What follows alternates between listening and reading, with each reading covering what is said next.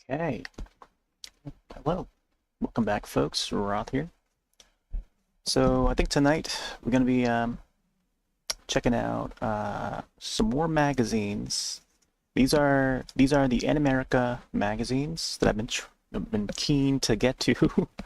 The past few nights we've been going through some old game magazines that I got growing up, and these are some Animerica issues of Animerica uh, magazine series that would focus on Japanese animation and manga and keep up with releases, on a monthly basis.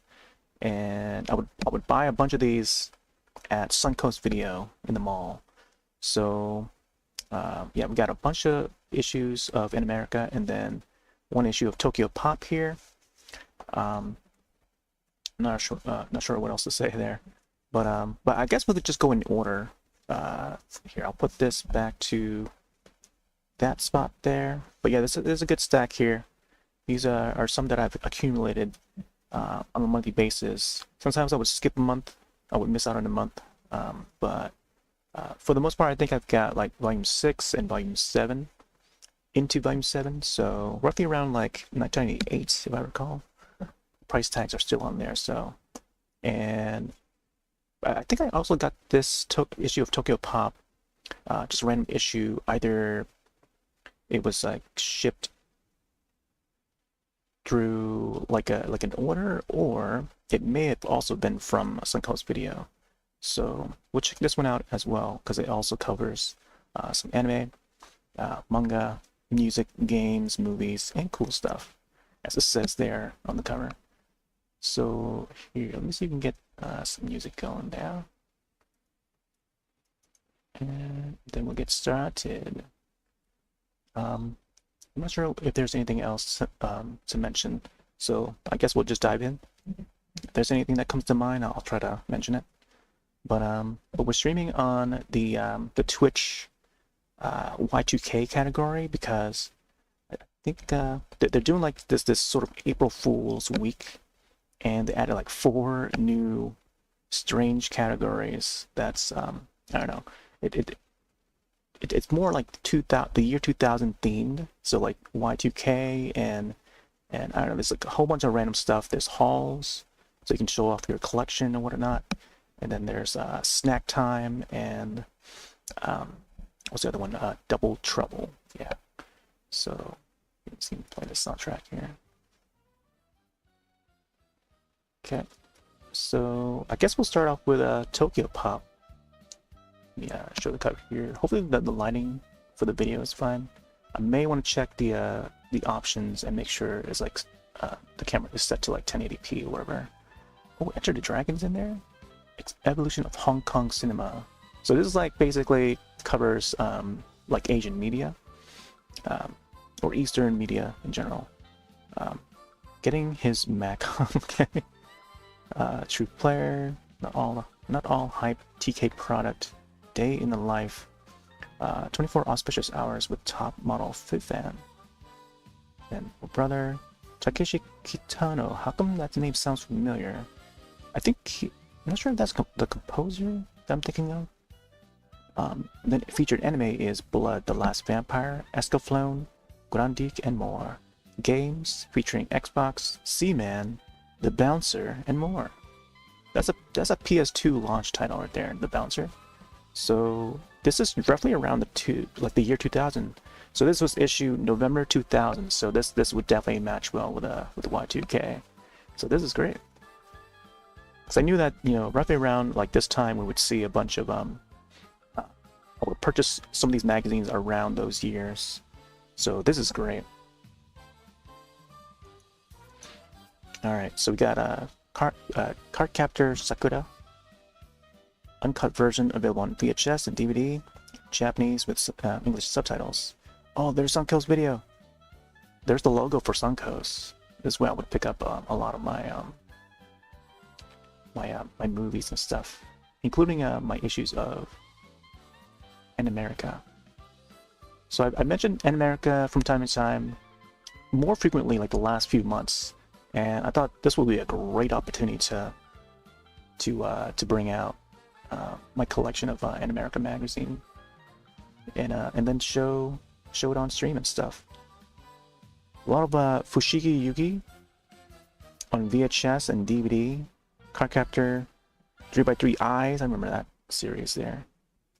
Hyperdoll, I remember that. I think I have that on VHS, but not DVD though. Lane box set, Phantom Quest, some Pokemon there, some Tenchi Muyo Universe, Trigun, some classics there. Yeah, I love Tenchi Muyo. Me and one other friend, we were big fans of Tenchi Universe. We'd rent it from our local video store, Mama Pop video store. Check out the slip here. Ooh, Kabuki, comic character. We also checked out an issue of Wizard magazine, where it covers comics and stuff, which was pretty neat. Hey there, CEO. Welcome in. We're checking out some old issues of Tokyopop and then Animerica. So we got a good stack there that'll cover a few nights. But I think tonight, I'm not sure how far we're gonna dive deep into. Possibly like maybe 3 different issues. So we'll see. So there's was this like an insert? It shows like what releases are coming out or something. Here's a look at what's hot off the press. Got Gundam Wing or Gundam W. We got some Sailor Moon stuff. Parasite. Was Parasite really that far back? Ray Earth. We also saw like a game review of Magic Knight Ray Earth back in the game magazine from yesterday, I think, or the day before. So that was pretty neat. If folks want, you can catch up on past magazine streams. For the past few nights straight, we've been going through some old game magazines. So now we're hopping more into the more anime stuff. Some Sailor Moon stuff here, Super S, and then Stars. Okay. I remember Smile magazine. I don't really get to read Smile magazine much. I feel it's more for the ladies, I want to say. All right. Insert. Oh, interesting. So maybe it goes around this way. I don't know if it goes backward or what. And then this, on this side, it shows more. Oh, there's Magic Knight Ray Earth right there. We got some Ray Earth stuff. And then I guess some Japanese media. Enter the Dragon. But this is like a different Enter the Dragon film. Okay. Thank all your support, all the projects we have been involved in since we started back in 1997.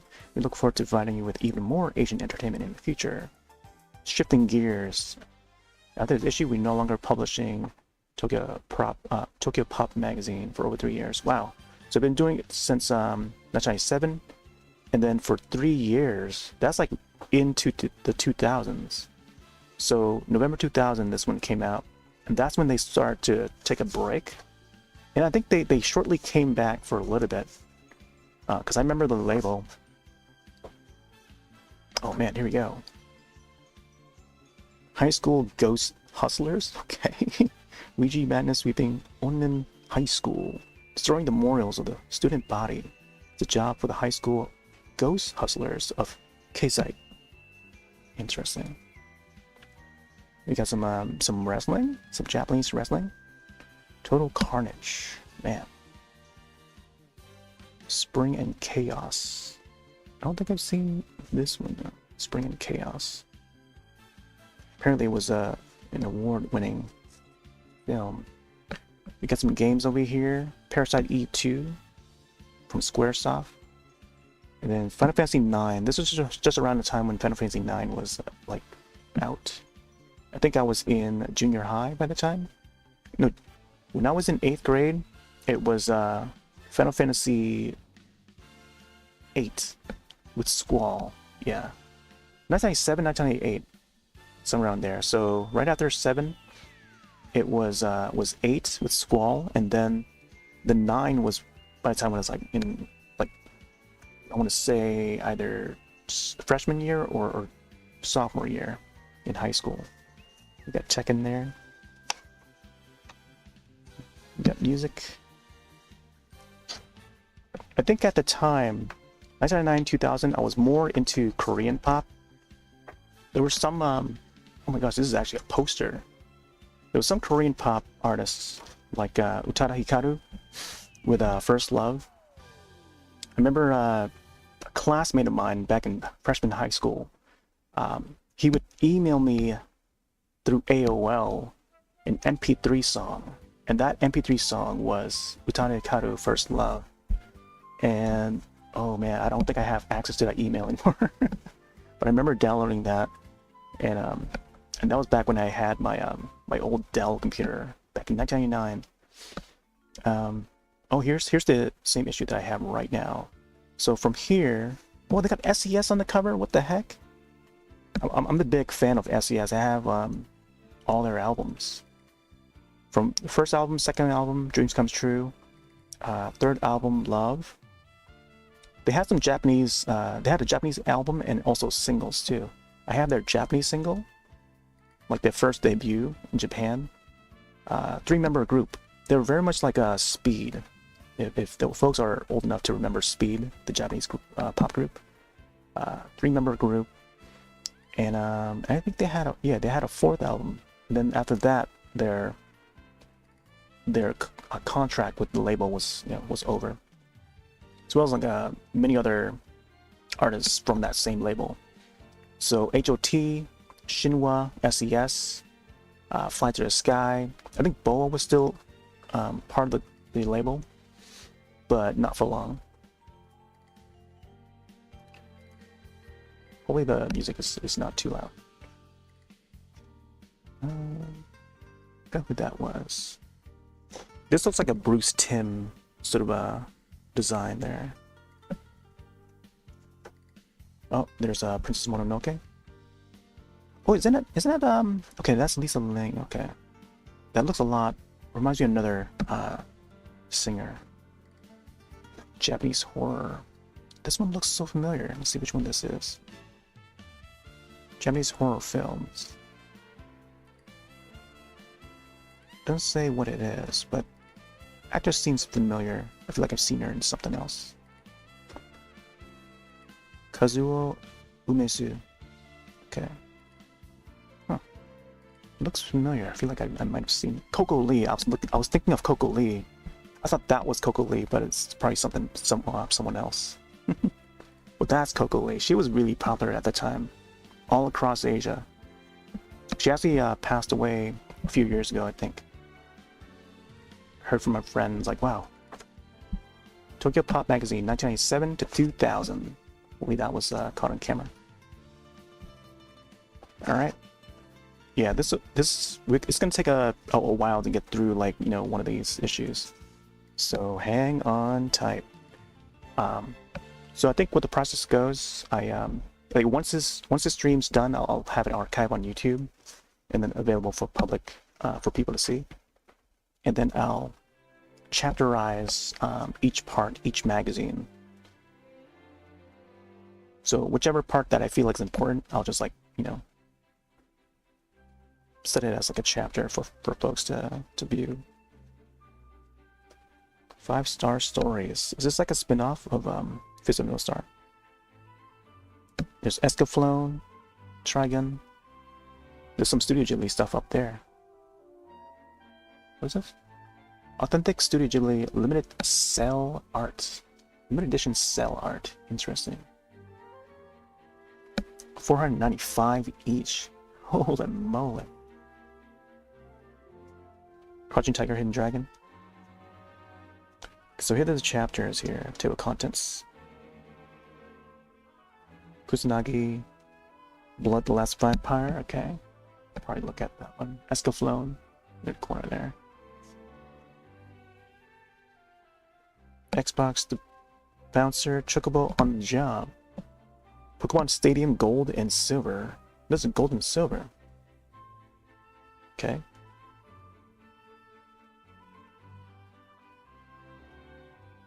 Magic Knight Raider, yeah.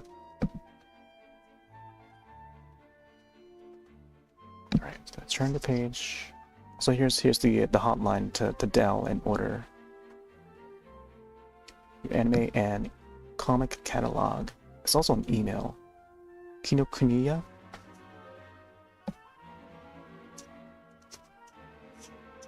From the editor.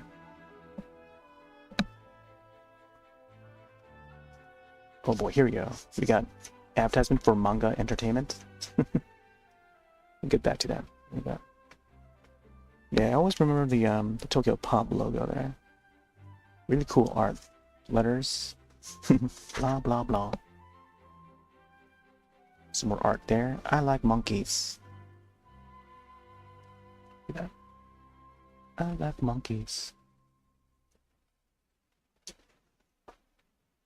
Really cool ad for Manga Entertainment's DVD catalog. We got Angel Cop, Macross the movie, Royal Space Force, Wings of Honimise.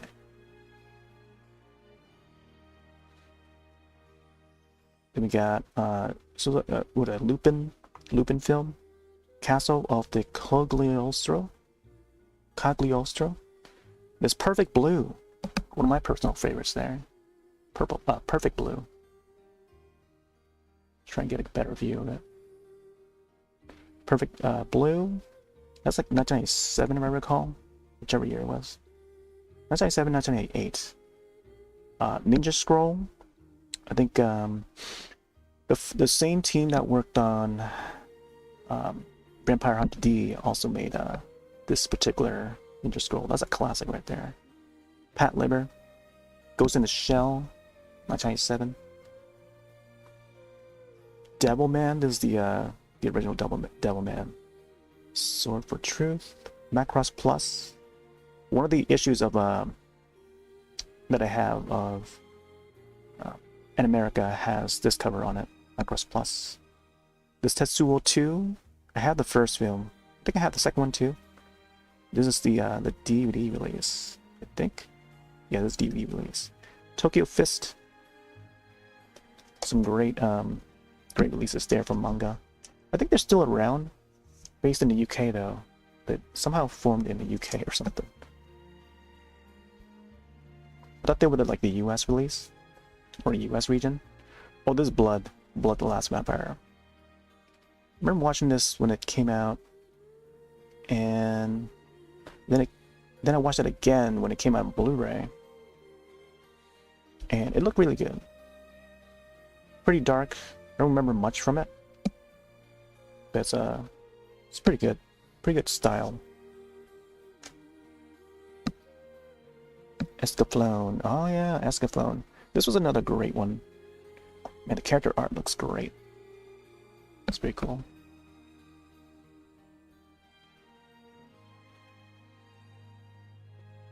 Here, let's see if you can actually set the camera, just the camera a little bit, so you can actually see it a lot more. I may have to zoom it out.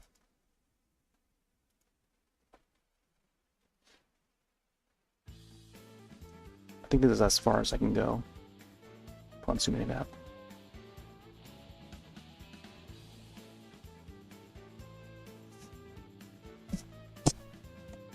Sorry about that.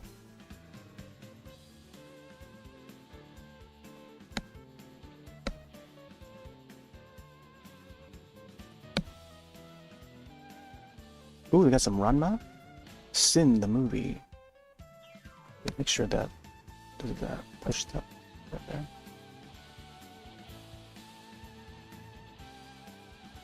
Jubi-chan, Ninja Girl, Sword for Truth. Yeah, I used to watch a lot of Ranma. Used to have a few of them on VHS. In dub, I think, because they would only sell that version. Oh, look at even the reviewers, the writers of the magazine, would also have their own like sort of manga art. Jin, Christine, Andyman, and then Gina. It's very cool.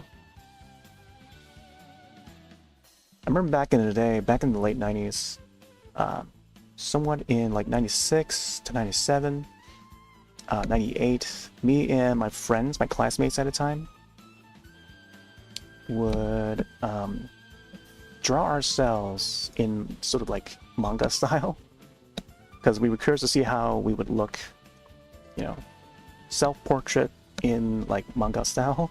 I remember the one line that my friend said, and he said, "Oh, our anime versions would always look better than our real life versions." We always make ourselves look better in animated form. Microsoft Xbox. Wait, that's a Dreamcast down there. Oh, there's the Xbox guy. There's a new kid on the block, and his name is Bill. Not Bill Trinan, is it? Bill from Bill Gates? Yeah, Bill Gates from Microsoft. What's the big deal? What does the Xbox have that the Dreamcast, PS2, and GameCube don't? A lot, but primarily it has technology. There's a PS2. I like that. The artwork just like shooting out the disc. It's even got like the tank tires there. Oh my gosh, look at the GameCube. Some of these doodles, they're pretty cool. It even has the handle at the back. It's like a big giant cube radio, or Robo Cube. It's pretty neat. Caution, Seaman is within the premise. Seaman was a game on Dreamcast. I never got to play it, but I've seen some video clips of it. And yeah, it's very much like a virtual pet sim, as it says there. And it's just a fish with a man's face in a tank, and you gotta, like, you know, help feed it and stuff. So yeah, it's almost like a Tamagotchi sort of virtual pet sim slash game, if you want to call it a game. And yeah, you have to boot up the Dreamcast and make sure your seaman has been fed. Sometimes it would just, you know, I guess it would poop out all over the place if it's like a Tamagotchi. Tokyopop soundtracks. Parasite 2 original soundtrack. Final Fantasy 9 video game soundtrack. And Tekken Tag Tournament direct audio. Sound team. Oh, here's the Bouncer. The Bouncer was a Square Enix game, if I recall. Or Squaresoft game, back when they were still Squaresoft. This was a PS2 launch title. And, oh man, they don't even state the year. It was a very unique title. I remember my friend, middle school friend, he would always talk about the Bouncer for some reason. When we would talk about PS2, because he would buy the PS2 at launch, because it would have, like, you know, DVD player, you know, it's capable of playing DVDs and stuff, USB slots, and then he would always mention or bring up the Bouncer being the you know, it was one of the earliest games to release on the system to showcase. Chocobo, it's a Chocobo game here. Let me see.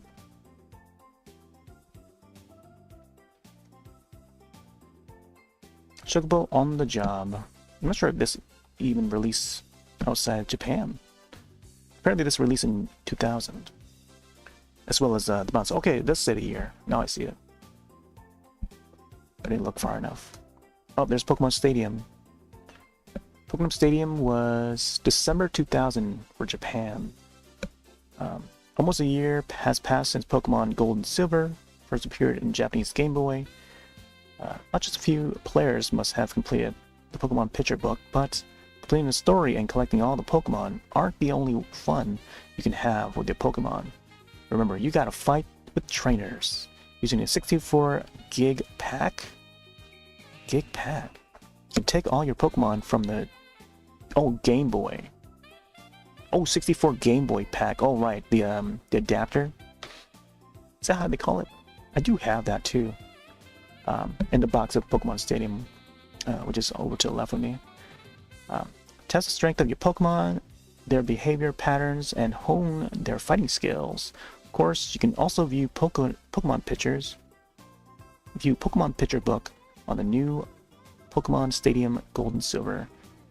So enjoy the battles with more elaborate graphics. Kawamata. Screenshots of the game as well.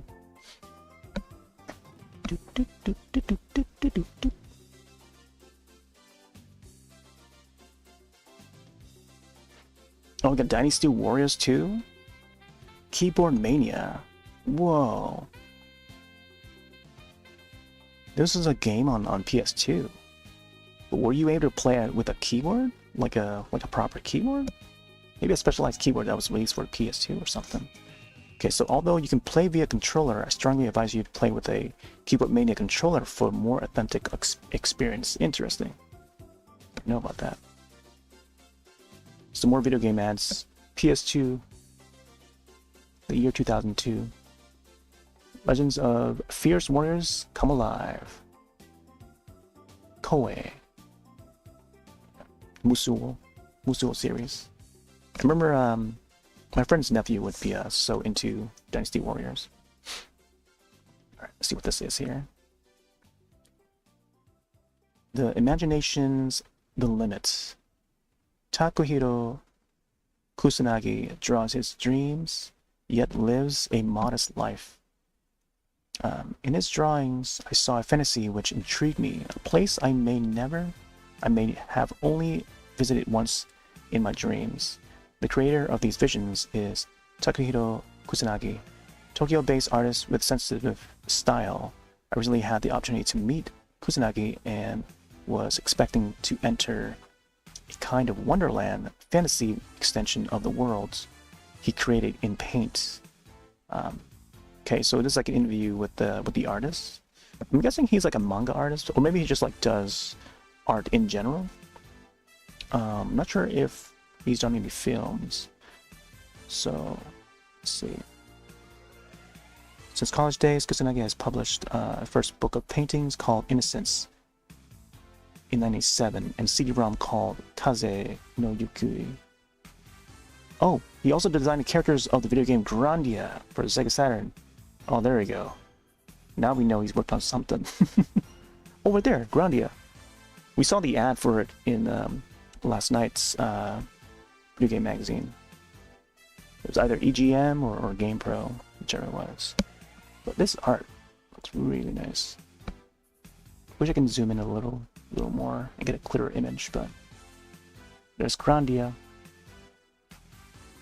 It's very detailed art. Fantasy based.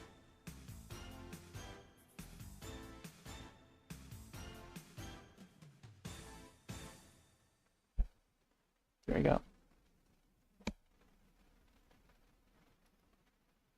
I'm seeing adjust the tunes a bit here.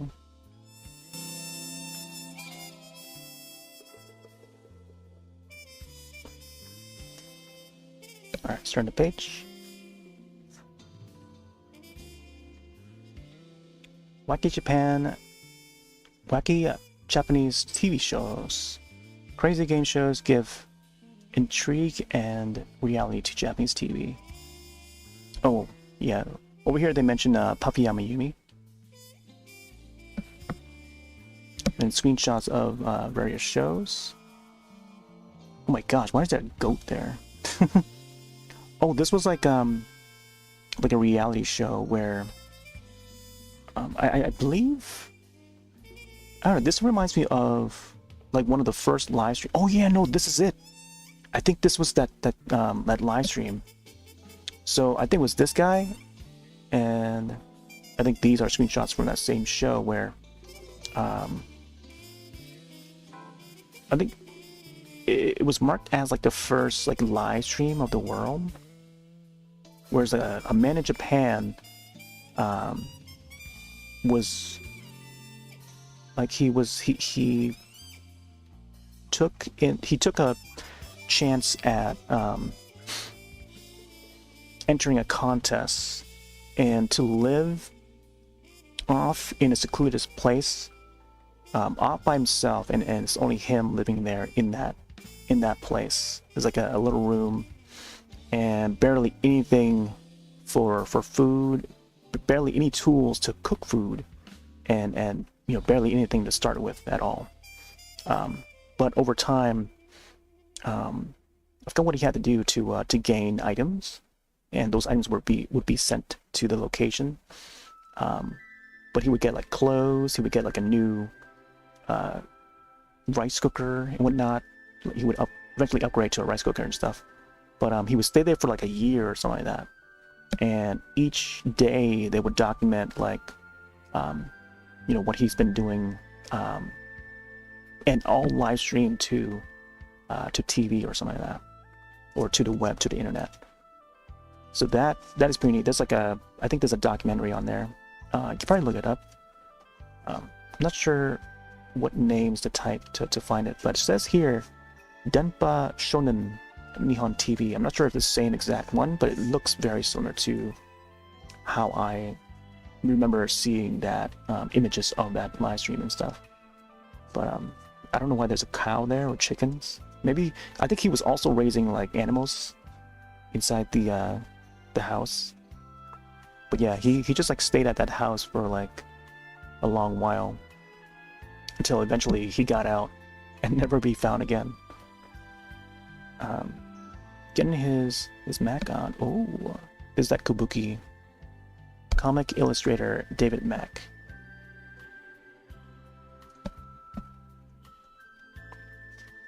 Interview with David Mack.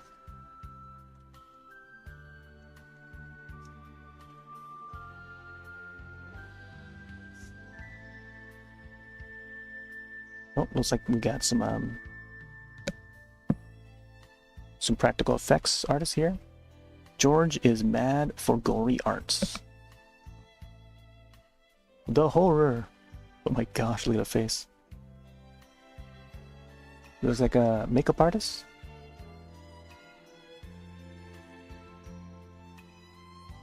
That reminds me a lot of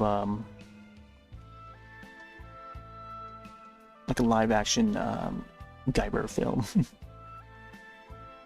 Back in the 90s there were two Guyver films. Guyver and then Guyver Dark Hero, which was a sequel, with Stephen Wang, directed both films. Designer of Club Paranoia. Psychosis. Weren't they on the Mortal Kombat soundtrack? I thought I read their name out when I was looking at the ad for Mortal Kombat soundtrack.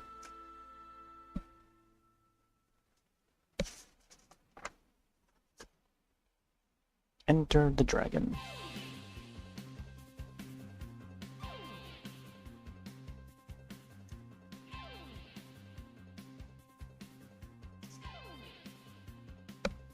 Old school martial arts action film. Five Fingers of Death, Half Loaf of Kung Fu, 1980. Shaolin and Wu-Tang, Flying Guillotine.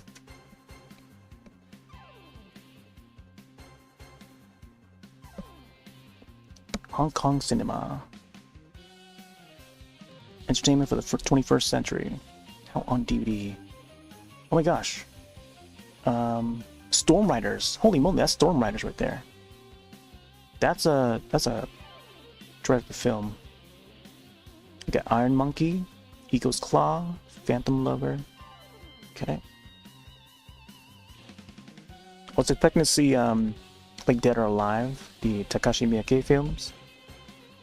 And then there's City Hunter here with Jackie Chan. Jackie Chan on the cover. Tae-Sang. Oh yeah, Tae-Sang is a popular label. Yeah, they would put out a whole lot of like Asian movies. Trying to adjust the level there.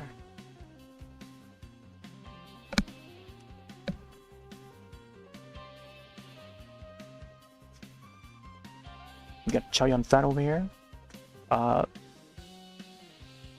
There's oh, what's her name? Michelle Yeoh over here. Crouching Tiger, Hidden Dragon was like a big blockbuster, globally known film at the time. Ang Lee and real filmmaking. Oh, there's Enter the Dragon that I recognize. Jackie Chan here. And down here. Rush Hour. I guess Rush Hour was out at the time. Matrix, Tomorrow Never Dies, Drive, different Drive film. Is that Marco DeCarsco? Yeah, Mark DeCarsco. China Strike Force. Man, this guy was also in Crying Freeman, the live-action film. That was pretty alright. And then he's also in the Double Dragon live-action film, 1993. 1994, I think, because it came out right after the Super Mario Brothers movie, 1993. He still stars in a lot of films, even to this day. He was actually in the recent Zodiac Knights, or how do you call it? Based on, oh my gosh, Saint Seiya. Yeah, it's based on Saint Seiya. So Zodiac Knights, I think it's called, the American version. Oh, here's Romeo Must Die right here. We got Jet Li and Aaliyah. Aaliyah was also in Queen of the Damned, and this was the film that she starred with Jet Li. Romeo Must Die. It was more of like a modern Romeo and Juliet film with martial arts. Pretty cool. Some more shots of Crouching Tiger, Hidden Dragon. Jet Li's The Enforcer. There you go. Some more Jet Li films. Yeah, this was when Jet Li was at his peak, doing starring in a lot of American-made films. Before that, he would mostly make like Hong Kong films, like for the region, and then he later got into like the American market, and then he got famous for that, globally known, but he doesn't really do many of it anymore. Nowadays we see more what's his name, Donnie Yen. Starting to see Donnie Yen a little more now. Day in the life of top Tokyo model turned actor firm. Oh my god, look at the iMac right there. Now that's very late 90s.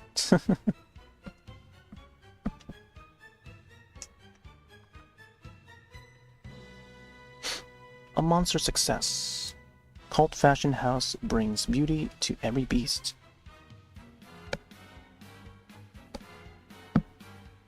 Oh my gosh, we got some designs there for shirts.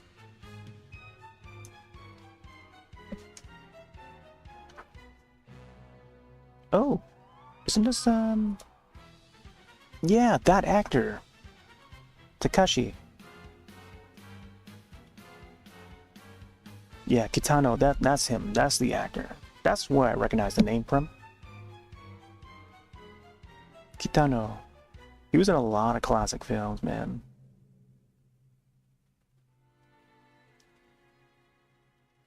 Apparently, he was also in Merry Christmas, Mr. Lawrence, 1983. That's classic. That's the one with Ryuichi Sakamoto composed the soundtrack for that. Doom doom doom doom doom. Doom doom doom doom doom doom doom doom doom. Born on January 18th, 1947. Asakusa. Okay. Violent Cop. Oh, he was in Hanabi as well. Yeah, I remember watching that one.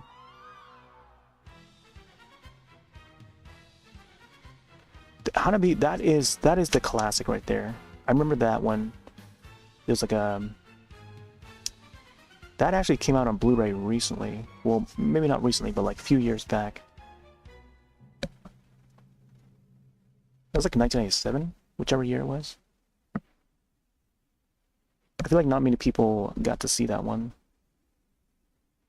Because I guess the Blu-ray would not release here in the US. Just in Asia. some reason.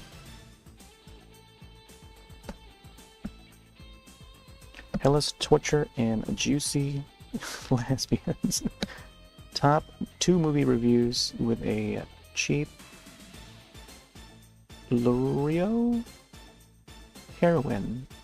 I can't even read that. It's got the oh my gosh, look at these flip phones. Well, these are more like candy bar style. Panasonic made one too? Wow. Didn't realize Panasonic were making phones for Japan. Pamper your cell phone. They look a lot like Nokia phones. This one over here. This would be like a camera, point-and-shoot camera. Unless it's like an MD player. It's got like some sort of music controls on it. So you can play music on it. These were the phones at the time, year 2000. This one, that one that flips right there with the screen, looking like a laptop, keyboard. Looks a lot like some of the Nokia phones, Nokia devices that would also be in the market at the time.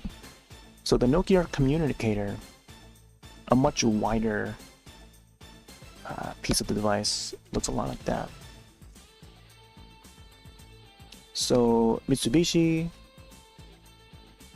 Panasonic, Fujitsu, NEC, they would make like monitors and stuff.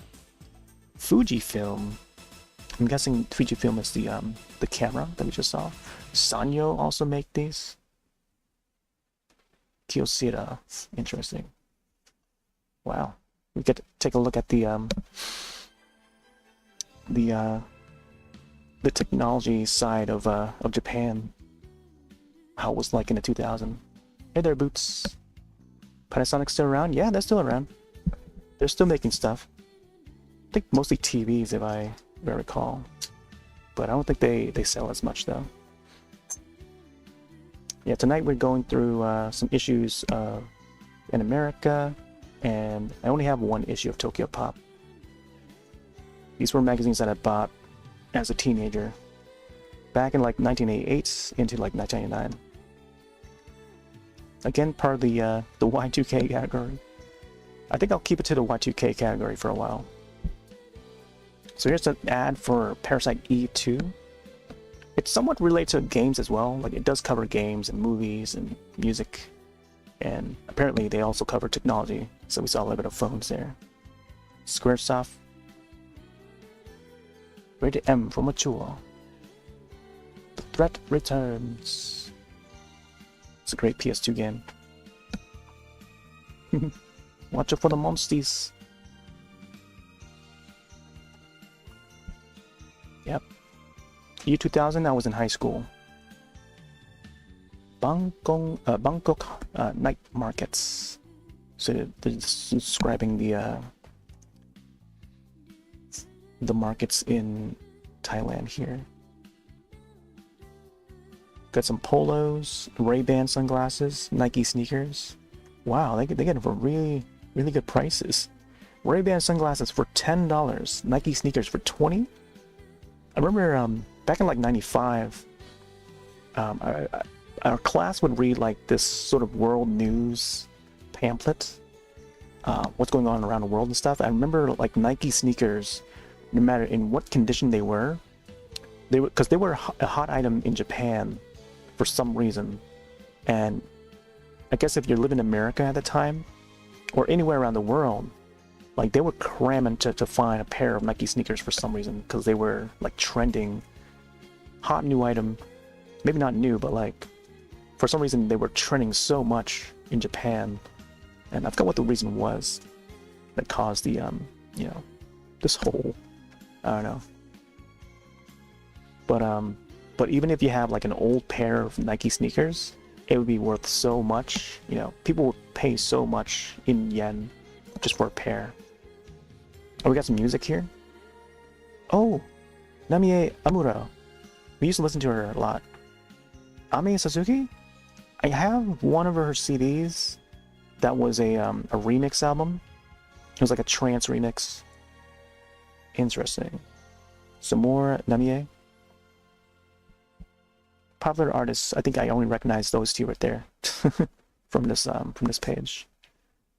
Utari Hikaru was the one that I listened to as well. I think that's all there is.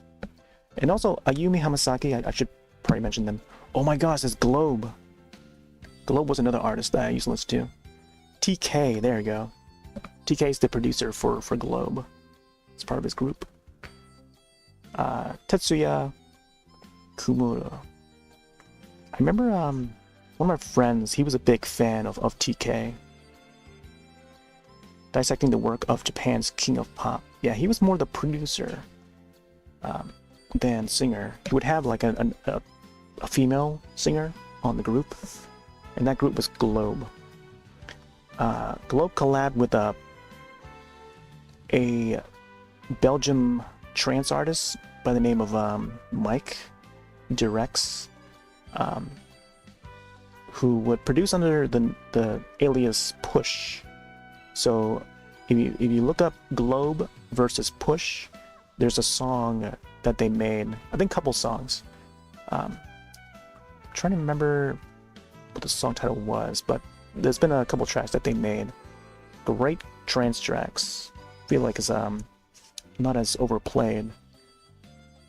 But if you love trance music, I feel like I shouldn't show this page because there's like a lot of some of the CD covers in this is just it's pretty wild. So I'll try to not show too much. There's Hoku there. I'm trying to get Hoku in there. Let's see. If folks remember Hoku, that's she had a hit song that would play on Disney Channel and stuff back in the day. Alright, got some game soundtracks as well. Beautiful Lupin soundtrack. Alright, next page, we got some cars. Rev those engines. Oh, this is when the Civic was coming out. Oh man. Yeah, the Honda Civic was coming out. Quite the a popular model. Is that Supra? Oh, that's the NSX. Whoa. Supra / NSX GTR. Yep. The Toyota side of things.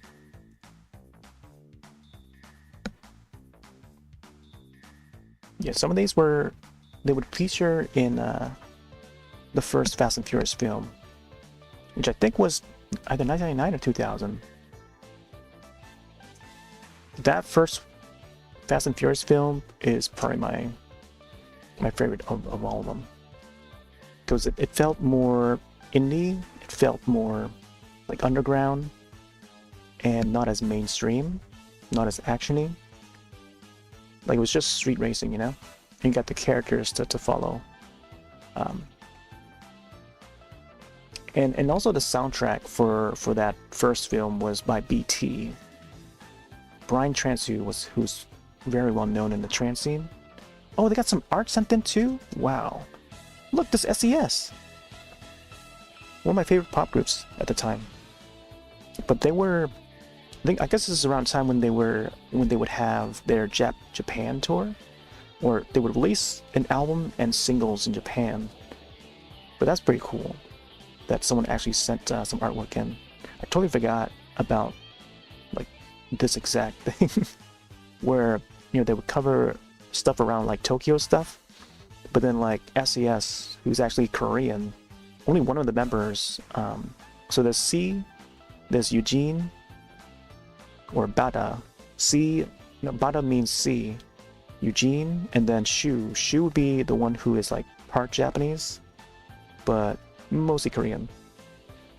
And then and I guess they would have like some releases in Japan, and I guess they grew to popularity in that region. It was shortly before like BoA had released any singles in Japan as well. And eventually BoA had got a song released as part of I think Inuyasha end theme song. When I heard that on TV, I was like, what? How did BoA get her song on here? The Snow Angel. I like how they spell it Fan. Phan. Yeah, they were very popular. Nike Air Force, yeah. But back in '95, I mean, they were Nike and Reeboks. I like them all. Airwalks were fun. What's another one? Adidas, you know. I think I already mentioned Adidas. Like they were, you know, each one were pretty popular. I think I've owned one of each. I don't know what's happening here. Autumn Girl, there's like an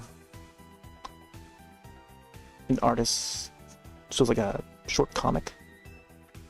Wow, Sugui! They even use Comic Sans fonts. Did I do all this? Continue. Oh, that's right.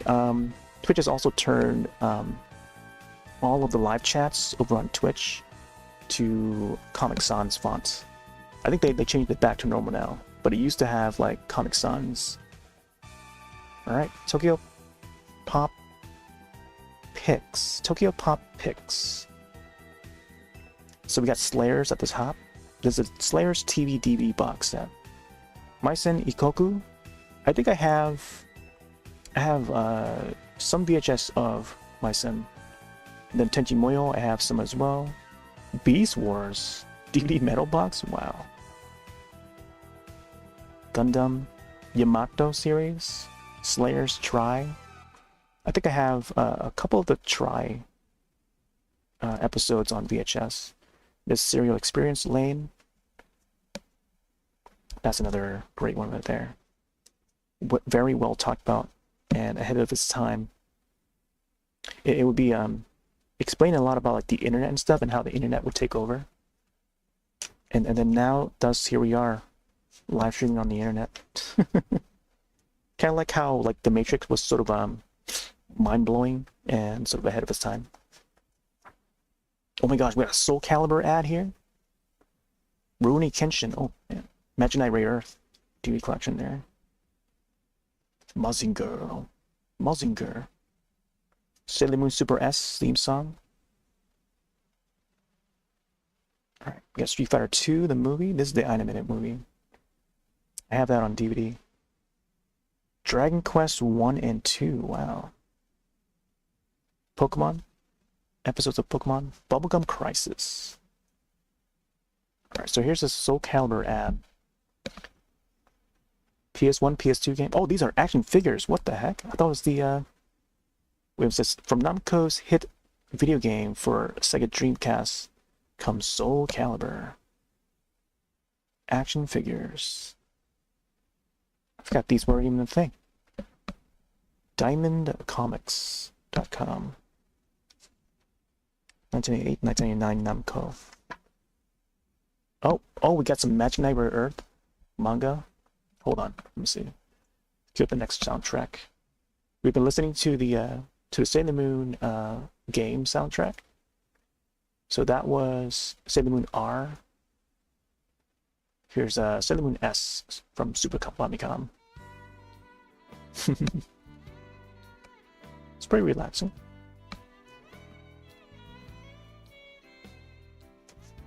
Clamps Magic Knight Rare Earth. This one's in sort of a manga art, black and white.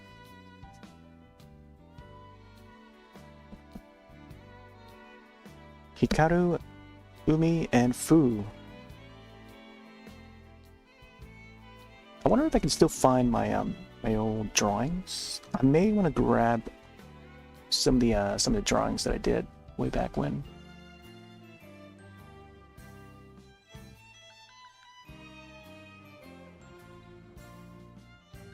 There we go. I want to try to get it like full page there so folks can see it. I'm not sure you can actually find this on the internet anywhere. So there you go, Magic Knight Rare Earth.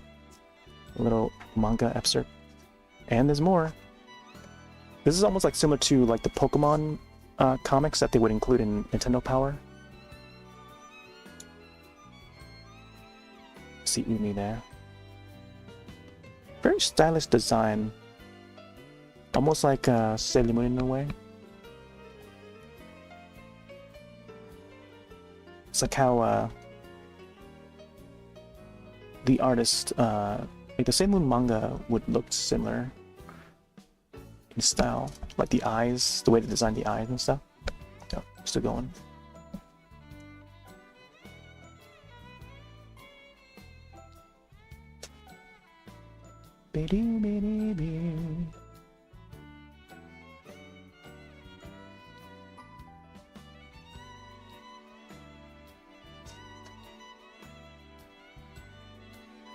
Alright, next page.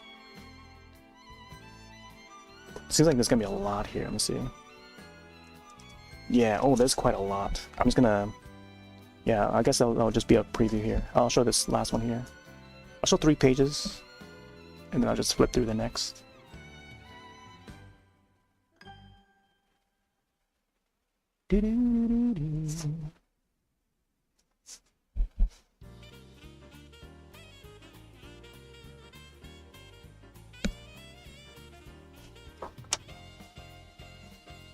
Yeah, because we got a lot of issues of Animerica to get through.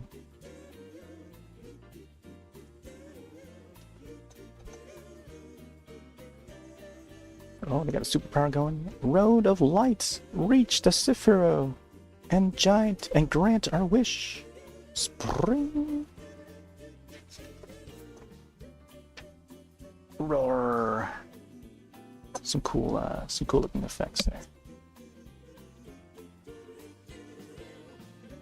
Ha! Flash. There's a flash of dragon there.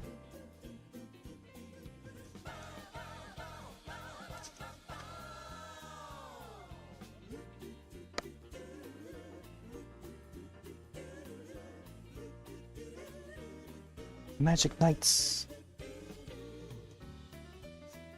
A girl from another world.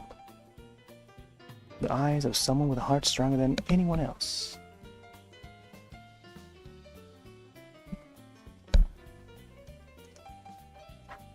I don't know how much more.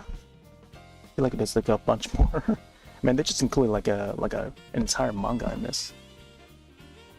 Entire manga issue in this. Oh, the Makona. Or I forgot what they're called. Like, I think Makona. I thought it was like Moko or something like that. I remember drawing them. Each of the main Magic Knights and then the Makona.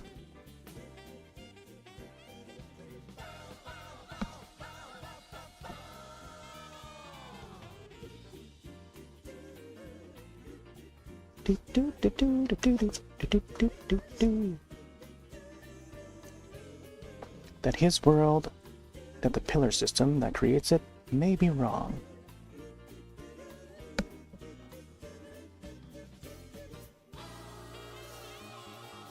But when that someone's wish is fulfilled, let's return to Tokyo. There we go, last page. It's pretty good length. I want to protect Clef and Priscia and all the different people we've met in Sephiroth. There we go. So that was pretty short manga from of Magic Knight Rare. It's just at the top there.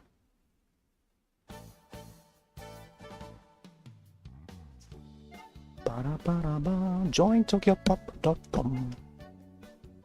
You should join Tokyopop tests. Oh, we got some more stuff here. Sorcerer Hunters.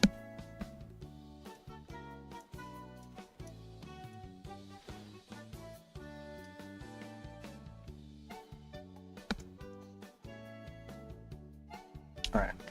Guess we'll flip through these. Sorcerer Hunters.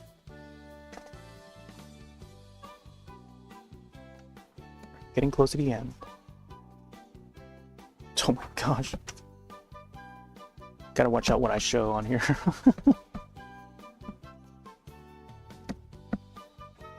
There's some prerogative stuff, but it's like centered.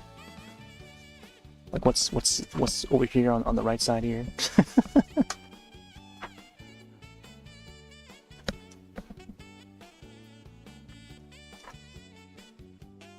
Ooh, some more Escalphone. There you go. Wait, it was shown on Fox Kids? Man, I don't remember that. I remember Tekkaman or Technoman episodes of that. I remember seeing that on TV. Like one of the last things I saw, like of a Japanese property, would show on Fox Kids. Aside from that Mummy show, but that was shown on a different network, I think. Evil and treachery, love and hope, where fantasy becomes reality. A tasteful, satisfying, amazing show. See Escalphone as soon as you can. You won't regret it. Quote from Animerica, which we'll get into right after this. Feel like I'm quoting like a commercial or something. This goes along quite nicely with Animerica. Escalphone, available at these fine stores: Best Buy, Media Play. I don't think I've ever seen a Media Play in our malls. The Suncoast Video. There's a Virgin store, Tower Records, and I'm not sure what that last one is. BondiEnt.com, or call 987777 Anime. Escalphone DV1, VHS1, VHS1.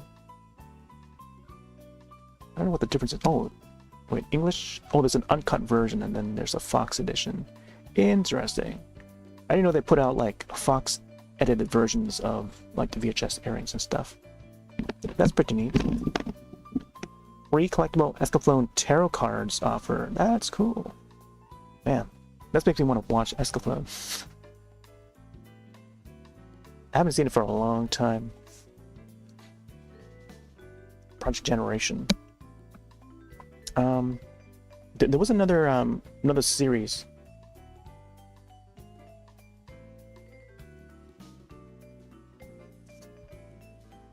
Oh, thetruth.com. So there was let's see, Rebellion continues fall 2000. Okay, Project Generation. All right, so that was Tokyopop. Now, finally, get to do Animerica.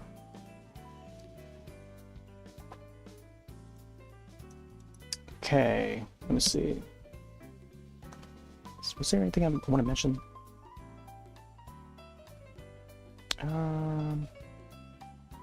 Oh yeah, that there was another series aside from Tenji Muyo. It was from the same.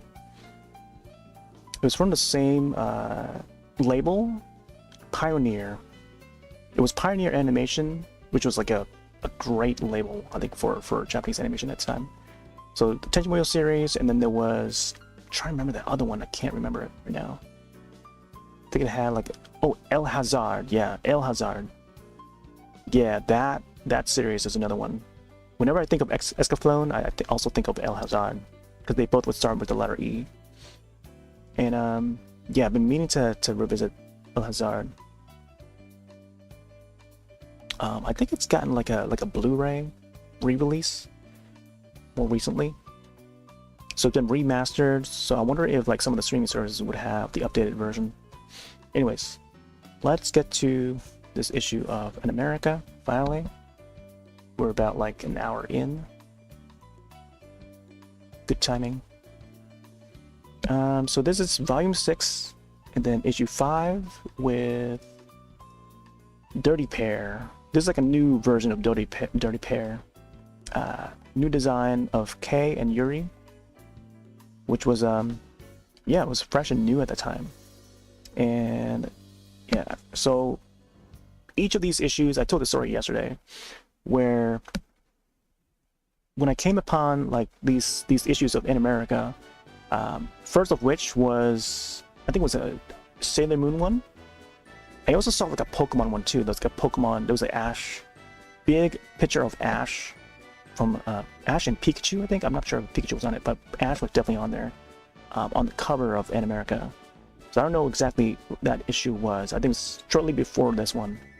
So I saw that on the store shelves at Suncoast Video in the mall, and is one of our local malls up in New Hampshire.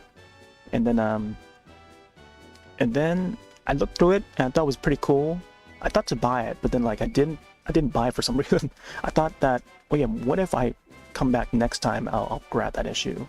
And then by the time I came back, like, you know, weeks after, by then they already swapped out that issue. And then this was the latest one at the time. So I picked up this one instead. So thus this becoming my first issue that I picked up of Animerica. And they don't specify which month this was or which year, but I assume it's like 1998. But anyways, so there's the cover, new designs of Dirty Pair, and yeah, let's get in there. So Animerica-mag.com is the website for it. I'm not sure if it's still up. News, reviews, video games, music, and more. So this is a nice segue to the more animated media. We got Peacock King, Spirit Warrior. I don't think I've even seen this one. There you go. There's Suncoast Video advertised again. Gotta love Suncoast Video. US Manga was another label, along with Manga Entertainment at the time. Subscribe to Animerica and get your awesome Fatal Fury poster. Or, well, I guess that's one of the issues of Animerica. It was like a one with an image of Sailor Moon on there, manga form, manga style. And man, so each time that I would go to Suncoast Video, I would buy an issue. I could have saved so much money if I had just done like a subscription here. And I just never did a subscription. I just wanted to buy the issue one by one, which is probably not the best way to go about it. But yeah, about like $58 just for 12 issues. But even at that time, I was like, I don't know, I wasn't too keen to. I didn't have that much money. I would have like, I don't know, would have like $5 a month, you know, random stuff, sometimes gifted through holidays or something. Your family members would, like, you know, offer like a few bucks or here and there, either as a birthday present or holiday or something, and then I just use the money for whatever, and also, like, I don't know, selling drawings at school, and you know, that's how I would get money back then. I got what I want to show here. Now, I haven't looked through these for a long time, and I don't know what's going to be shown, so gotta be careful here. I have some of these on VHS. Maisen Ikuku, and then Ranma 1/2. Key, the Metal Idol, I remember this. I remember doing a little fan art of this. A little manga version or anime version of myself and my friend. And then, because there was like a promotional art that they had for Key, the Metal Idol. I'm not sure if it's going to show up in this magazine or not, but we'll see. If I spot it, I'll show it, and then I'll possibly show the drawing if I can find that drawing. There's Ranma 1/2 shirts, boy type, girl type, pretty neat. Oh my gosh, this is Final Fantasy. That is the character from Final Fantasy. I remember renting this from our local video store when they first had it. And then me and my cousin watched that. I was kind of disappointed in it because we thought, you know, we were gonna see like Cloud and Strife, or Cloud, Strife, and you know, all the characters from like Final Fantasy VII at the time. But it turned out to be like its own brand new story. But I think there was like only 2 episodes of that. I think it was this one here. Legend of the Crystals, based on Final Fantasy Volume 1 and 2. There you go, that's the one. So that's the cover of it. Legend of the Crystals. So it's a whole separate story. I think if I go back to watching it again, I'll appreciate it a lot more, because now I understand it a lot more. Oh, there's Dragon Slayer there. Dragon Slayer, Psycho Diver. This Gacha Man up here. Biohunter. Twilight Dark Master. Twilight of the Dark Master. Urban Vision was another label. They would put out a few good ones, including the Final Fantasy ones. But yeah, available at Best Buy. $20 for a tape. Whoop. We got a Link figure back there. So here's the new design for Dirty Pair. It's got a more like sort of Americanized look to him. I still like the old one. Oh, this was Dirty Pair Flash. Flash was the new series, I think. Let's see. And this is the wings of Hunters. Can't read what that says. Red font doesn't really blend well there. I think they gotta either use white font or black font. Meanwhile, over here it stands out more against the black. Spotlights. Winners of Animerica Mecha Challenge. Giant Robo. Anime Express, manga, anime Focus, reviews. Okay. Oh my gosh, yeah, this was back when like Godzilla film, the American film, was like the thing. That was Godzilla 98, if I recall. Guess who's coming to town? Godzilla the movie premium trading cards. Wow. Crashing into stores, June 1998. Yeah, this was 1998. 7 cards per pack, 24 packs per box, 10 boxes per case. Oh, we got I recognize that character. Is it one? Rurouni Kenshin, yeah. Or was it Fushigi Yugi?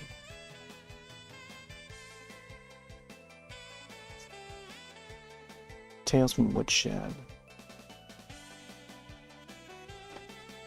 Oh, that's one of the original Dirty Pair drawings there.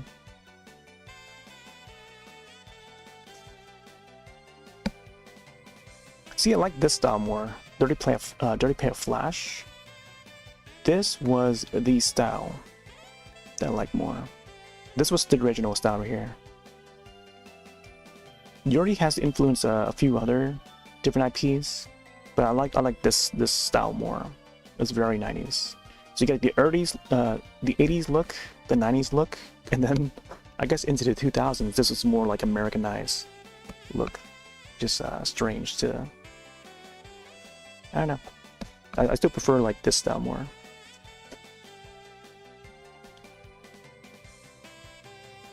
Oh my gosh. Let's see what this says here. Gals with guns, you know it. The evolution of Dirty Pair. How one busty pair of bikini-wearing trouble consultants have weathered the waves of anime and manga fashion. Dirty Pair in America.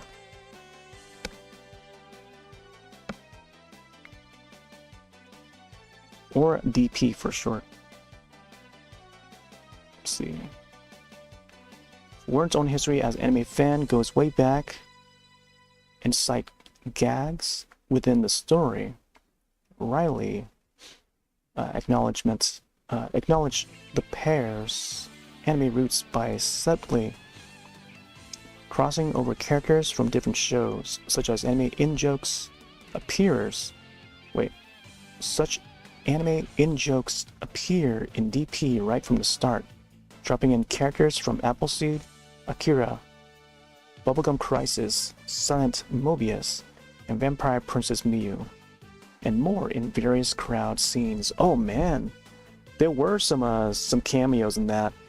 I might have to go back and see if I can maybe try to spot Vampire Princess Miyu, because I have that on DVD now. And I've been having that. Bubblegum Crisis is in there. That's like more like cyberpunk show. Interesting. Appleseed's another one. Oh, here we go. The evolution of Dirty Pair. Oh my god, this is live action too? the original beauty pair of Japanese pro wrestling. So that must be the inspiration for Dirty Pair, huh?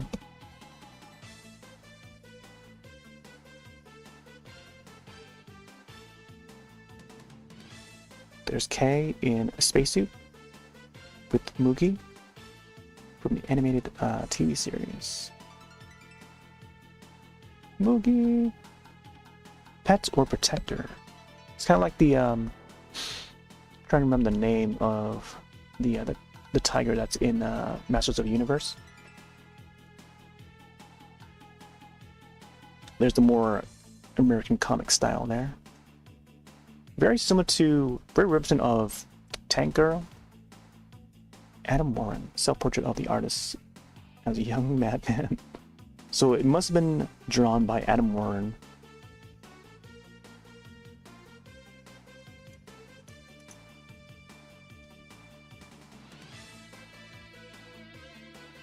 Plague of Angels. Oh, here comes the art. Oh, I remember seeing this.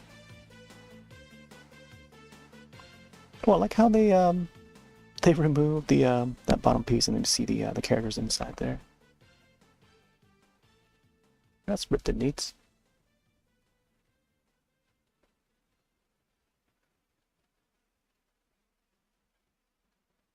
We got some spaceships there. Mobile Suit Gundam ZZ. Oh my gosh, we got a Gunsmith Cats over here. That's a character from Gunsmith Cats. Which I think the next issue, next few issues, I think we'll have some Gunsmith Cat stuff. Tenchi Muyo the movie. Tenchi the Muyo 2. This is the one where his daughter appears from the future and stuff. Got some Dragon Ball Z. Complete source for Japanese animation.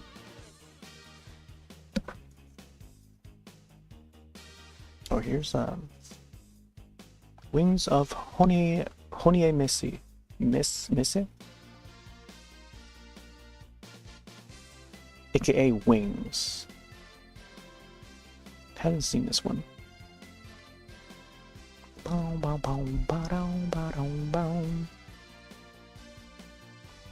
This interview with the director.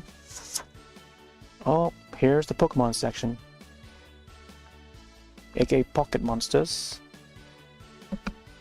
There's Ash, Pikachu, Misty, and Brock.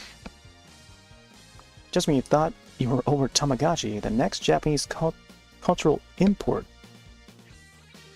is ready to capture your heart. Pocket Monsters is coming to America.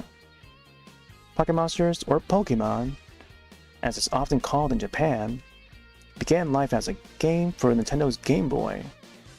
Notice how they spell Game Boy with no space? So I guess back then they would put the game and the boy together with no space. There should be a space in between though. That's officially how they would spell it. I think even to this day, I feel like not many people see that.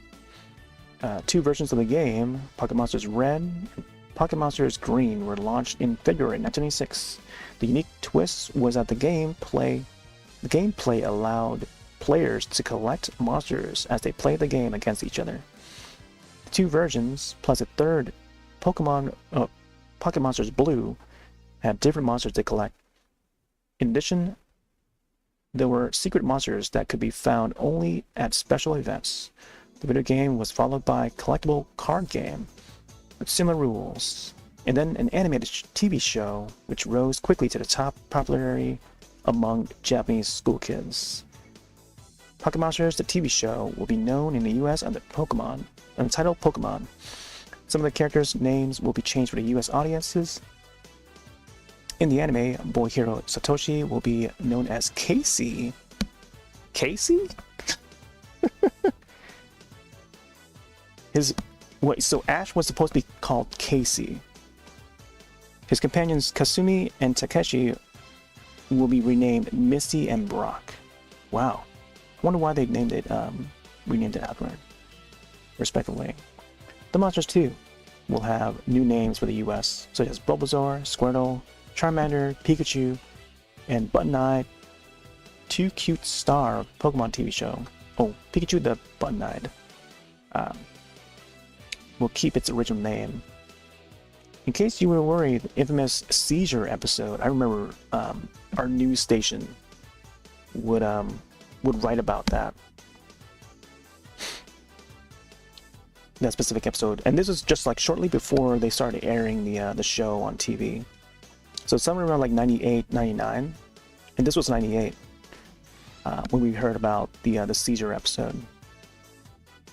So all the news, I think I remember recording it on tape, and I don't have that tape anymore. Will not air in its original form.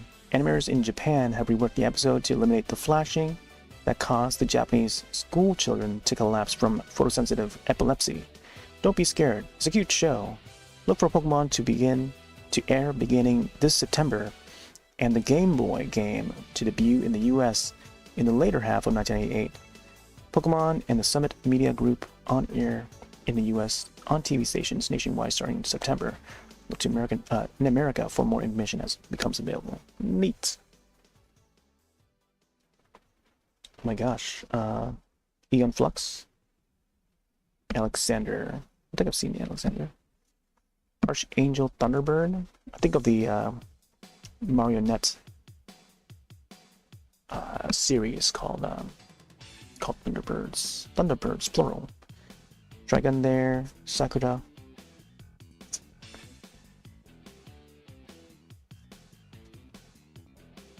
Wrath of the Ninja. Yotoden. Crimson Blade. And Imagine. This must be cells?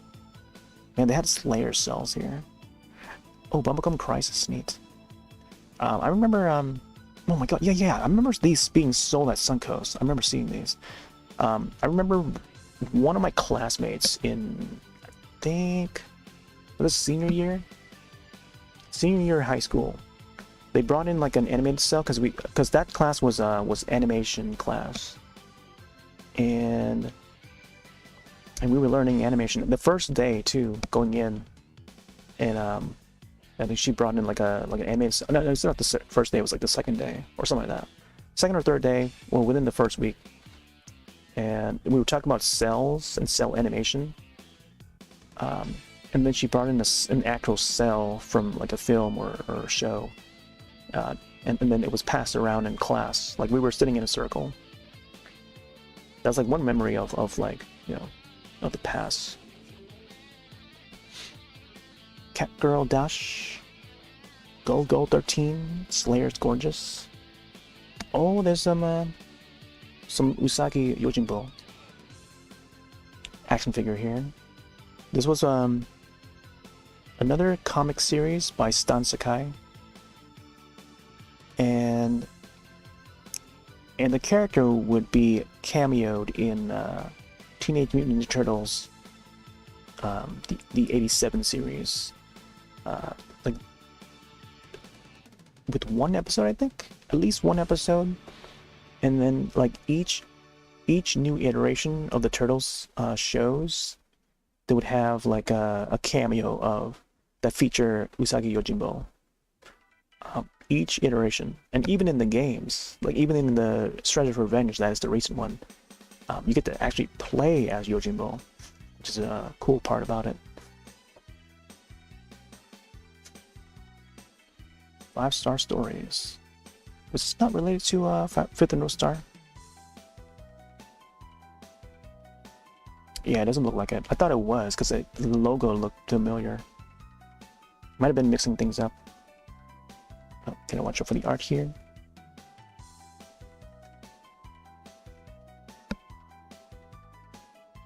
This looks like TV updates. So this is what was airing on TV at the time. 1998, anime TV shows currently airing in the US. Check your local TV listings for channels and times. All information is subject to change. And this is syndicated. So we had Dragon Ball Z, Samurai Pizza Cats. Then on cable we had Robotech, Speed Racer, and Thundercats, Cartoon Network. Local TV, PBS and other independent shows. Stations, shows, not national. Okay, we got Tenchi Universe, aka Tenchi Muyo TV series, Robotech, San Jose, and then Saturday Anime on a Sci-Fi channel. Yeah, I used to catch it. I used to catch it on Saturday Anime, or Sci-Fi channel, I mean. And this was, I would mention this from time to time. This is back when the Sci-Fi channel was still spelled, you know, sci-fi, the way the genre is spelled, with the eyes. Sci-Fi channel airs a different anime feature nearly every week at 9 a.m. Eastern Standard Time under the title Saturday Anime. So we had Dominion Tank Police 2 on May 23rd, 1998.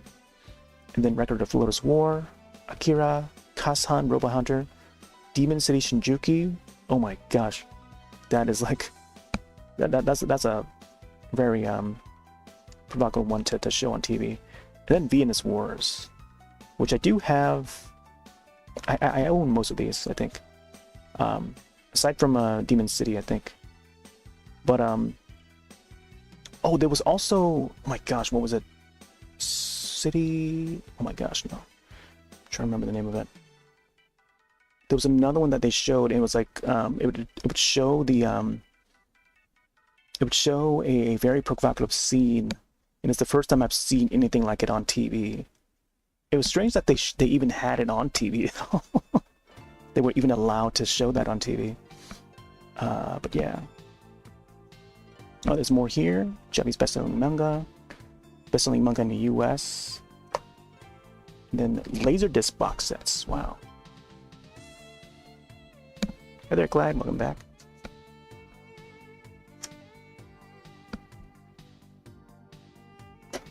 We got some more Sailor Moon stuff here. Sailor Stars. Chinchimio.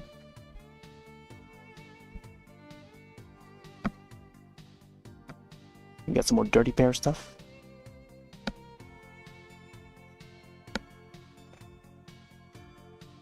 Oh, I remember this. Okay, so this is the Animerica contest. And we were supposed to like decorate our own Dirty Pair characters. So we got Yuri on the left side, and then Kei on the right side. And then there's the rules, and then there's the address to send it. And I can show my drawing of this back in '98 when I had it. So let's see if we can find it real quick.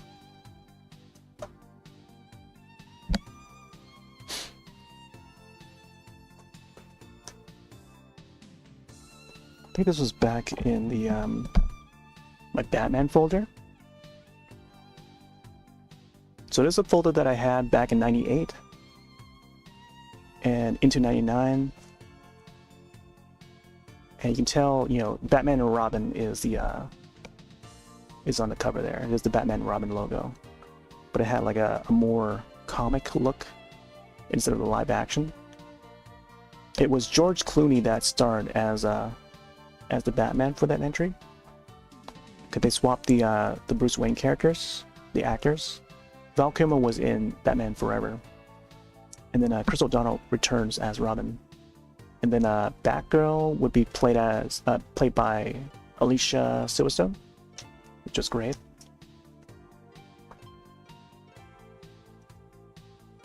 All right, so here's my drawing. Let me make sure nothing else is in the back there. I also drew a Ryu. There's like a painting that I did, and there's like Dragon Ball stuff. I drew like a dragon. This is back like '98. All right, so here's my old drawing of Dirty Pair. This was a contest. This was for a contest, and it was this exact contest here, Animerica contest. Issue of Animerica from 1998, where you just gotta like decorate the outline there, and then set it into this address. And then here's my drawing. Yuri on the left, and then Kei on the right. So you notice like some inspired designs from Sailor Moon and fashion. Try to give it like, you know, like a unique style. So a little bit of a like sort of straight and more, I don't know how to call this sort of fashion. So it's been like inked, pencil and inked, and then I tried to send it through the mail, but I think it was rejected, so it came back through the mail.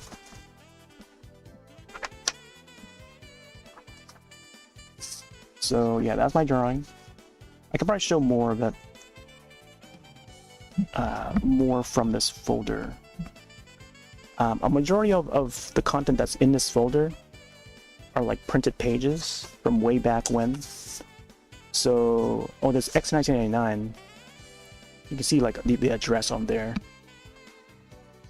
like how old these pages are. Yeah. So I would keep these all these years. You know, I'd still have it in this folder. Whoop! I shouldn't show that. But there's like Oh My Goddess, GeoCities.com, Beldandi. I was a big fan of like Oh My Goddess, and then yeah, it's some random stuff in there. All right. We'll eventually get back to that one. All right, let's see what else.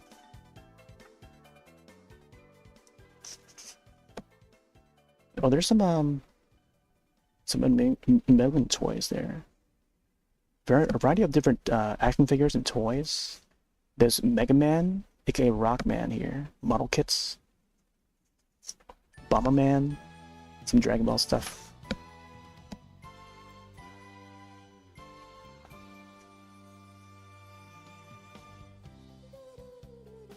More Patley Bear.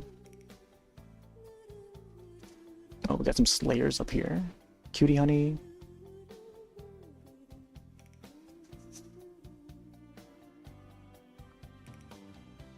I always see the same ad somewhere in the middle of like an issue of Animerica. Like they use the same sort of Sailor Moon, Sailor Scouts sort of you know, stance as their logo, and also House of Anime. This would be the one that uses the Beldandi figure in the background there. All right. So this is the manga portion where they show, where they'd have like a short manga of Galaxy Express 99. 999. I'll just like flip through this real quick. Captain Harlock. There's Metal, Tetsuro, and then Captain Harlock at the bottom there, who would eventually get his own movie as like a spin-off film.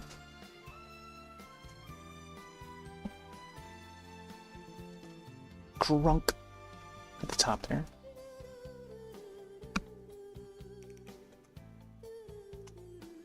Wishing you a wonderful future, Izel. Oh, I like that moon there.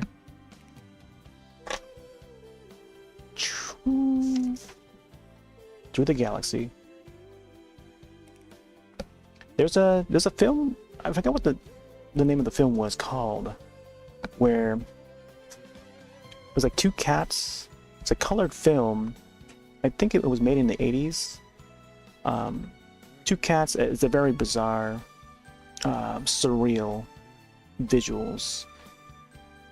Two cats, and they would ride in a train like this into the galaxy and into like the dream realm, or whichever they head off to, which very much reminded me of Galaxy Express 999.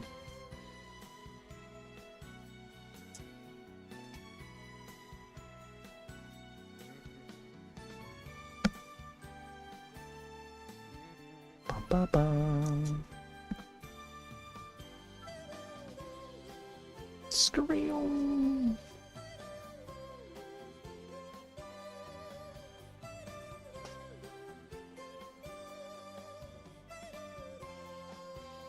It's a pretty lengthy manga there. Never mind, it ended already. Anime Crash Tutorial #1. This is a cartoon. This is anime. Any questions? Leah Sargent. Sargent? She did the voicing for Chun-Li. Let's take a look here. The man from Uncle. Oh, there's Chun-Li right there from Street Fighter film. This must have been, wait, 1996, so that was the Street Fighter 2 V series? Yeah. From Manga Entertainment, yeah. This is when we started seeing more like voice actors. Oh, she also did El Hazard right there. Street Fighter 2 V, yep, Chun-Li right there. Street Fighter 2 V. Okay. Then Xena Warrior Princess. Was she in Xena Warrior Princess?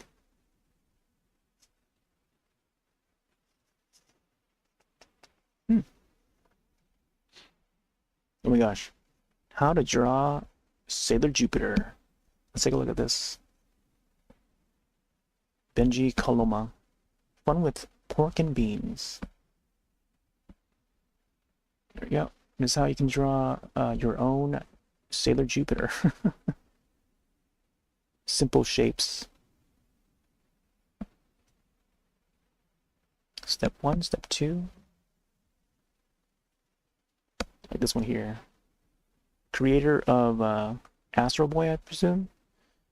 See, on the new big budget anime projects. At the end of last year, the Japanese mass media uncharacteristically reported on animated events other than Hayao Miyazaki's Princess Mononoke. They reported on projects from Bandai that indicates the company's vision going into the 21st century. Project centered on a new big budget motion pictures by two internationally famous animation directors, Katsuhiro Otomo and Mamoru Oshii.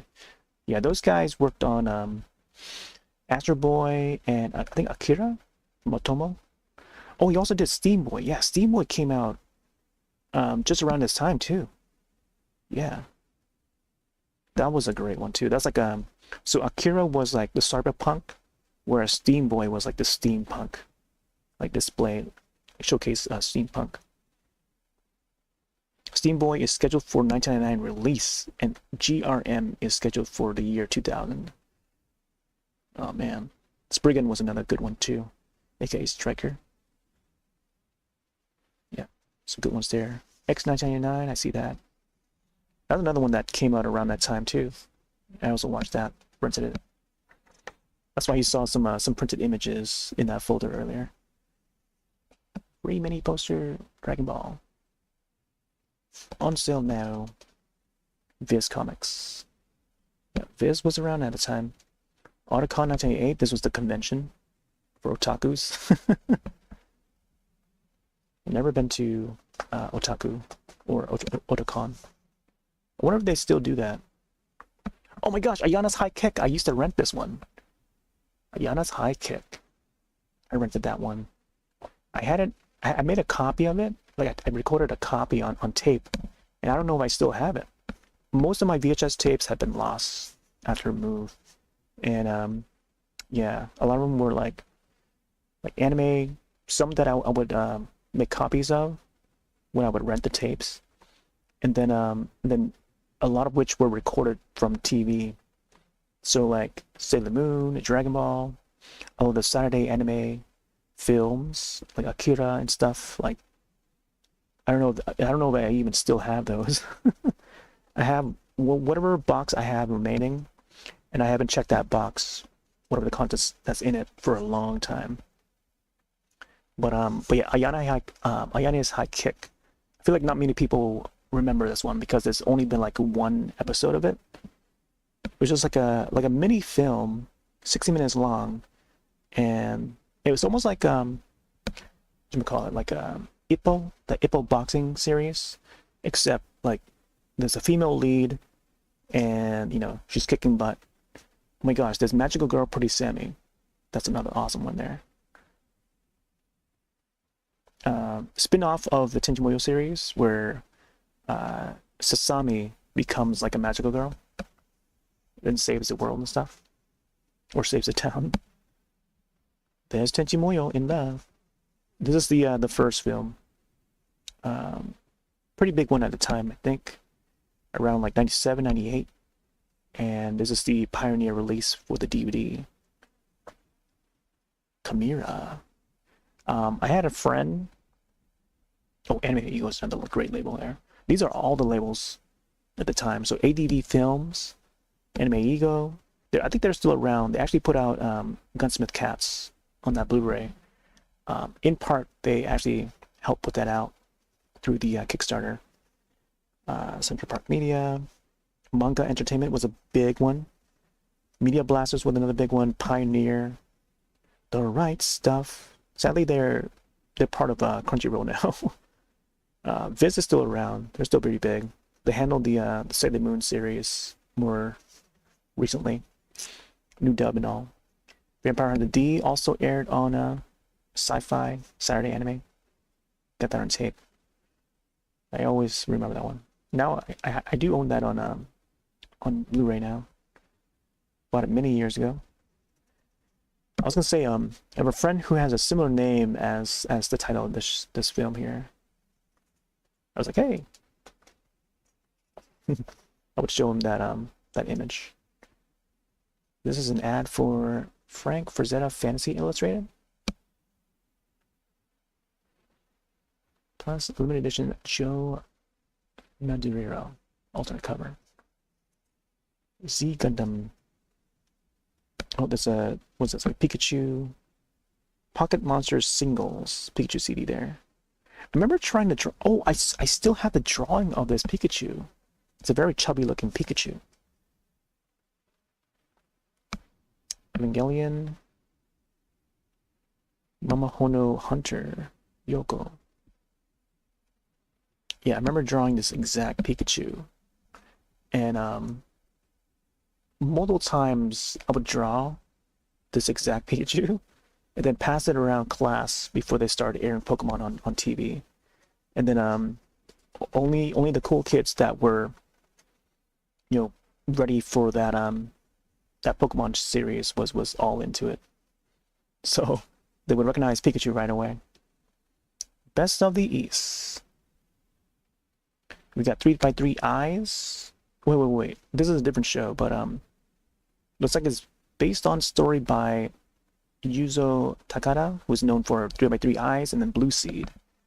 Well, I mentioned Blue Seed from time to time when I play Tears of the Kingdom, the Zelda game on the Switch, because there's like sort of a medallion in the shape of the medallion that's in Blue Seed. I feel like I want to maybe rewatch that someday. We got Macross, Dynamite 7, Volume 2. Cat's Eyes. Wait, Cat's Eye. This was an animated series, but I guess there was a live action too?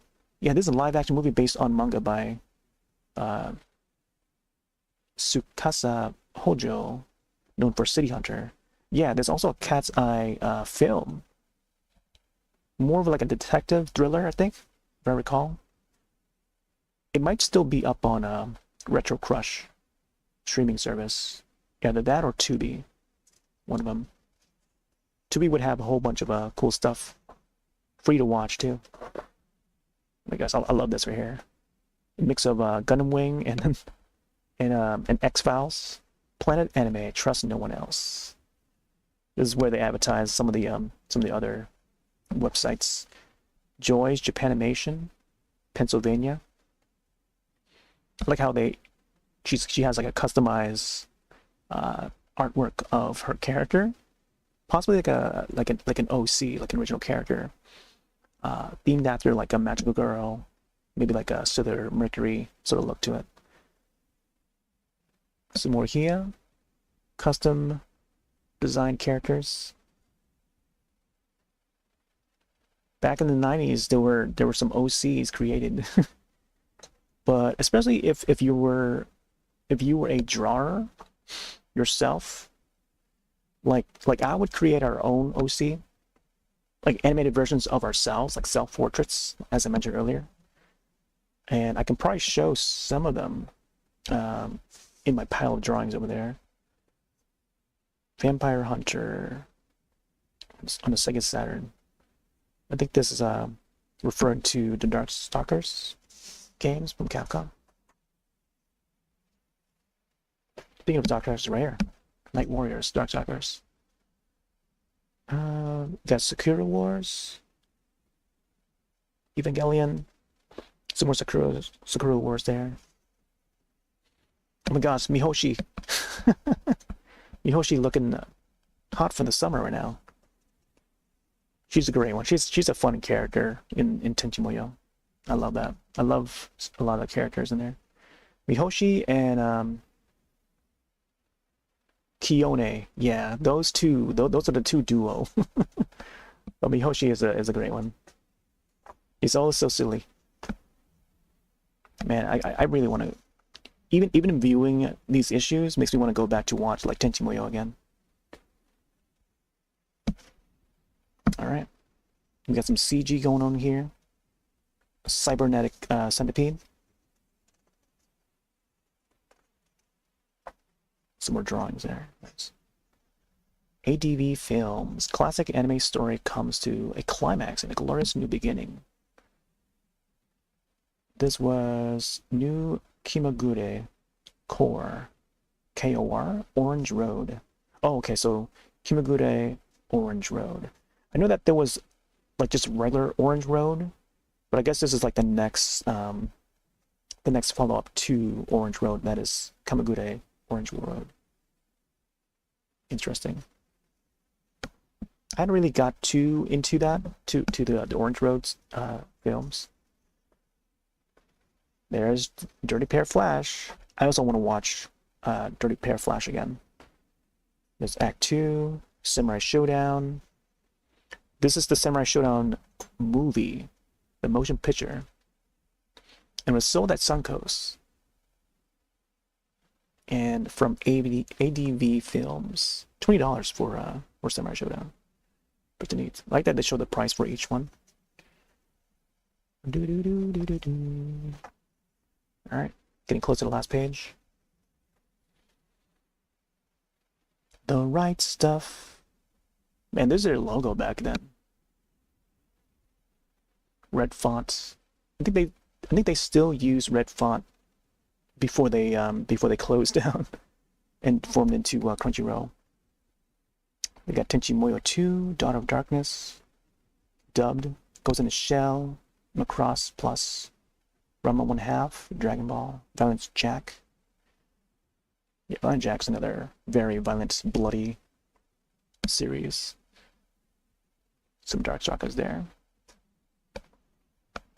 Oh, I remember Pulp. Pulp magazine was another one. I totally forgot about Pulp. This is more like they would add more manga to Pulp. Interesting. I never got to read much of Pulp, but there's a way to just subscribe to it. And then advertisement for Dragon Ball Z, the Namek Saga, when Vegeta arrives. Yeah, I think by then we were seeing episodes of like Vegeta arriving to Earth. So it was just around that time. Oh, there's the Tree of Might. I thought it was Tree of Doom, but that's the Sailor Moon one. But apparently the Dragon Ball Z one is Tree of Might. But I knew that, for both franchises there will be like some sort of tree episodes for both Dragon Ball Z and Sailor Moon. So for Dragon Ball Z it's Tree of Might. I remember seeing this one. It was aired on TV too, as like 3 episodes or something like that. But I guess in the they would format it for the movie version. So there would be Dead Zone, and then there would be the Tree of Might. So all those episodes like form into one to form the movie. And then some more episodes here. Namek's departure. Yeah. So these were the VHS tapes.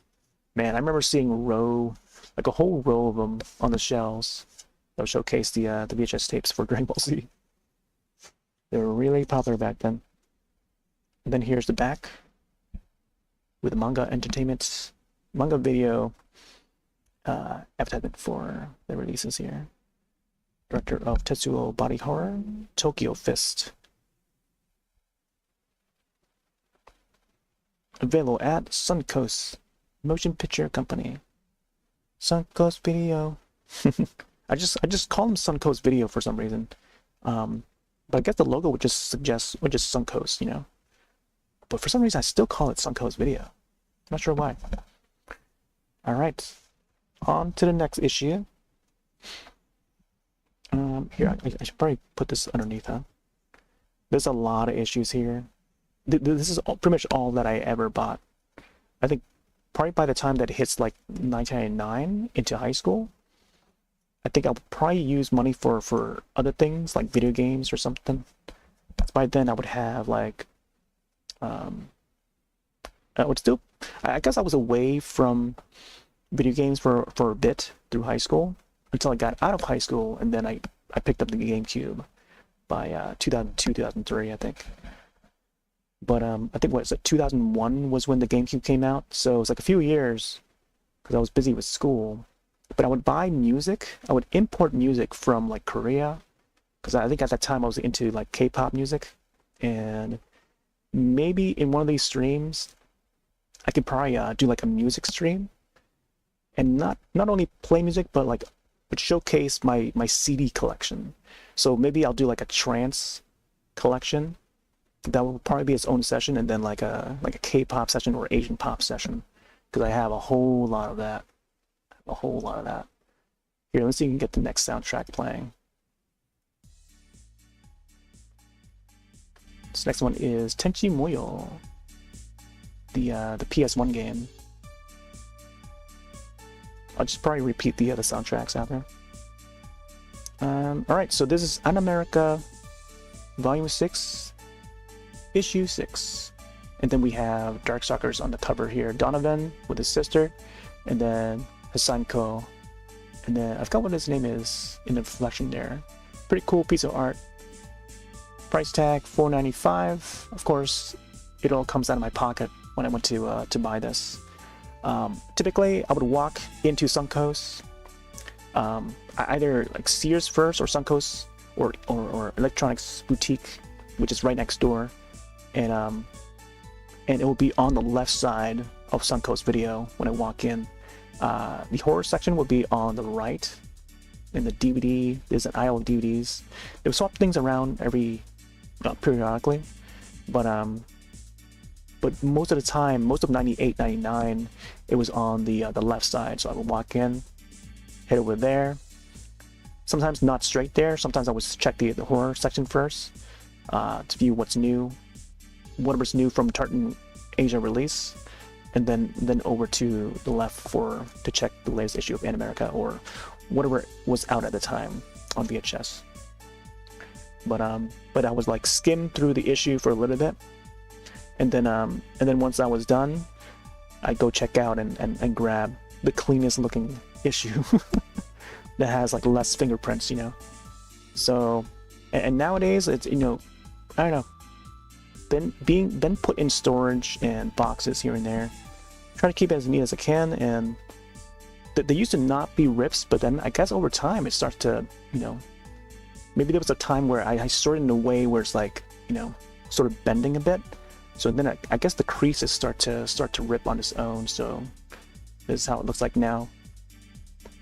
But yeah, they used to be in so good condition until one time, I think, during the move, I think. After the move, I brought them out, and then like I just left them stacked in a way where it's like sort of like bending a little bit. So now you see like this sort of aftermath of it, which is not too bad. You know, it still operates fine when I flip the pages. But I think broadcasting this live and it's having it on video would be a way to lock it in time with its current condition before it gets worse in years to come, you know. And also for folks who had never seen Animerica before, like this is a chance to actually look at the magazine and see what's about back then in 98, 99. So Darkstalkers, aka Night Warriors, this was an arcade game from Capcom. It's a fighting game, much like Street Fighter, Mortal Kombat, Killer Instinct. This had more to do with like mythological creatures. Like you get like werewolves, you get mummies, you get vampires and stuff like that. You get the Jiangshi, I think, sort of vampire slash zombie from China. So this would be Hasenko, and she would be like the representative of that sort of creature. Macross Summer of Love featured in here. Night Warriors Dark Stars of Revenge. And then a manga feature, as you saw in the previous issue, next Galaxy Express 999. Licensed by Capcom for the cover.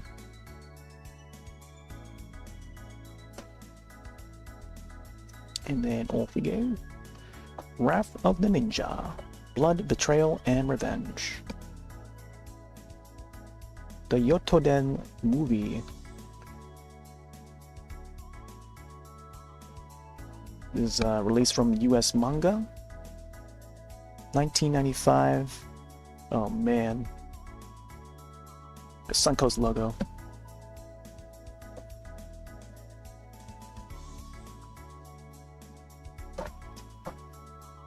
There's a subscription slip there. We got some more images of Key, the middle idol. I guess this must be another episode, volume 7, VHS. There's Night Warriors. This is the, I think they had a an animated series, both on TV. That is the American one, but this is the Japanese one. This is the Japanese produced ones. But the one that they aired, I think it was just called Darkstalkers, over in America, and that would air alongside Wildcats and the Street Fighter animated series. But the American produced ones, each of those were American produced. But this is the Japanese one that was released on VHS. I feel like it's lesser talked about. I feel like each fighting game series, like Street Fighter would have like Street Fighter 2V, and then the American animated series. There'll be Virtual Fighter. There'll be what else? I want to say King of Fighters, but I'm blanking out. The one with Terry Bogard. I'm blanking out on now. But there was a series on that as well. Alright, next page here. Dragon Ball Z, the movie, The World's Strongest. This must have been like one of the first of the movies to release. Uncut original movie. Yeah, we were stepping into the Z era of Dragon Ball. So, of the Z era, this was the first globally released movies from Funimation, and then Pioneer. Saturday Matinee, the movie store, Suncoast, Tower Records, and Virgin. Character from Macross, and then Goku there. Superheroes in anime? That's right. There's been some series, animated series that would feature superheroes and stuff. Majority would be like superheroes and whatnot. Oh, that's what it say. And she's back. I think I have a few episodes of what to say. Some more Macross stuff. Oh, there's a guy from X 1999. Tenchi Muyo.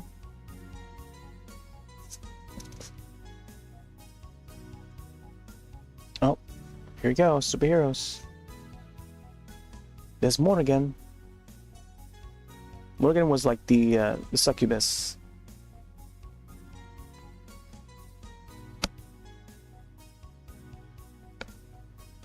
There's Goku.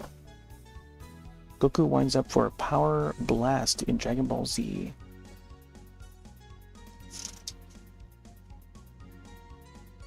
Ooh, we got some more. Oh, there. Virtual Fighter. I was just mentioning about this. Battle on.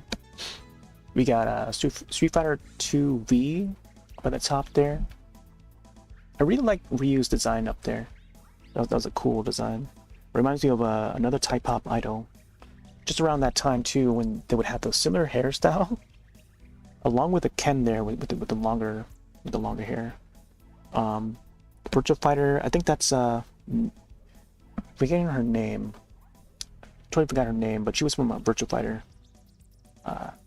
She's kind of like the Chun-Li of Virtual Fighter. There's Voltage Fighter or Cow Geyser. Very cool art style. I love that sort of art style.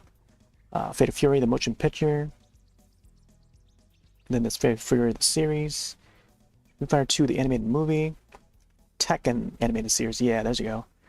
Samurai Showdown, the motion picture. We saw it earlier. Battle Arena Toshinden. There you go. I was just mentioning about that in the previous issues. Advanced Variable Geo. Interesting. I definitely want to revisit all of these.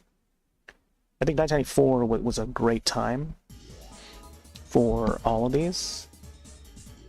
All these shows and movies. There's the art for Night Warriors Darkstalkers Revenge. Featuring I think I'm trying to remember his name. It's not Donovan, is it? Not Donovan. Dimitri, yeah, Dimitri and Morrigan. Yeah, I'm trying to remember some of these names. Dimitri and then Morrigan. Famous art that will represent the series.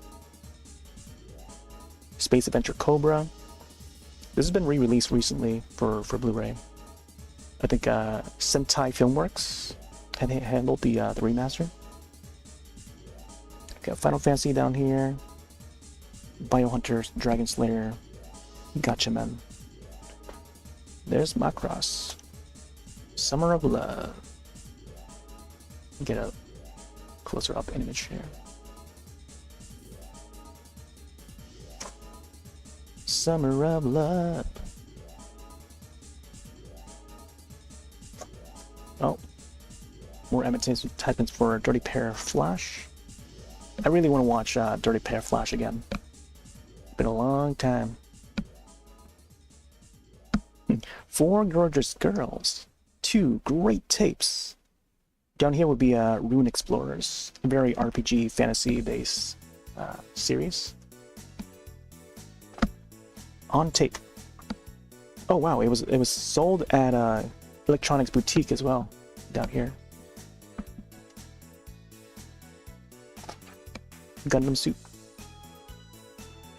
Wait, is it?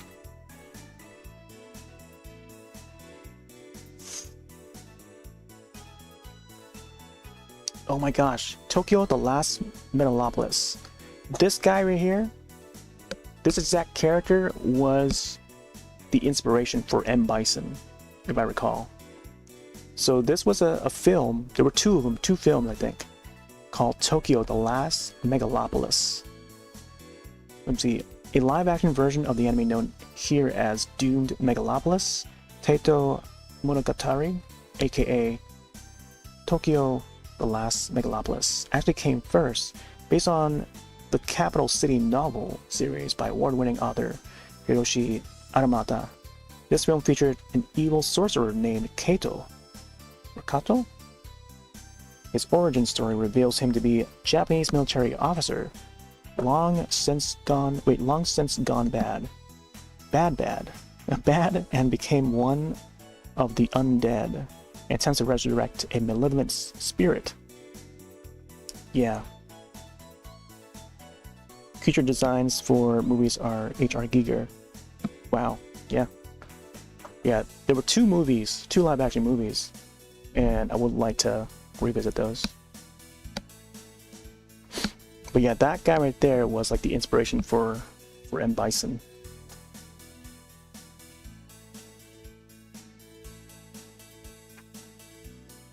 Oh my gosh, I remember this character. Apollo's Smile, they used to air on TV. Sometimes a girl comes along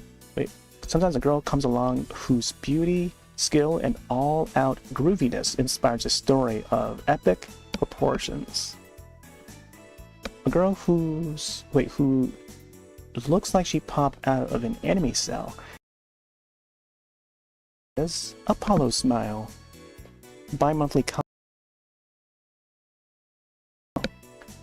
Apollo Smile, I think that was the one host or something like that, if I recall. Like she would host on like a show, like on the West specific time. I'll have to double check on that again. But man, yeah, that was something.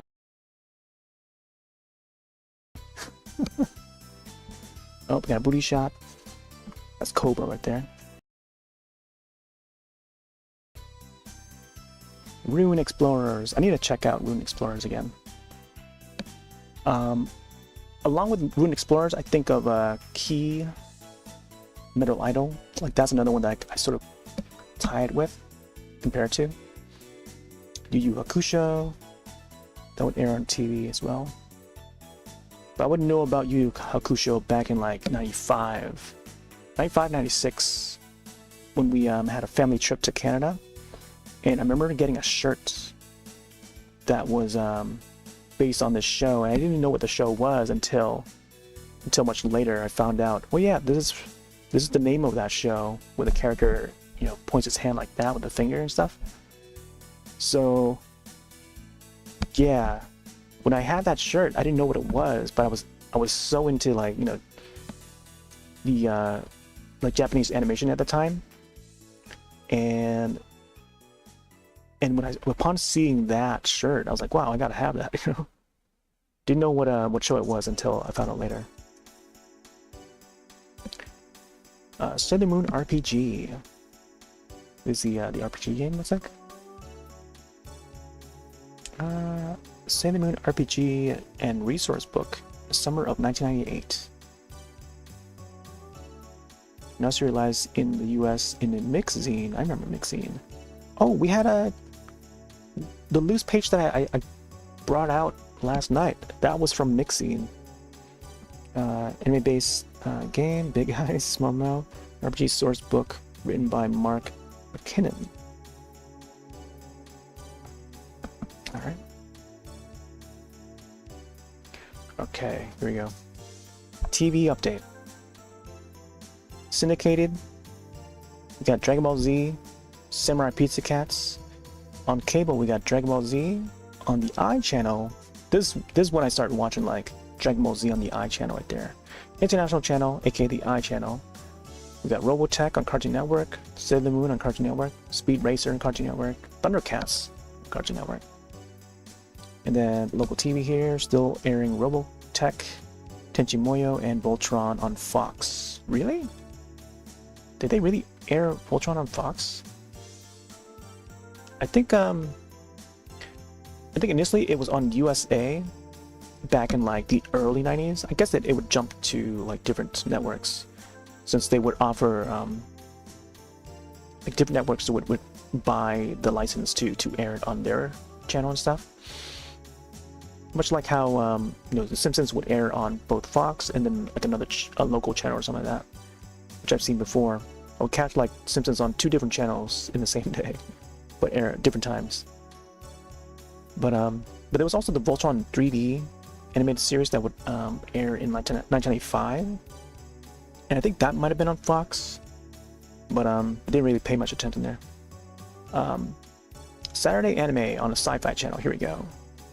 Apparently they aired Guyver. Was it the live action? Oh yeah, it is the live action. Yeah, I would definitely catch Guyver on the Sci-Fi Channel once or twice. So they would air Guyver live action, Zeram. I'm trying to remember the other name for it. There's another name for Zeram, I think, if I recall. This is live action. Another sort of like sci-fi, not much Sentai kind, but both Guyver and Guyver 2 Dark Hero would be like Sentai style. But these were in July. Throughout July, they would air these films.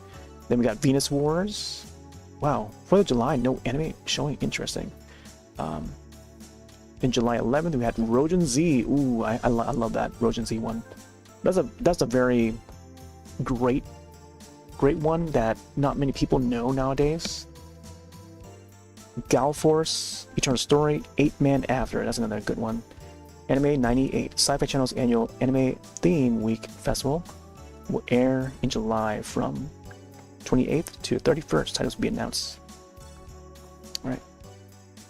Yeah, there's some great ones there. I think some of those dates I also taped off the TV onto VHS. We got some Robotech art here. Okay, it looks like we might be dropping some frames, so let me double check what's happening here. Okay, it looks like it seems like we're dropping frames, but I can't tell where or what's causing it. It's okay. Good thing it's not like we're not like playing a game or anything. I could probably lower the bitrate a bit before we continue. Just bring it down by 1,000 here. Not sure if this would help, but I feel like there may be folks that may be streaming some Netflix or something, which is unfortunate. Anyways, let's continue. Got Macross Summer of Love. This is a big new title. Pretty hyped at the time. This must be some of the creators of Macross Summer of Love. PowerDoll.com. I'm not sure if... I wonder if some of these websites are still up. Oh yeah, Do You Remember Love is a great theme song from Macross. Very iconic. Such a lovely song. It's a very nice ballad, you know? It's almost as good as Utane Hikaru, First Love. Yeah, let me see if...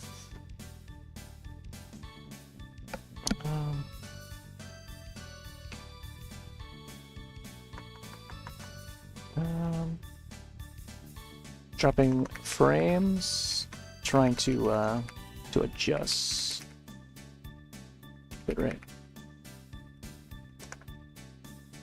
Typing it out real quick. I don't know if folks are still up and around and listening or anything, but I'm still here and I'm trying to fix some stuff.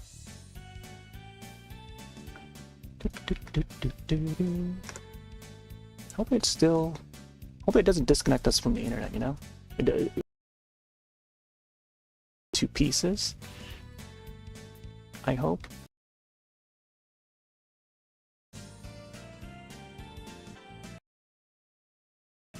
You know what? I think this would be a good time to actually happening in the background.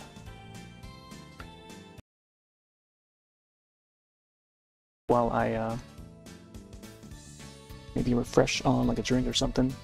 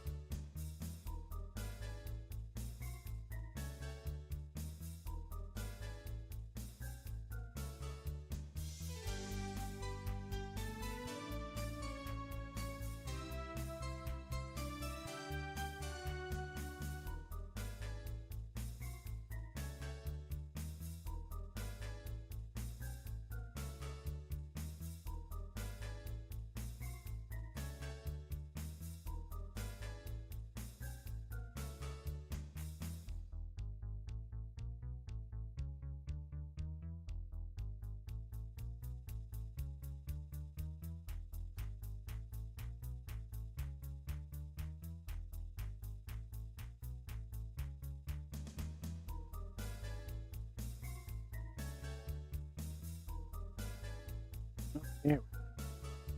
I think the internet might be fixed by now. Seems like someone was trying to upload something. Ah, boy. All right. Let's bring the bitrate back up. All right. Where were we? Oh, we were in the middle of Orange Road.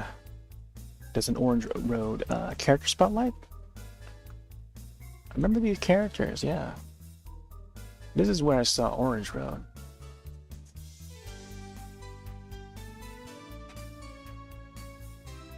There's a re-release of Orange Road in Blu-ray format a few years back. Okay, here we go. We'll get started on the Galaxy Express. Try not to make it too long. There's usually like a manga issue of Galaxy Express, so good thing that they have it in this format and not the other way. Because I feel like it's a lot easier to display like this rather than the other way. Get the camera back up. Hey there, bud. Yeah. Would you mind? Would you mind lending the frame generation for me? Send all the frame generation energy over. I must embody the frame generation. Boop, boop, boop, boop, boop, boop, boop, boop. I feel like I'm like Goku, just like generating the spirit bomb. All right, so Galaxy Express. Achoo! I'm making these sound effects for the manga here. You ever read any of any Animerica? Got a bunch of issues, yeah. I didn't make count, but it seems like there's like a good amount. Like 10 or so issues, I think.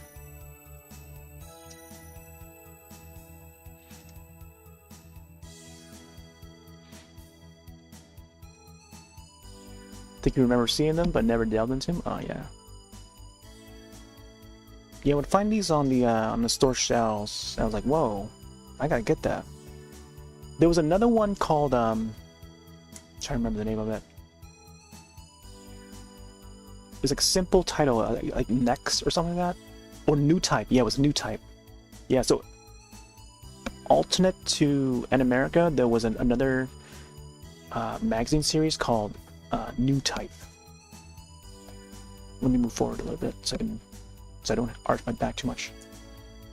Yeah, New Type was the other one. I didn't get to read much New Type. I was more like, I was already like reading a lot of Animerica on the monthly anyway. You heard of New Type? Yeah, New Type was the other one. Give me mag, start the closest thing you can look through. Oh, okay. Yeah, New Type was another. I don't know how long they lasted, but there were quite a lot of them. There were a few others, but like Animerica and New Type were the two big ones.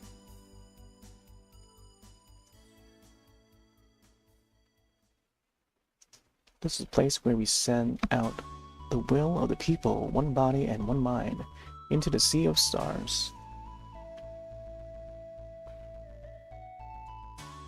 Wait, the soundtrack right now is the Tenchi Muyo PS1 game.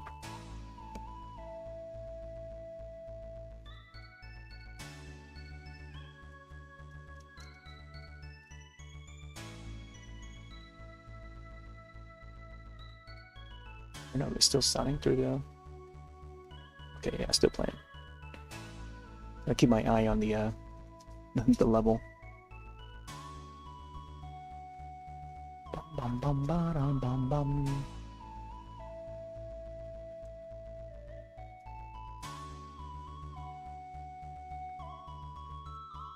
Oh boy. Cover your eyes, kids. You ready for this, bud?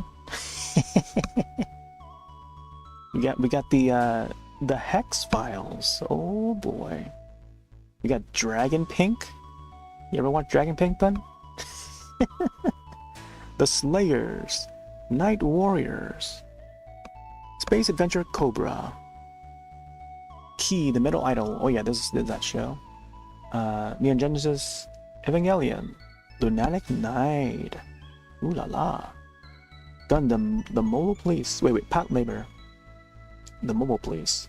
And then Nightmare. I forgot what the last word there is. Nightmare something. But that's another provocative one. Yeah, that's the mature one. The X-rated ones. It's like a mix of things, but yeah, there will be like store ads that would try to sell those.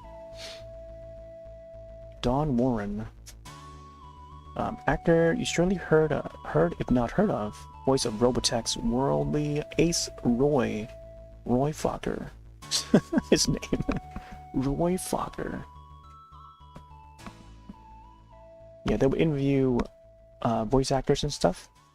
Oh, he was also voicing a character in Armistice the Third. That's another great one right there, Cyberpunk Armistice the Third. I used to watch that series on Laserdisc, because there'd be a friend of the family that would have a Laserdisc player, and then they would have like the Pioneer Animation collection. So they would have like Tenchi Muyo, Armistice the Third, Moldiver, and El Hazard.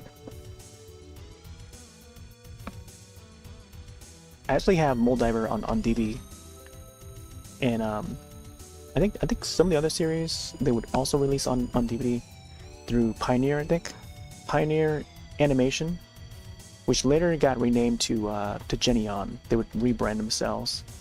I don't think I ever got anything from Geneon. Like that was like a little after my time. But later on, like I don't know, they would really re-release some of the episodes.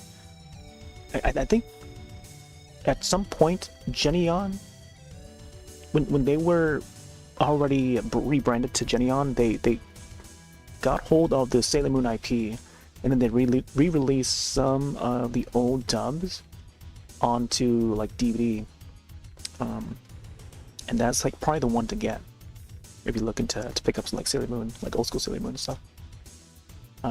Look, there's Belle Dundee, House of Anime. Belle Dundee Link figure. Yeah, that's my old Link action figure. It's an old one from like 1999. I don't have the box anymore, but this was how it looked like back then. Can't tell what the brand is, but it's written on his legs on the back there. The other one would be Ganondorf. So you notice like a lot of stuff here are like from like 1999, 90s era. Like even the Pokemon thing here. This is another thing from like 1999. So another close-up shot of it. Much clearer than how it was last time when I tried to show it. It was almost like a smaller screen. Jigglypuff and Charizard. There was also a Mewtwo one. Well, camera's trying to focus there. But yeah, these would be kept in like a plastic Pokeball. A very shiny plastic Pokeball. You can like press the button at the center and then it opens up. Then you can set the cards in there. But man, it's funny how like nowadays you don't see toys like these anymore. They stopped selling like metal. These are actually metal. I don't know if you can actually hear it. Let me see. Whoop. See when I hit them together. That's how they sound. But yeah, those are the only two remnants of that Pokeball slash gold-plated Pokemon cards toys that they offered. Oh my gosh, they got Godzilla here. Destroy all monsters. We got Ghidorah. What else? Rodan is in here too. Kazuki. Oh my gosh, it's not in frame right now.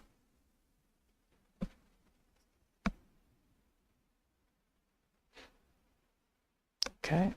Got Tenchi Muyo, the movie 2, Daughter of Darkness. And we got Adults only. Countdown. You ever watch this one, Blim?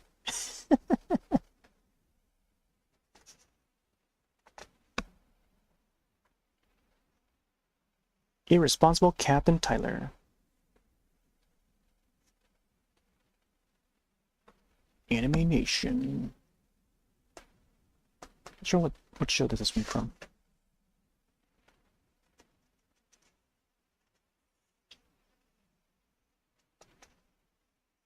Again, all the different labels. Oh, here's a Chinese ghost story.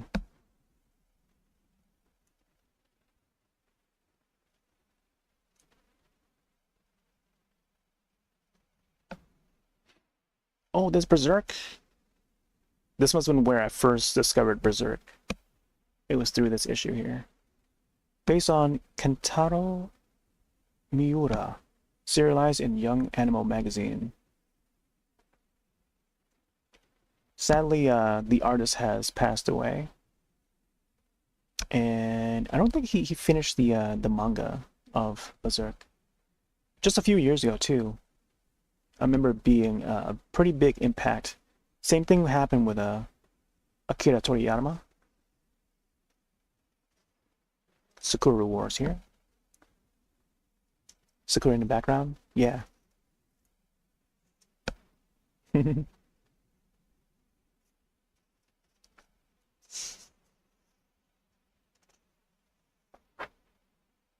Oh my gosh. Fist of the North Star action figures. I forgot these were a thing.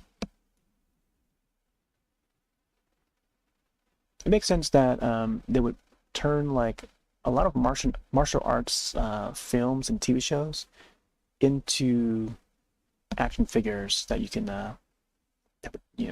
target towards like the younger, like male audience.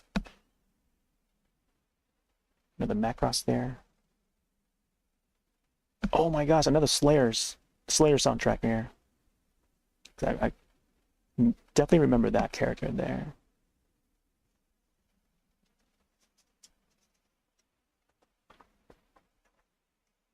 Check the soundtrack real quick.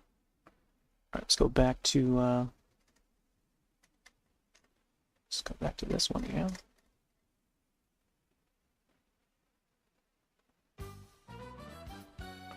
You only know ones like DBZ, Card Captain Sakura, and Sailor Moon in that era. Yeah, Slayers was another big one. More RPG though, more fantasy based shows. There was a Record of Lotus War that would air on Sci-Fi Channel.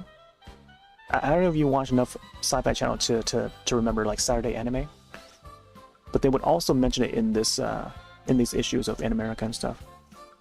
Here's Godzilla 98, the live-action film, advertising the movie premium trading cards. Wow, want to start collecting some trading cards? Might be able to find these. June 1998. We would push these out. I don't think I ever got any Godzilla cards. I remember watching the movie though.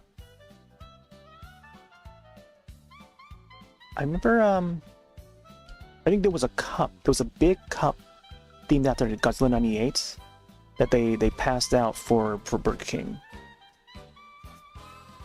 Either Burger King or McDonald's, either one of them.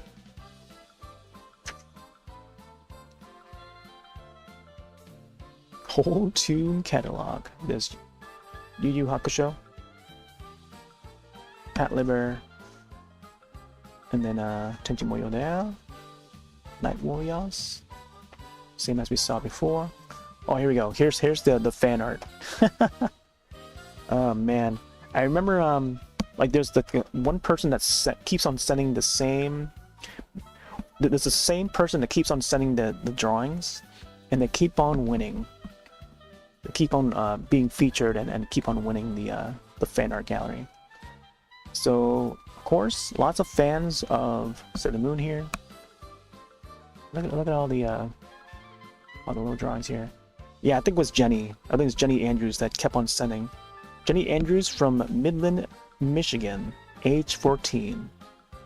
I think I was definitely around age 14 as well. So 98 I think was like 13. Yeah. So I was like around 13 into 14 Man, that's why I really wanted to send some of my artwork in, show off my skills. And we saw it in the drawing that I pulled out earlier. You know, I feel like it could have been featured or something. There was an issue that came out where if you send in your fan art of or designing Yuri and Kei from Dirty Pair, they would feature all the different variants. I remember there being like at least one or two that were really good, even better than my own drawings. And they even colored it too. I didn't even think to color mine. Mine was still in like black and white.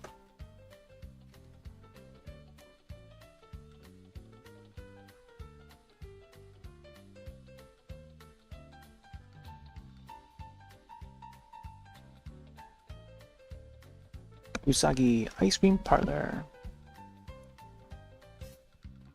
Oh, this is from Key Idol. Oh my gosh. We got Krillin, we got Goten. Or is that Gohan? I think that might be Gohan. Then we got Lena. We got Luna and Artemis.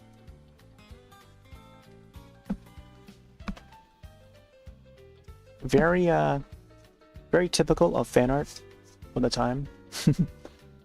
Not many like, I don't know, well drawn. I mean, it was just okay looking, but it's not like, doesn't seem like professionally drawn or anything. Let me check the ages again. Let's see. Check the fan art. Yeah, most of these guys were like 14, 16, 17. There's like one person that was like 22. This one here. Age 21 here. Yeah, most of them were in the teens. 10 and a half. 10 and a half down here. Then we got never got cable TV even now. Still over the air. Oh, okay.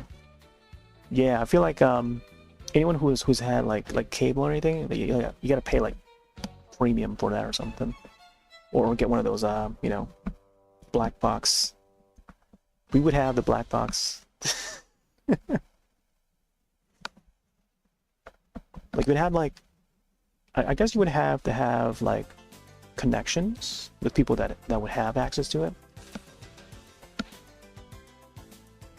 Ooh, more cells. Joy's Japanimation again. Universe Video Games. Import Export. PC DVD. PC CD. Okay.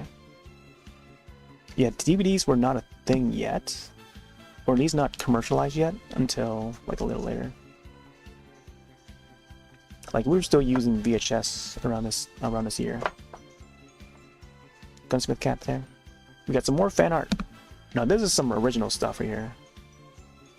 See, I always like to see more original ones rather than, you know, redrawing the same ones that we see all the time. This is, I would say this one is probably the most cutest one. Well drawn. Jennifer Hurd from Niagara Falls, Ontario, Canada, age 14. This one's pretty cute. Inuyasha. Look at this one. Age question mark. Then right there, age. Oh, another cute one, yeah. Age 28. Helen. I notice a lot of these names must be like female. Ami Pituich. Kara Kosh, age 13. Shampoo and Ranma there. Oh man. Want to draw your favorite characters? We love them. Each month the fan art gallery prints a sampling of reader artwork for your enjoyment. Submissions to the fan art gallery may be printed in a magazine, posted to our Animerica website. Ooh, I didn't get to check the website all that much. Shown at an anime convention, or all the above at some future date. We are unable to return submissions unless special provisions are made well in advance. We save every illustration, so if you didn't see your art printed this month, it may yet be printed in a future issue. Artwork no larger than 8.5 by 11. That's very typical paper size. pretty much printing paper. I think at that time it was hard to find printing paper at all. Usually I would use like my notebook or something, but sometimes I would grab like printing paper from the school or something. And then yeah. So next theme, oh yeah, they would also have like a theme for the next issue. So here's the theme. So next issue we would see the Slayers. Slayers was another great popular one at the time. And then there's the address. Gonna send it to San Francisco, California. Clearly label, name, address, age, and theme. If you don't have a theme, write no theme or anything goes art. Yeah, those were the days right there. So I could have sent my my drawing of the dirty pair characters. Then it just backfired and came back to my address. Also, here's an ad for Armitage the Third. I was mentioning about it earlier. Armitage the Third, Polymatrix. I think it was like a combination of a few episodes and the movie. Oh no, this is the movie. Okay, so the movie was basically episodes from the series stitched together, just like how they normally would do for like both Dragon Ball Z, Sailor Moon, Tree of Doom, and stuff like that. Features the voices of Elizabeth Berkley and Kiefer Sutherland. Yeah, biggest animation feature film from Japan since Ghost in the Shell, which was like 1997. This was like 1998, so the next year. Sound design by Frank Serafine. Okay. Key art by Hiroyuki Ochi, director and creator of Armitage the Third, Polymatrix. So, first animated feature to be available simultaneously on VHS, DVD, and Laserdisc. Street date October 3rd, 1997. Okay. Why'd they create me? At the bottom there. This was a cool series. Since this is marked 1997, but shouldn't this be 1998? Yeah, it's 1998. So there's a price there in the corner. Just trying to like focus there, but.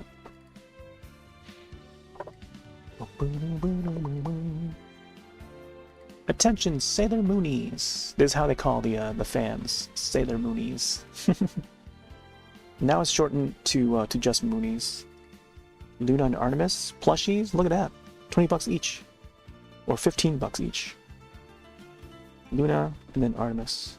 Get both and save. Get for $25. There's Gunsmith Cat's watch. There's some anime merch here. Hellhauser 2 OVA series continues. Man, I want to revisit the Hellhauser series. Here's the next issue. Focus on Macross Summer of Love. We got a look at Ronin Warriors. Look at that. One of my favorite series here. Our look at Men at Arms with Samurai Troopers, aka Ronin Warriors, the armor-clad lads of Saint Seiya, and more. And there's a cover for the next issue. Ad for Pulp. Blood Rain. I think of the other Blood Rain that's spelled differently with an R-A-N-E, but this is Blood Rain with an E-I-G-N. So that Electronics Boutique. Animation for a new generation. So it's like another fantasy. I don't think I've seen this one. Curse of the Yoma. June 30th, 1993. I think it says up there. Or 1998. He awakens, and a death toll begins. And there's the back. July 1998. Releases from Manga Entertainment and Palm Pictures. Psychic Wars. And then Secret Adventures of Tom Thumb. Tom Thumb. Interesting. One of his like stop motion animation or something. 3D model animation and intimate use. Yeah, it is. Looks like innovative use of pixelation and technique of animating human actors frame by frame. Yeah, this is stop motion animation. I don't think I've seen this one. I have to check this out. Suncoast Video. Suncoast Video. So that was issue Animerica issue volume 6 and issue 6. Or how do you call this? I don't know. Animerica volume 6 and issue 6. $4.95. Let's put this underneath.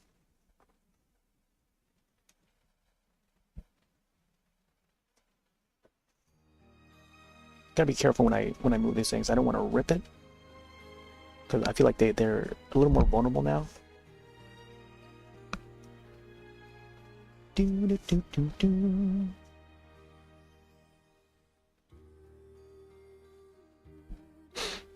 All right.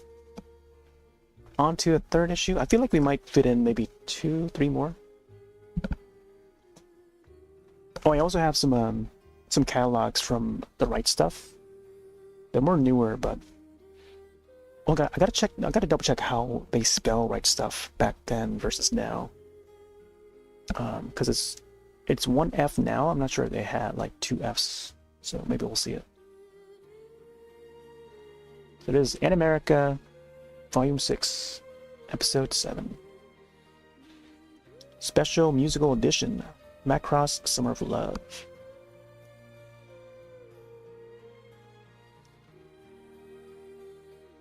And then Ronin Warriors, Big Tex,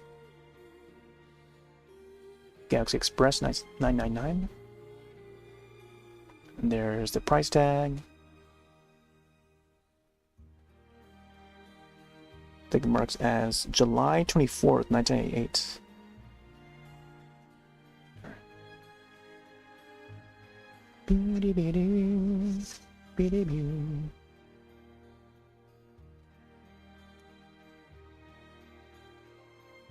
Silent Service.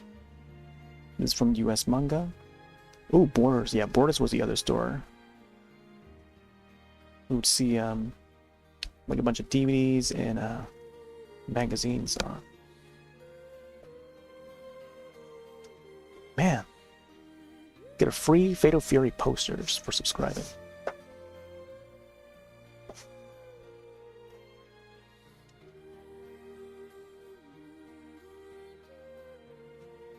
Alright, now on sale, Night Warriors, Rama 1/2, My Fiancé the Cat. That's a strange episode. Pretty Womanhood. Resident Evil soundtrack for $16.95. There's a Rama 1/2 wristwatch for $30. There we go.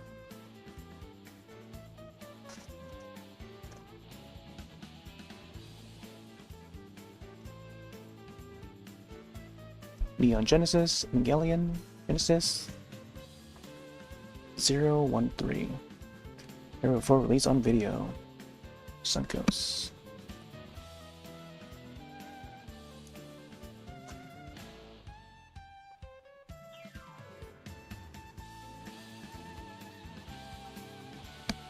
Looks like they're covering a whole lot of Macross.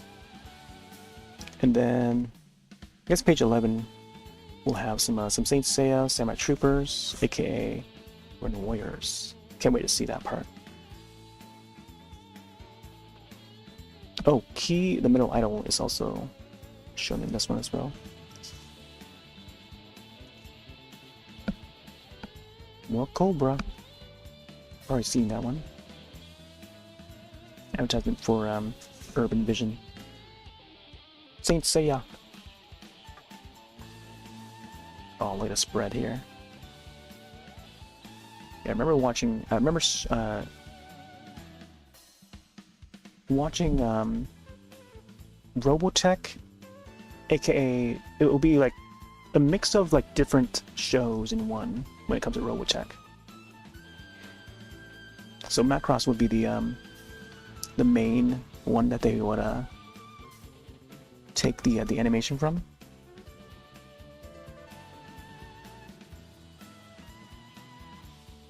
And these would be CD covers, I think. Yeah, so like music that was featured in Macross and or Robotech. Like there was even the Robotech movie as well. I believe they were trying to do like a live action Robotech film that never came to fruition. Beautiful art there. The artist that did the art for Macross went on to do some art for, I'm trying to remember this show, Kabanari, the Iron Fortress. Same folks that did Attack on Titan. Very similar, where a group of people trying to survive like this apocalypse, and the Kabanari creatures are like very fire-like. They got like a fiery interior, but they're more like zombies in a way. And if you get bit by them, it would burn, and then like you would eventually turn into one of them. So in a way, it's kind of like Attack on Titan, except instead of giants, you get like lava zombie creatures that are called Kabanari. Oh, Ronin Warriors. Ronin Warriors and Saint Seiya. Sadly, there was never a Ronin Warriors video game. Hope someday they will make one. I don't think they ever had a Saint Seiya game either. It usually just stays within the animation realm.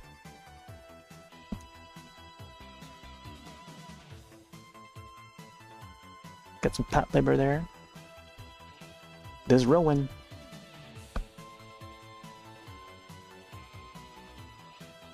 Samurai Archer Toma Hashiba, aka Rowan of Strata, from Samurai Troopers, Ronin Warriors. I have the soundtrack for the series, and I used to have the Armor of Inferno action figure, which I bought from KB Toy Store with my own money, which has gotten stolen, and the only remnants of it that I have left of it would be the swords, and I think one piece of the either the shoulder or the leg shin, and that's about it.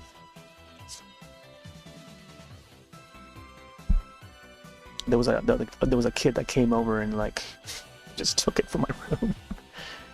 Oh man. Saint Seiya. Seiya strikes a pose with Pegasus. That is his namesake, flaring into fire behind him. Oh. Ad for ADV Films. You got Dirty Pair Flash in the background there. These are not your grandfather's cartoons. We got Black Lion, Blood Rain, Rune Explorers, Dirty Pair Flash, Destroy All Monsters. They also did Taizu stuff there. Nice. All on VHS. $5 off. Any regular price ADV anime video in stock if you shop at Suncoast. There's another logo of Suncoast there. Again, we're going to be seeing a whole lot of Suncoast stuff. Suncoast logos. Because these were only sold at Suncoast. You know, I was a big regular shopper of Suncoast video. My Dear Mary. Oh, I don't think I've seen this one. There might be a lot of like Love Hina, which was like a harem, I think. Long after Oh My Goddess and stuff. Oh, there's layers. My friend was a big fan of both Lena and I forgot who the other character's name was. The image that we saw in the binder before, when I didn't meant to show, we saw a piece of her, and she was posing in this most erotic way, but there was like a print of it, and that was this character. I forgot what her name was, but once I hear it, I'll know which one it is. Naga. Yeah, her name was Naga. Yeah, just looking through here, I see the Sorceress Naga. That's her name. Yeah, Naga and then Lena. Oh, we got some Utena here. Utena. Revolutionary Girl Uchina. This is a brand new IP from Naoko, who is the creator of the Sailor Moon series.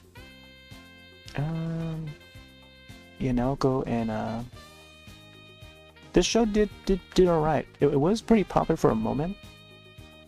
My friend was a big fan of both Slayers and Utena. Shadow Skill Iki.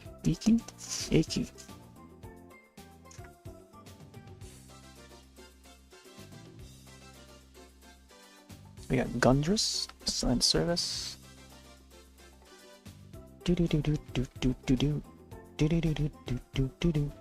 Whoa! Star Wars: A New Hope manga in manga form. This looks very Americanized. Try to get the focus on that right there. Pocket Monsters. Earthian. Bonsai Anime. Oh, here's key idol. Yeah, it was this pose here.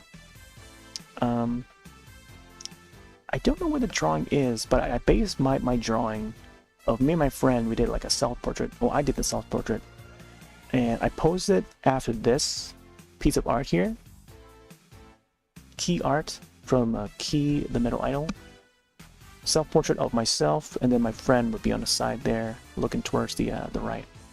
And then my character would look towards this way, like how the character on the left here is facing. Because we were thinking to like form like a duo singing group, and this would be like the image that I sort of like I was inspired by to draw ourselves in anime form. But yeah, we're going back to a time and you know, I'm just saying out like the memories that come to mind that I still remember to this day. So much lore, yeah, exactly. These streams, these magazine streams, you'll hear a whole lot of the Roth lore. Yeah, you're gonna hear a lot of it, bud. What the heck is Chanty? I wonder if Chanty remembers. Like if I get to talk about Chanty again, I want to see if he remembers when, where,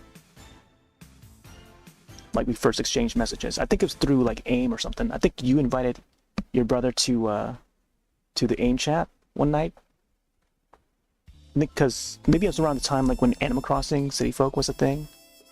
And I guess the rest is history, right? After that. We got some more here. I want to check this series again. I don't know if it's on any sort of streaming service at the moment, but I feel like it may require like a remaster. Key the Metal Idol. I don't see anyone talk about that nowadays anymore. Mostly because like it's been dormant for a whole long time. All right.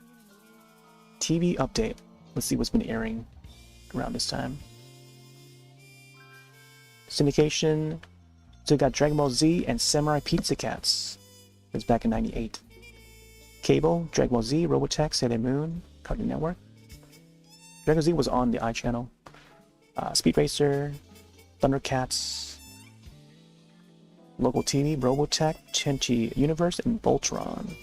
Saturday anime, here we go. Here's the one thing that always seemed to change each month. So this is August. So after July, we got August. Tenchi Muyo in Love, that is the first film. Lily Cat, wow, I haven't heard of Lily Cat for a long time. Robot Carnival, one of my favorites here. Robot Carnival, 1985, 1984, 1985. Eyes of Mars, I don't remember that one. And then we got Vampire Hunter D, one of my absolute favorites there, 1985 as well. Both Robot Carnival, Vampire Hunter D, and then Tenchi Muyo in Love, those are great. Still to this day, every once in a while, I would look up the theme song that they play at the end credits of Tenchi Muyo in Love, the film. Alchemy of Love. If you search that up on YouTube, I would love to play it in the background right now, but I know that it would probably pick up as a copyright. I don't want to use it. But it turns out I thought it was like a female vocalist at first, and then when I look up the artist, it turns out to be like a male. So it's a male singer that's doing that falsetto and sounding so much like a woman. So now when I listen to that song again, I was like, wow, that's a male vocal right there. But yeah, that melody is just it's so good, so hypnotizing. But yeah, I would listen to that a lot. I remember when Napster was the big thing back in '99. That was one of the songs I would download. Alchemy of Love, Tenchimoyo. I would type out a whole lot of keywords of shows that I love at the time. So like all the Nickelodeon shows, you know, Doug, Cat Dog and stuff, Tenchimoyo, whatever I could think of, you know, and get the theme songs of Samurai Pizza Cat's intro. Yeah, that's a good one. Samurai Pizza Cat. Oh yeah. I think they have the episodes streaming on Tubi, if I recall. But yeah, they announced the video game. I'm pretty happy for the video game. Fatal Fury, the motion picture, on Anime 98, Sci-Fi Channel. Galaxy Express 99. Wow, I didn't know they had aired that. Yorosei Yatsuro. Oh wow, Beautiful Dreamer. Interesting. Well, that was back in July. Convention would count. Oh, Macross 7.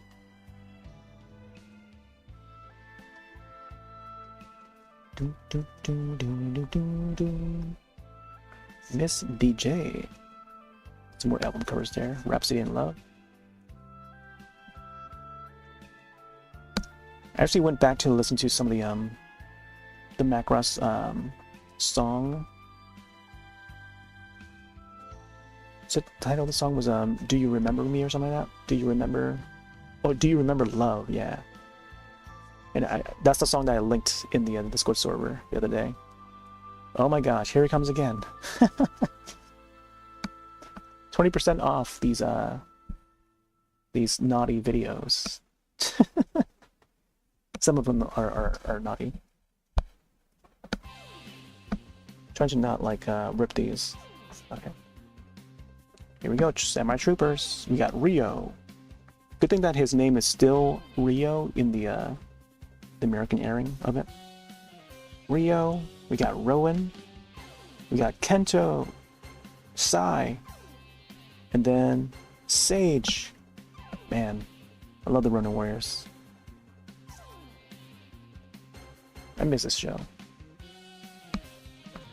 Armor in America. In 1995, the 39 episodes of the Samurai Troopers television series were translated and dubbed into English for the North American market under the title Ronin Warriors. These episodes were broadcast on television stations across the US in 1995, including later syndication on TV cable on the Sci-Fi Channel. Although certain aspects of the show were changed, mostly names of the characters and special attacks, the premise of the show remained the same. Young five men using their powers to save the world. The theme song of the Ronin Warriors and its ringing chorus, the powers in the armors, the powers in the armors. Dude. Oh man, I love the theme song was so different from the original show, but it was so cool. It was, I don't know, it was a rocking theme song, and I don't know, I dig it. There's one other person that also watched the show. Let me see if we can give her a shout out real quick. Goes by the username Hakucho Muse. I'll shout her out real quick. She might not be watching right now, but so you can get this in.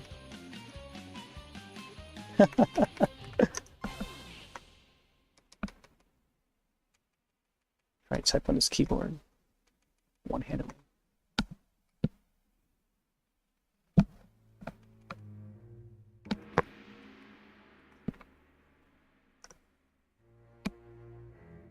Actually, this might actually play a clip from her channel. Did it pop up in a thing? I think I actually kind of type it in the there we go. There's our channel. She actually came back to streaming again. I think she's currently doing like some more Final Fantasy stuff and Monster Wilds. Let's go the old school shout out as well. It might show a clip for her channel too.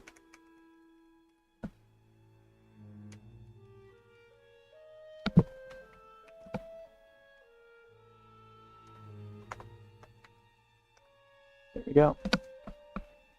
But yeah, she's been playing Final Fantasy 19? No, not 14. 14 online. There we go. So yeah. I think if she sees this, she'll see like Samurai Troopers, aka Ronin Warriors. The powers in the armors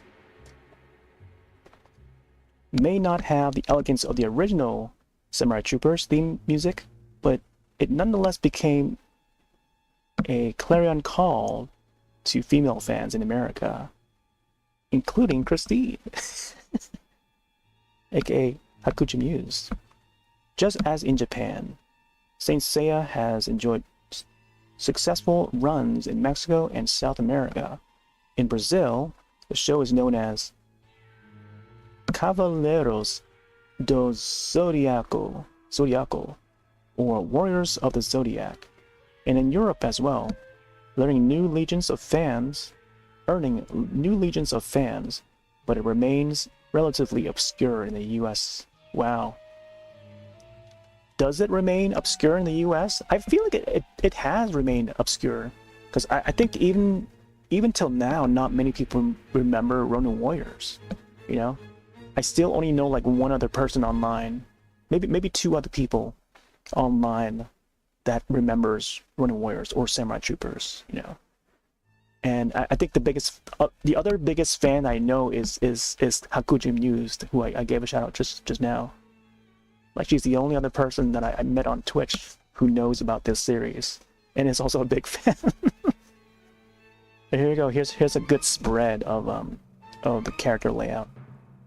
So we got the 5 main team, and then now here are the villains, who would turn out to be to join the good side later on, to turn on Talpa, which is the main evil guy. There's Anubis right there. Anubis, that guy turned to be the new ancient one. So he was bad first, but then like he turned good afterwards, and then helps the team. So that was an interesting episode. It's kind of like how the Green Ranger in Power Rangers was evil first, and then he turned good afterward, and eventually just became the leader. So they did the same thing for Samurai Troopers. Probably even pre-existing. I gotta check to see how the story went, or which one came first, whether it's Ronin Warriors, with that story arc, or Power Rangers, aka Sentai, Zeo Rangers. Yeah, Zeo Rangers. Segment, Dice, and then Kale, and then we got Kuyura. Was her name still Kuyura? I'm trying to remember if it was Kuyura. Beautiful, very deadly opponent. However, her loyalty to Arago is not of her own will. She is controlled by a gold armor plate that hangs around her neck. Shuten Doji eventually sacrificed himself in order to free her from Arago control, and Kayura assumes his role on the side of good. Yeah, so eventually she would join the good side afterwards, towards the very end of that show. It's a pretty good series. I used to tape like every episode from TV, and I think I lost most of those tapes already. Man, and then there's Talpa right there, the main evil guy. And then there's the humans, but they gotta help. You got Mia, and then Uli, and then White Blaze. So if you ever watch any of the the Monster Hunter Rise streams from 2001 and onwards, I would name my Palamute after this white tiger here, White Blaze. And Blaze is the name of that Palamute, my Palamute. And there's the manga version. There's Rio. I think that's Rio. The manga actually looks a little bit different. And then there's the ancient one. Chaos is the name? Chaos. Chaos is the one originally responsible for defeating Arago centuries ago.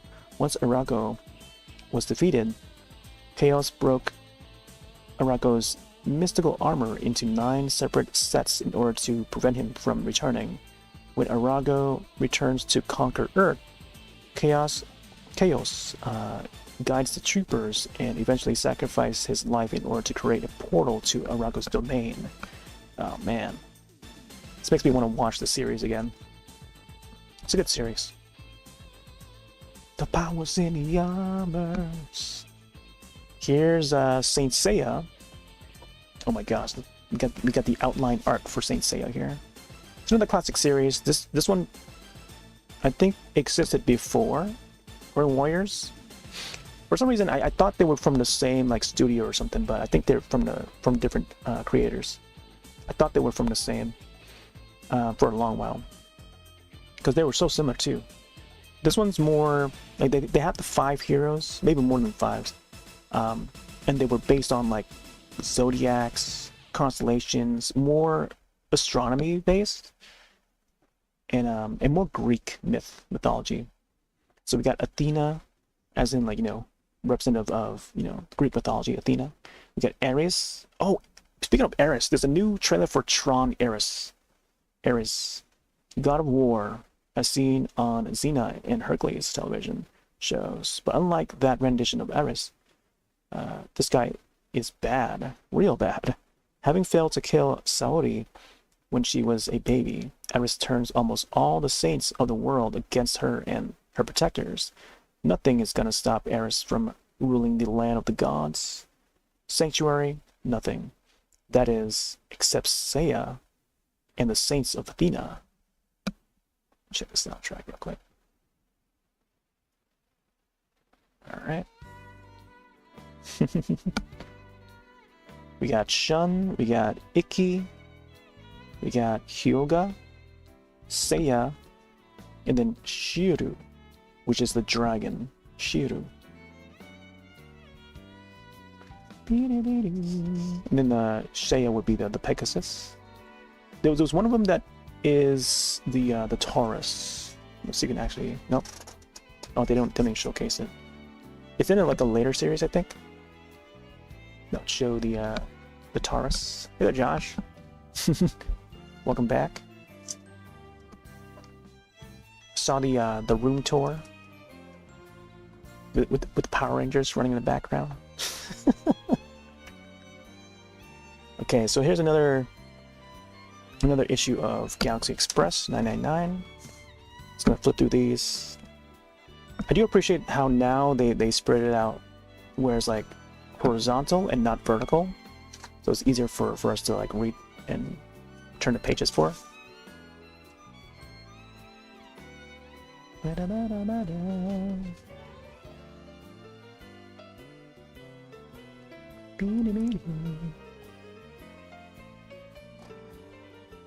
think we might have time for at least 1 or maybe 2 more issues, but we'll see.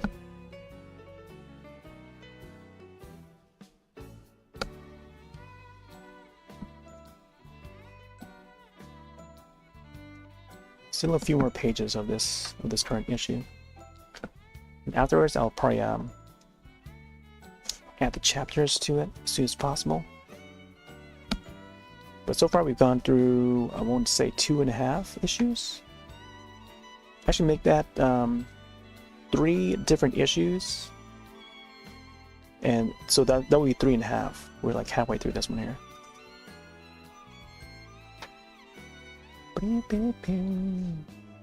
Including the Tokyopop one.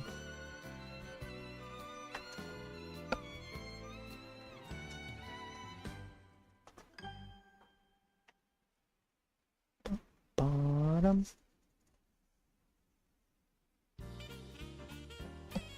Alright. Mokono plush. Mokono plush in stock for $29.99. There's an image of Belle Dundee figure. Ryoko and Ryoki. Ryoko and Ryooki at the top there. Very popular character.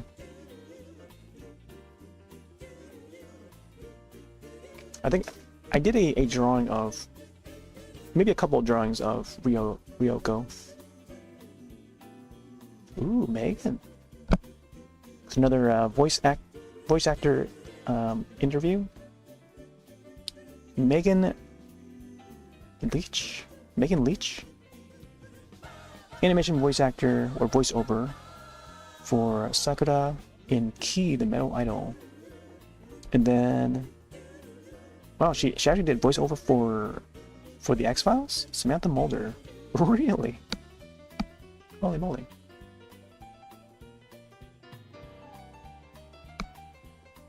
Romeo and Juliet. Okay.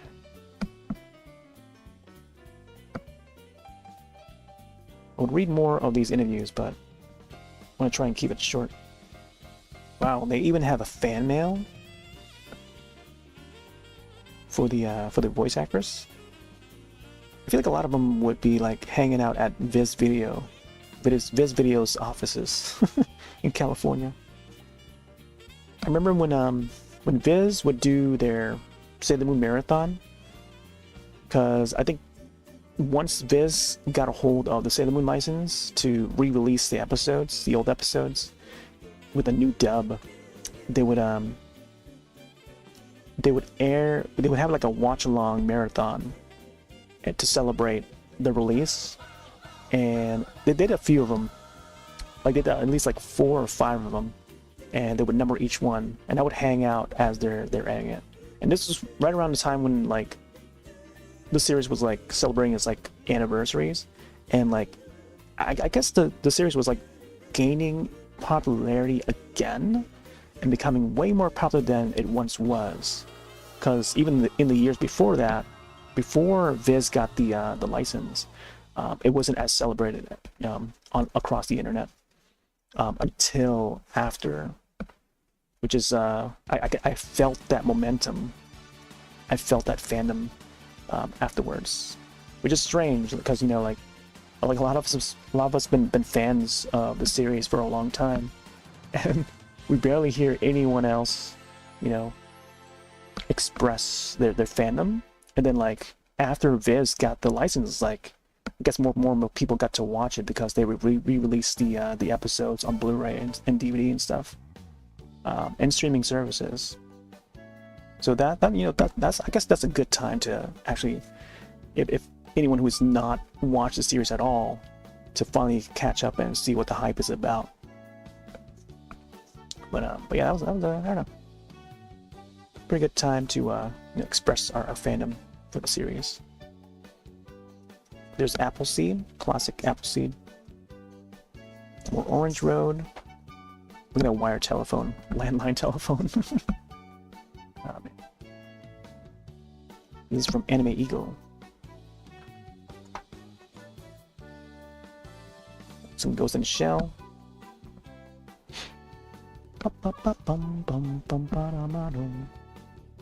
Nocturnal Illusion. A very erotic little is it a show or a game? Oh, it's an interactive anime game for adults. Oh, Boom, this one's for you. Nocturnal Illusion, adults only. Oh, there's a Tenchi Muyo soundtrack here. Sonya Wonderland. Saint Seiya soundtrack.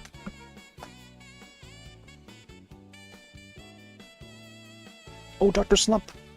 There's another one from Akira Toriyama.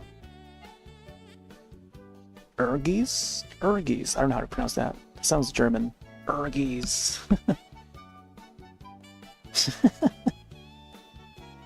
Battle Athletes. Komodo no Omocha.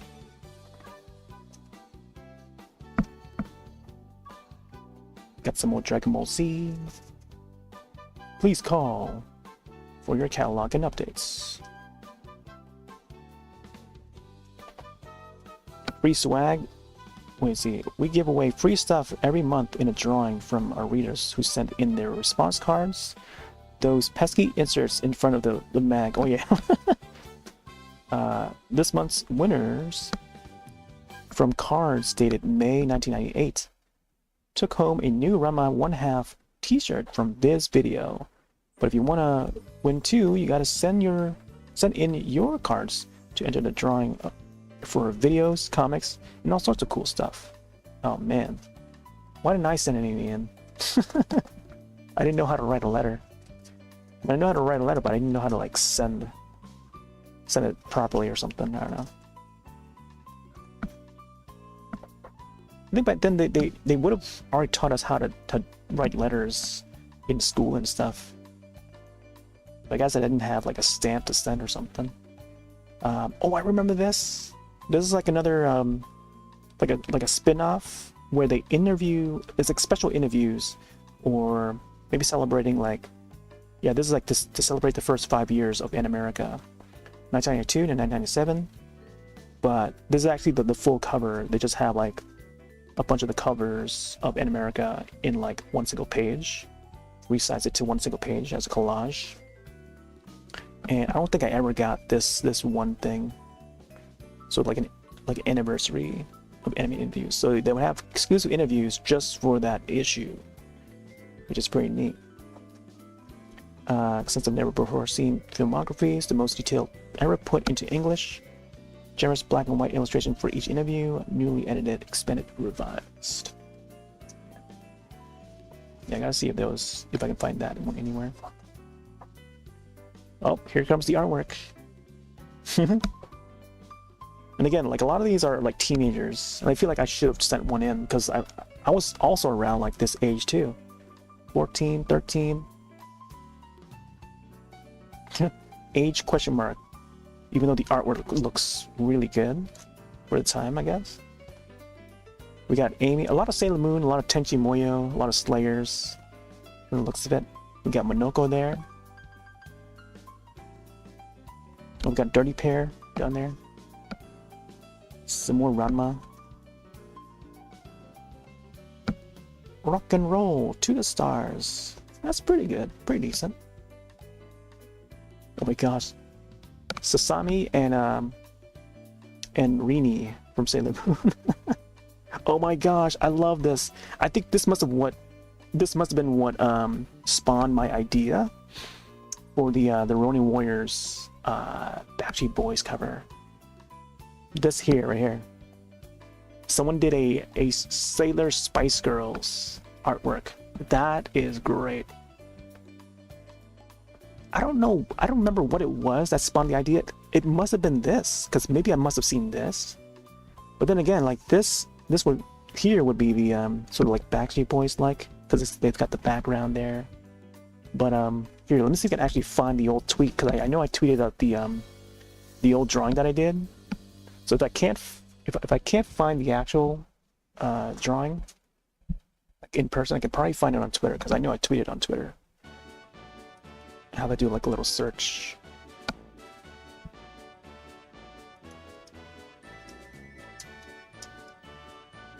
Running Warriors.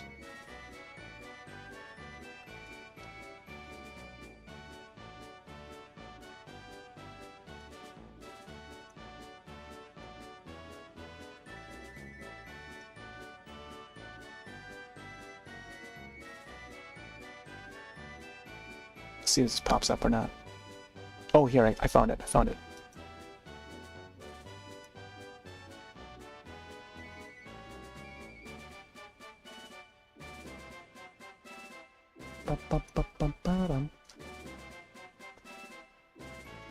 Okay, let's pop this up.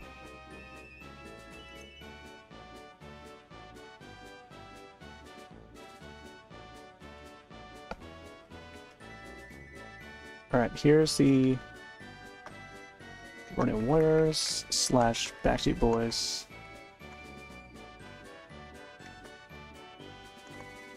Backstreet. Backstreet Ronin Warriors, maybe. Fan art. So let me see if we can open that up and then get this show on stream.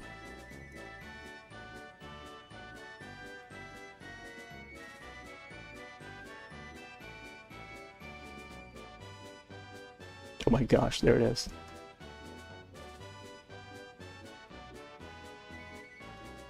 Posted this back in June 28th, 2020 for the anniversary, I think. Summer of 95, I watched the animated series on DVD called Ronin Warriors Samurai Troopers. For his anniversary, here's an old fan art I drew back in 97 of the 5 members looking like Backstreet Boys. Backstreet's back album cover. I never finished it, but there it is. There's my old drawing there. I feel like I could have sent that in. But yeah, here, let me see if I can bring up. This must have been the inspired drawing. Sailor Spice Girls that I saw in this issue of Animerica that spawned my idea of getting the Ronin Warriors Backstreet Boys drawing there on the left. It's an old drawing I did back in 97. But this is like an issue from like 96, I think? 96, oh, 98. So it must have been 98 then. Maybe not 97, maybe 98. So I think that makes sense. Alright, yeah, I just want to show that. Show me the meaning of being lonely. Ba-da-bum.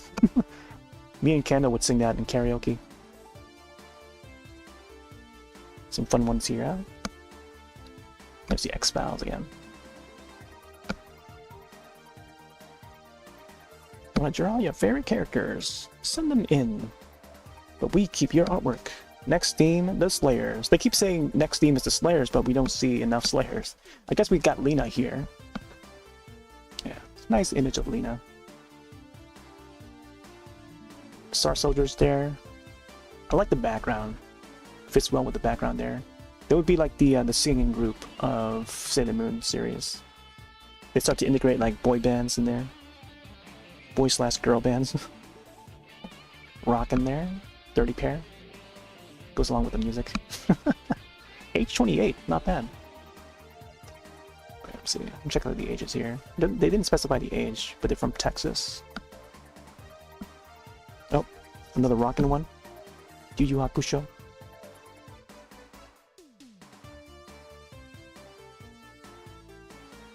Oh, this is the Super Nintendo game, I think. Super Famicom game. Soundtrack. Rock and roll. Age 16. Interesting. Oh, we got some more. Oh, here we go. We got some cosplay images. Wow. Costuming at Heartland, Maine. We got Tuxedo Mask up there. Oh, that's the character from Is it Blackjack? It looks like Blackjack. Okay, we got Ranma half characters. Oh my gosh, look at it. We got some little Sailor Moon ones. Man, I wonder if some of these fans are still alive today. Who knows if they'll come across like this video and see themselves in this issue of Animerica. Oh, look at the license plate. Licensed to anime. SLR Move. Amy-chan. Nice. From Sailor Moon there. He's got a Corolla. Orlando. Or Outlanders. 3x3 eyes. Nice. Anime Nation. Man, yeah, Sailor Moon was like the trending IP at the time. Sailor Moon, Slayers, Dragon Ball, Tenchi Muyo. Oh my gosh, I have this CD. I have this CD. I actually bought it from Hot Topic. I used to have like a figurine. Oh, let me see if I can actually find that that piece. I don't have the Rini or Chibi Chibi Moon figure anymore. I don't know what happened to that figure. It must have been thrown out or something. But I still have the Luna Ball. I'm just gonna actually dig it up real quick.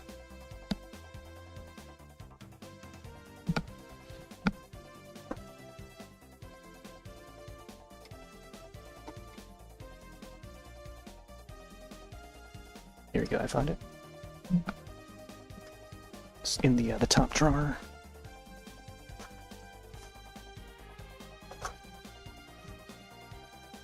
Sailor Moon stuff. And Slayers. So this is the only thing that's remained of that action figure. It's the Luna Ball. That's all that I have left of it. Remnants of the Rini figure, Chibi Moon. It was like the action figure that you can pose. It's like very rubbery and plasticky. It's bendable like this. And you can set it onto like a stand and just set it on a desk. And that was the Chibi Moon figure. I have no idea where that is now. But yeah, it was like more flexible than the Link figure. There's the Link figure. Posable, but not as like, you know, bendy. Because the limbs would be like really thin. But yeah, and then you can set Luna Ball like right beside the character. So this is all I have left of it. I'll keep it to the side here.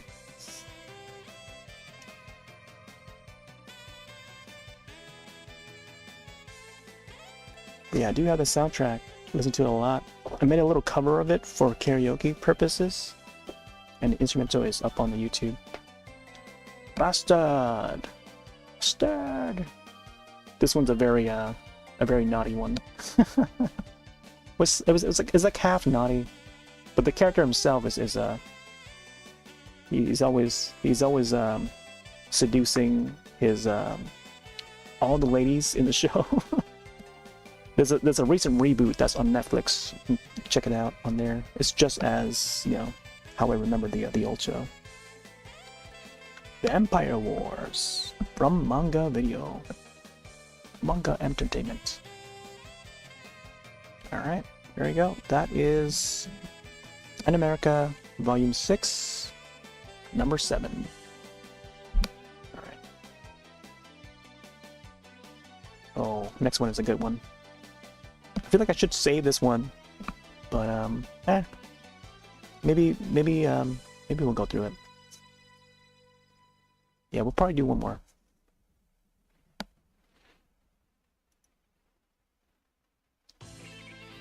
See, like there's a bunch more in the feed that pops up in the search results when I looked up on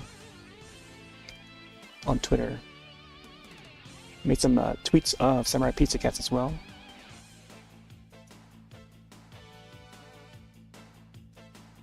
Tweeted over to Right Stuff Twitter account back in 2013 or 2023 apparently, before they announced the new game. I feel like it was like a small peak of Samurai Pizza Cats posts as of recent because of the new game, and there's like folks like they're scrambling to look for like episodes to stream on the internet.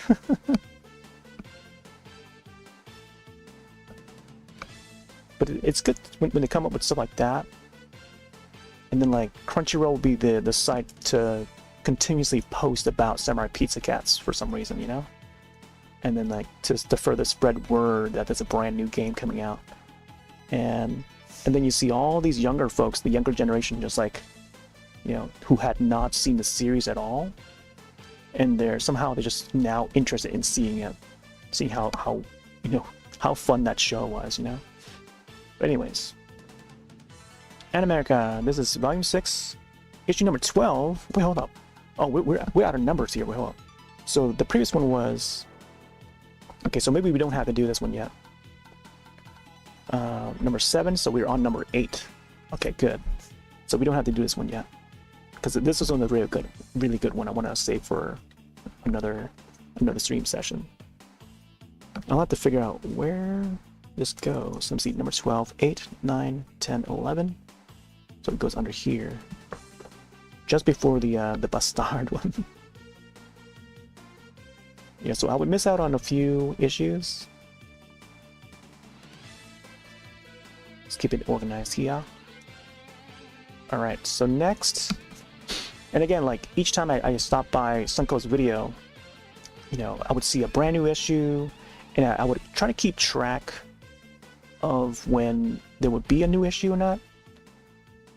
And when there's an issue that I already have, you know, I just leave it alone, and then I just don't buy anything that day. But instead, I would just go over to like Sears to play whatever the latest game demo is over there, and also swing by Electronics Boutique and stuff. Hot topic.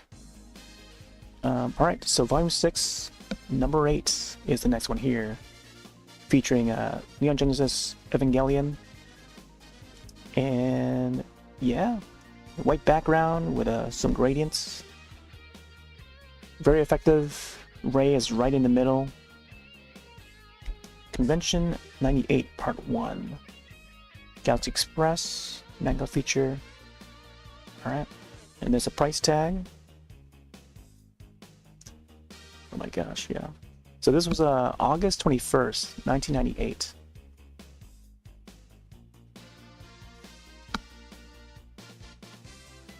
Wait, is it August? Yes, August. August 21st. Oh boy. Feast your eyes on this. Oonga Oonga. Voltage Fighters. Cowgeyser the movie. Gotta love this art style, man.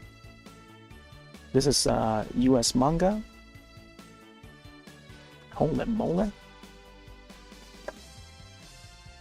Oh, this thing here. What was it? This thing that you can send? Yeah, I think it's this one here. The postcard or whatever. Just add a stamp and then you can send it through the mail. Hey there, Dan. Is that the issue with the Gendo pinup? I don't know. We haven't gone through these issues for decades, so that's why I'm sort of like documenting these, so that, you know, that way whenever when I put these back to storage, I can just refer to these videos if I want to look something up real quick, you know. So that's why I feel like a lot of these streams I can just like, oh yeah, I don't have to like boot up the Switch or boot up the N64 just to view a certain part of a game. I'll have it locked in mind if I ever got a certain event to occur in the game or something, so I can refer back to the footage in the archives. But yeah, we're checking out some issues of Animerica. I don't know if you read any of these, Dan. And I'm noticing a lot of like some of the advertisements, there will be like game related. So like the Darkstalkers / Night Warriors, they would advertise that. They would advertise like a Capcom IP. Sometimes, you know, there will be like crossover advertisements.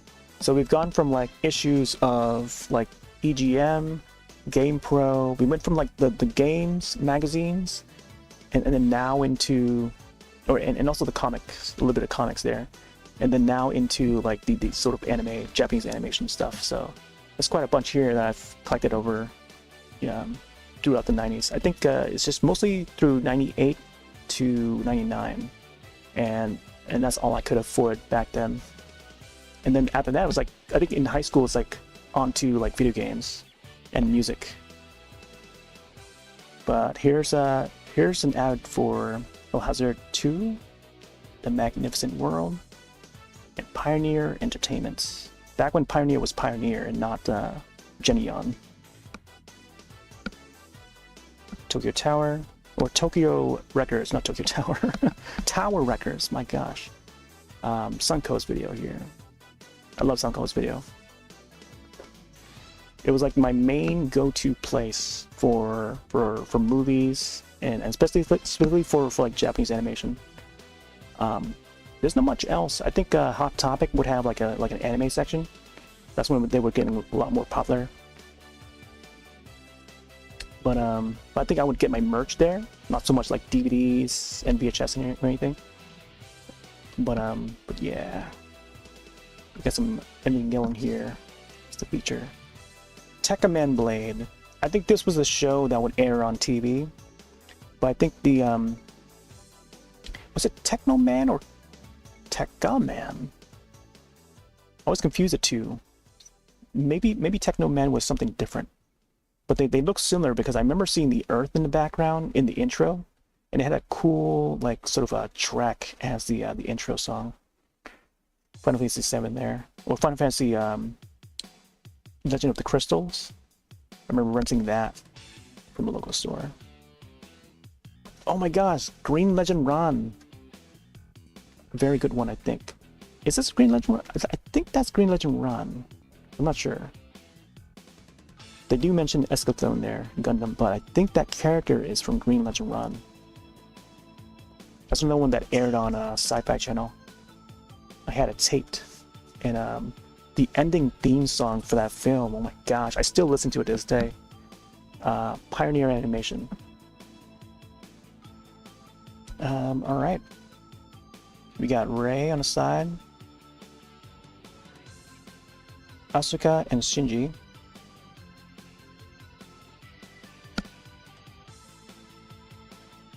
Find out how many, how image is everything as we talk to Neon Genesis Evangelion's character, designer Yoshiyuki Sadamoto, about creating anime legends.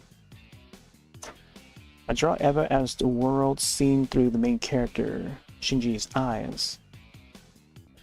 But since humanity of Shinji comes from me, and from a 14-year-old version of me, maybe that's what breathes life into him.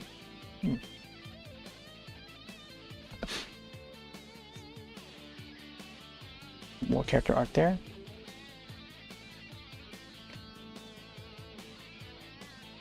I would read like little excerpts here and there, but not all of them, since we have like a lot to go through. And I feel like we're not even halfway through all of the magazines yet. Some more character art here. I think it's more to display the artwork.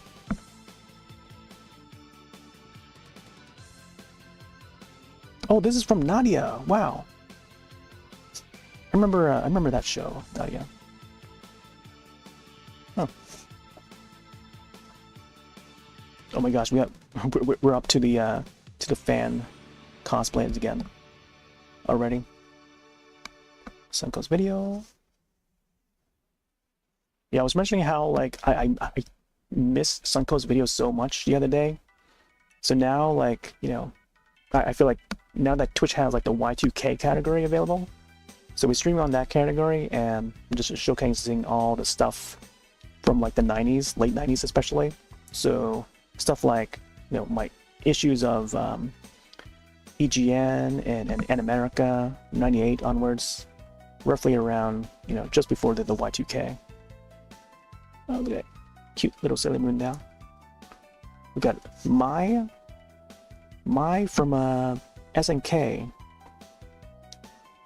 Let's see, Fatal Fury, Shiranui.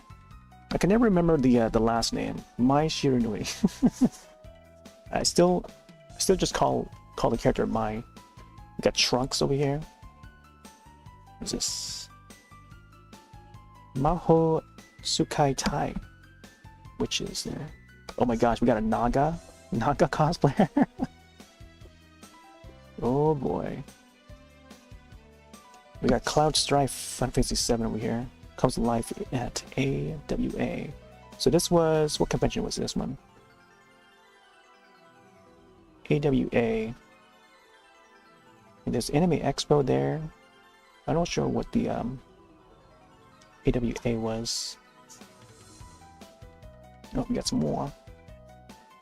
1988 convention. Urusei there.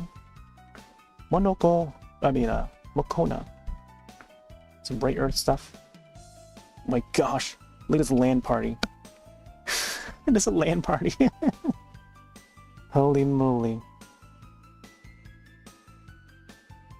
Man, that's how they set up computers back then in '98. Conventions? We got Goku done. Oh, Escaflowne. Bastard. Oh, Rosa for Size. I remember that one. Holy moly, man. Oh, there goes the figure.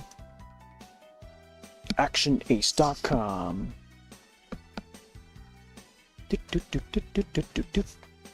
Got some Gundam. Classic art. Got some line art.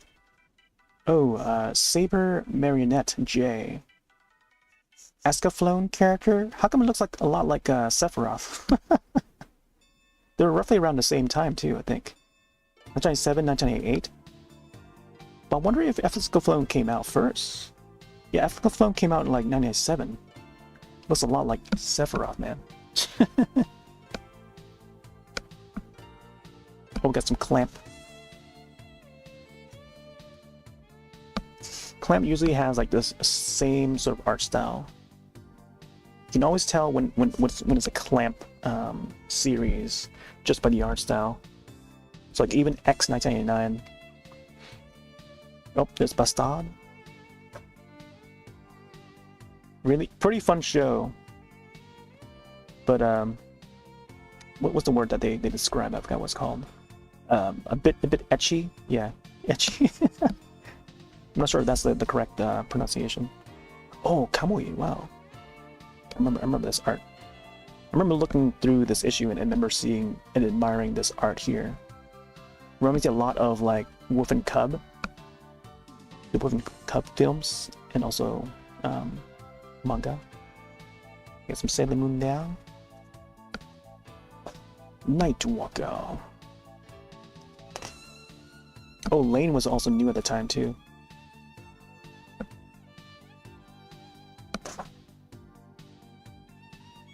Oh, here we go. El Hazard 2.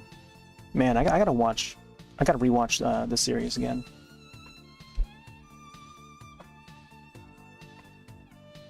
I don't think I ever made it to the end of the second series. I only made it through the first series, and then I was more about Tenchi Muyo. But El Hazard was like the alternative to Tenchi Muyo from the same label. That was Pioneer Animation. But I remember my friend was close friend of mine would be a big fan of El Hazard for some reason. Like he would rent up more than I do. Alright, so TV update. I guess Dragon Ball Z was still airing on TV. Samurai Pizza Cats. Samurai Pizza Cats. Dragon Ball Z on the iChannel. I was still watching iChannel there. Robotech, Sailor Moon, Speed Racer, Thundercats, and then local TV on PBS. Robotech, Tenchi Muyo Universe, and Tenchi Universe, then Voltron. And here's the Saturday Anime again. Saturday Anime. They would have like a commercial bumper specifically to advertise Saturday Anime, and they would feature like clips from each of these films before and after, like during breaks and stuff. They would play it, and also advertising that Saturday Anime block during other shows when it's like not on a Saturday and stuff. So August through September, they would have Vampire Hunter D, and these would just go in rotation like after a while. Once they get through a certain few, they would just rotate the films over again the next year and stuff. Project A-ko, another 1985 film. Record of Lotus War, that's another sort of RPG / fantasy. Iria, Zerem. So this is that series that had the live action film based on, and parts 1 and 2 would be aired. Interesting. There we go. I remember recording Project A-ko and Record of Lotus War airings on the Sci-Fi Channel. Vampire Hunter D was something that I rented VHS tape, and then just made a copy that way. But then catching it on TV was a neat thing to see. All right, got some more figures there. Ooh, some more arts from Eva. Eva Arts.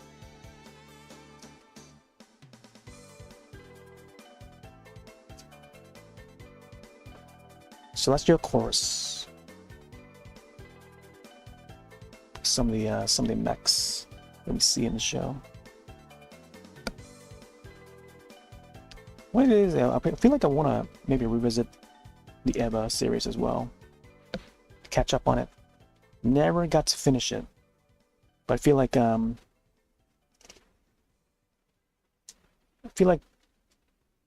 maybe someday I don't know. I don't know if Hollywood would try to maybe do like a live action version of it or something. It seems like it's gonna get there because, you know, now they're currently working on like an Akira, like an Akira live action. Oh, here it comes again. here's the adult section for Bun. We got the Hex Files back at it. Dragon Pink. Ooh, Slight Fever. I can't see the rest of the title there. We got Lunatic Knights. Robia? Phobia. Okay, Phobia. Alright. But that's all new stuff. Oh, there's like more in the list there. I just realized they had like Labu Girl in there. Listed. Twin Dolls. Wow, they have a lot of like popular titles and then like adult titles as well.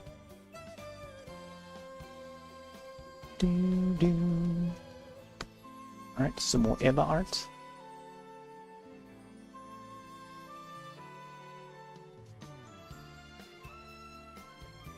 Men in Armor.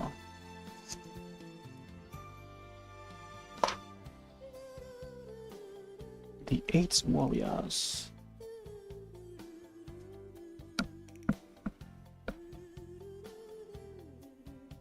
Isn't this from wait, is this from Saint Seiya? Oh, this is from Tenku Senki Shurato. Heavenly, what is this? Heavenly Battle Legend Shurato. Picked up the baton for the Armored Hero show from Samurai Troopers. In Shurato, the battleground returned to the realm of eternal gods, but instead of Saint Seiya's classical Greek deities, the gods of Shurato hail from the Hindu mythology of ancient India. Ooh, interesting. I noticed that. Like, I noticed like the design of this here would be something that they have for like the gods or deities in Indian mythology. That's pretty neat. I don't think I've ever watched this series though. Yeah, Shurato. And then there's the gods there.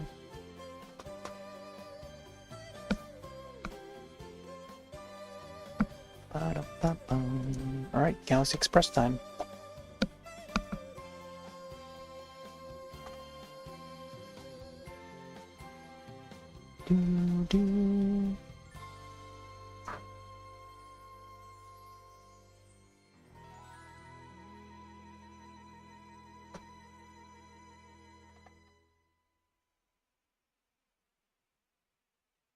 Looks like a Neptune there. Wow, that's very blue world. Yeah, Neptune would be blue like that. Because Uranus would be a different color or slightly different color. It looks a lot like how Neptune would be displayed. Neptune, Uranus. Oh my gosh. It's trying to go potty there. Welcome aboard the Galaxy Express. Alright, next soundtrack. Let's get the Taijin wheel back. Do do do do do do do.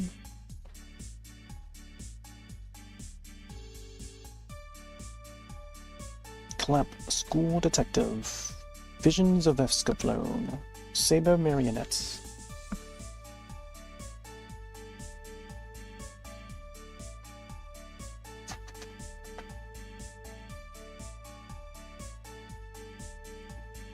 AnimeVillage.com. Wow, I like how like silvery these pages look.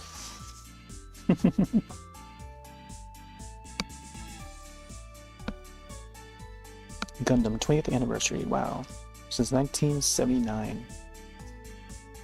Oh, the manga continues. Well, let me see if we can hydrate real quick. Get some water.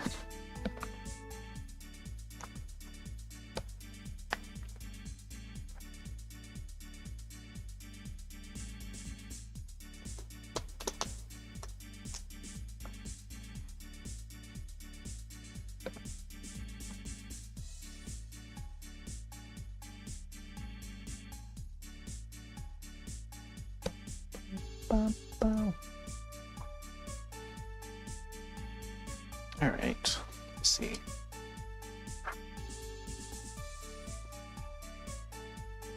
Oh wow, look at this image. So different from the rest of the art. It's almost like they use like a photograph or something. Blended in for the background. Neat.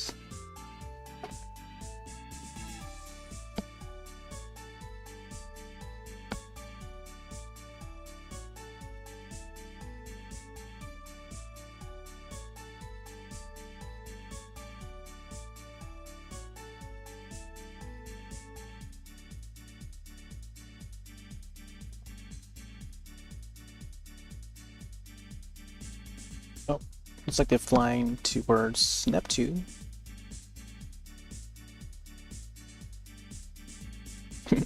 Bathing the cat there. With all the onomatopoeias, reminds me that Mark Art World is going to be bringing back the onomatopoeias, much like the Mark Art 64.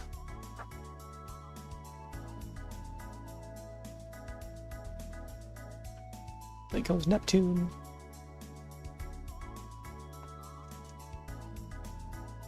Oh, that must be the sun. The sun looking blue.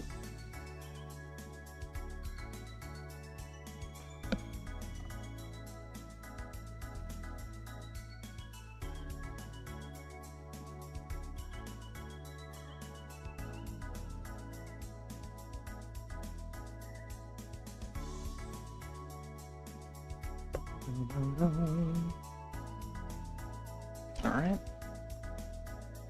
That was that manga.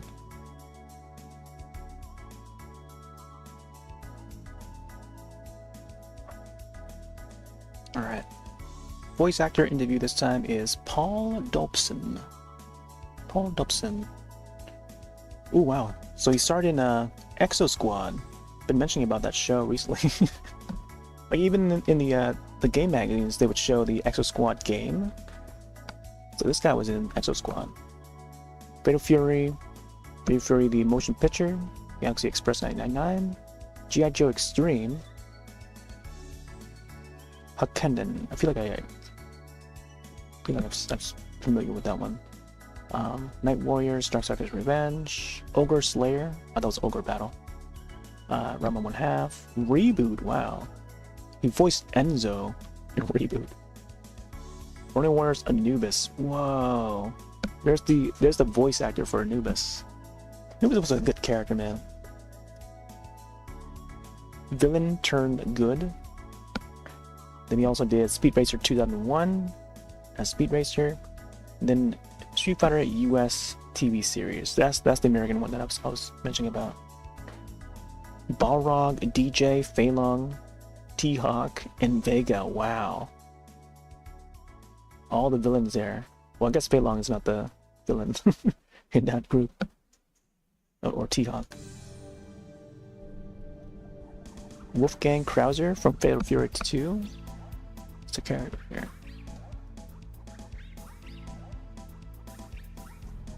Oh, apparently, oh, so he voiced the old guy in Ranma 1F. Oh, there's Dimitri. Wow, he voiced Dimitri. That's neat. There's a fan mail address. Wow, wow, wow. Oh, here's how to draw Goku. Last time we saw how to draw for First Other Jupiter, and this is how we can draw Goku now. Stick figure. Shapes. 5 steps. Add some hairspray. That's pretty cool.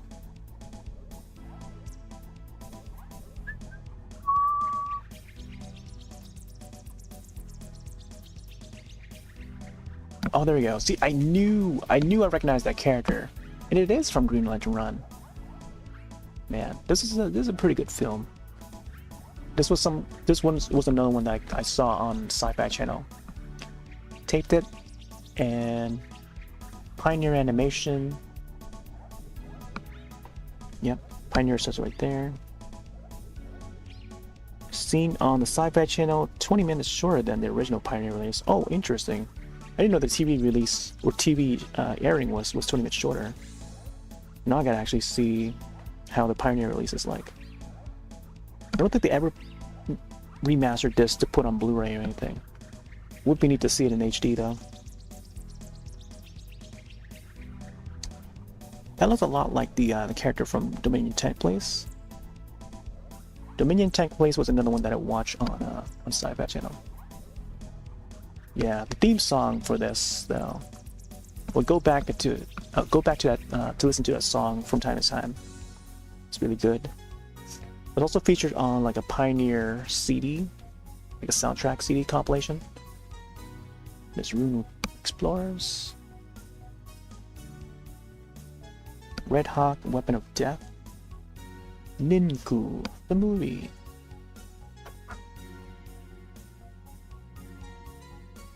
Oh my gosh, I have this CD. I have this CD. I actually bought this CD from when I was up in Canada. Whichever year it was, like 95, 96. Actually, I don't know what year that was when we went. But yeah. I gotta see what year this came out. It was all in Japanese too. But when I saw that, I was browsing the CD shop when I was up there. I was like, oh, I want to pick this up. I think while I was up there, I also got a Pikachu wallet. So that must have been like around 97, 98. Yeah, I thought it was like 95 though. There's the Tenchi Universe TV series soundtrack. Yu Yu Hakusho.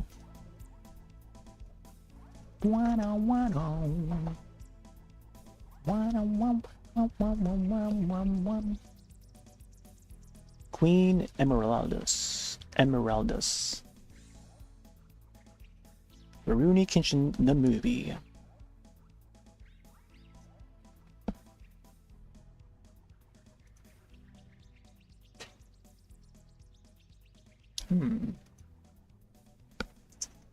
Oh, here's Princess Mononoke.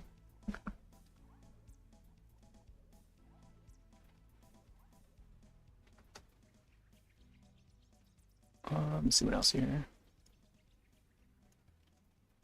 That's a feature film directed by Hayao Miyazaki, known for Kiki's Delivery Service. Let's see what my wrote here. Never thought I'd see the day when a Miyazaki film featured 4 spirits that look like cross between chittering mushrooms and those stereotypical gray aliens from the X-Files. But this is a film. You also get monkeys with glowing red eyes, giant wolves and boars, Kurosawa-esque gore, and a tough male lead can really get behind. Call Lady San the bride with white fur. Interesting. Great film, by the way. It's like very Zelda-like.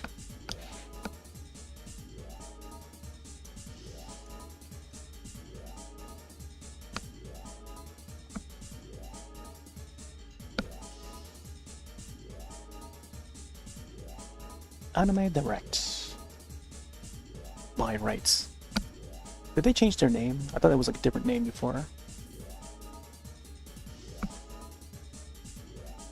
Free swag. This time they're giving out Steam Detectives. Oh, I remember Steam Detectives. That was something that was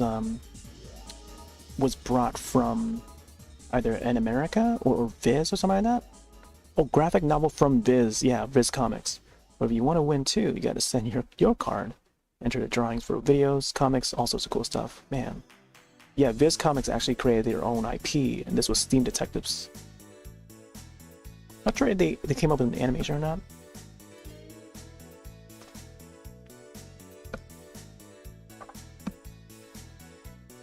Oh, we got some mechs here. Go-getter. Go-guitar. Go-getter. There's Joy's animation again. I always see this ad here for Joy's Japanimation. Always towards the end of the issue. Japanimaniac. Japanese animation, music, wall scrolls, and import games. Big catalog. Well, here comes the drawing soon. Alright. We're almost at the end of this issue. And the stream session. Dragon League. Featuring anime legend Megumi Hayashibara, superstar of Ranma 1/2 and Evangelion.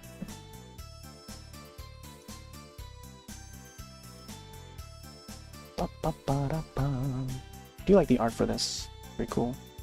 The battle begins, stranded in a mythical fantasy world.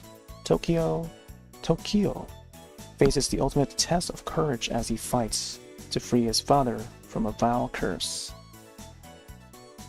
Now, 4 different volumes. Street date 1988, 1989. Unrated. Oh, this was shown on the Tokyo TV, yeah, Tokyo TV. Fuji Sankai, but then like I guess, oh, I don't know if it changed their name or not. Okay, here we go. Here are the drawings.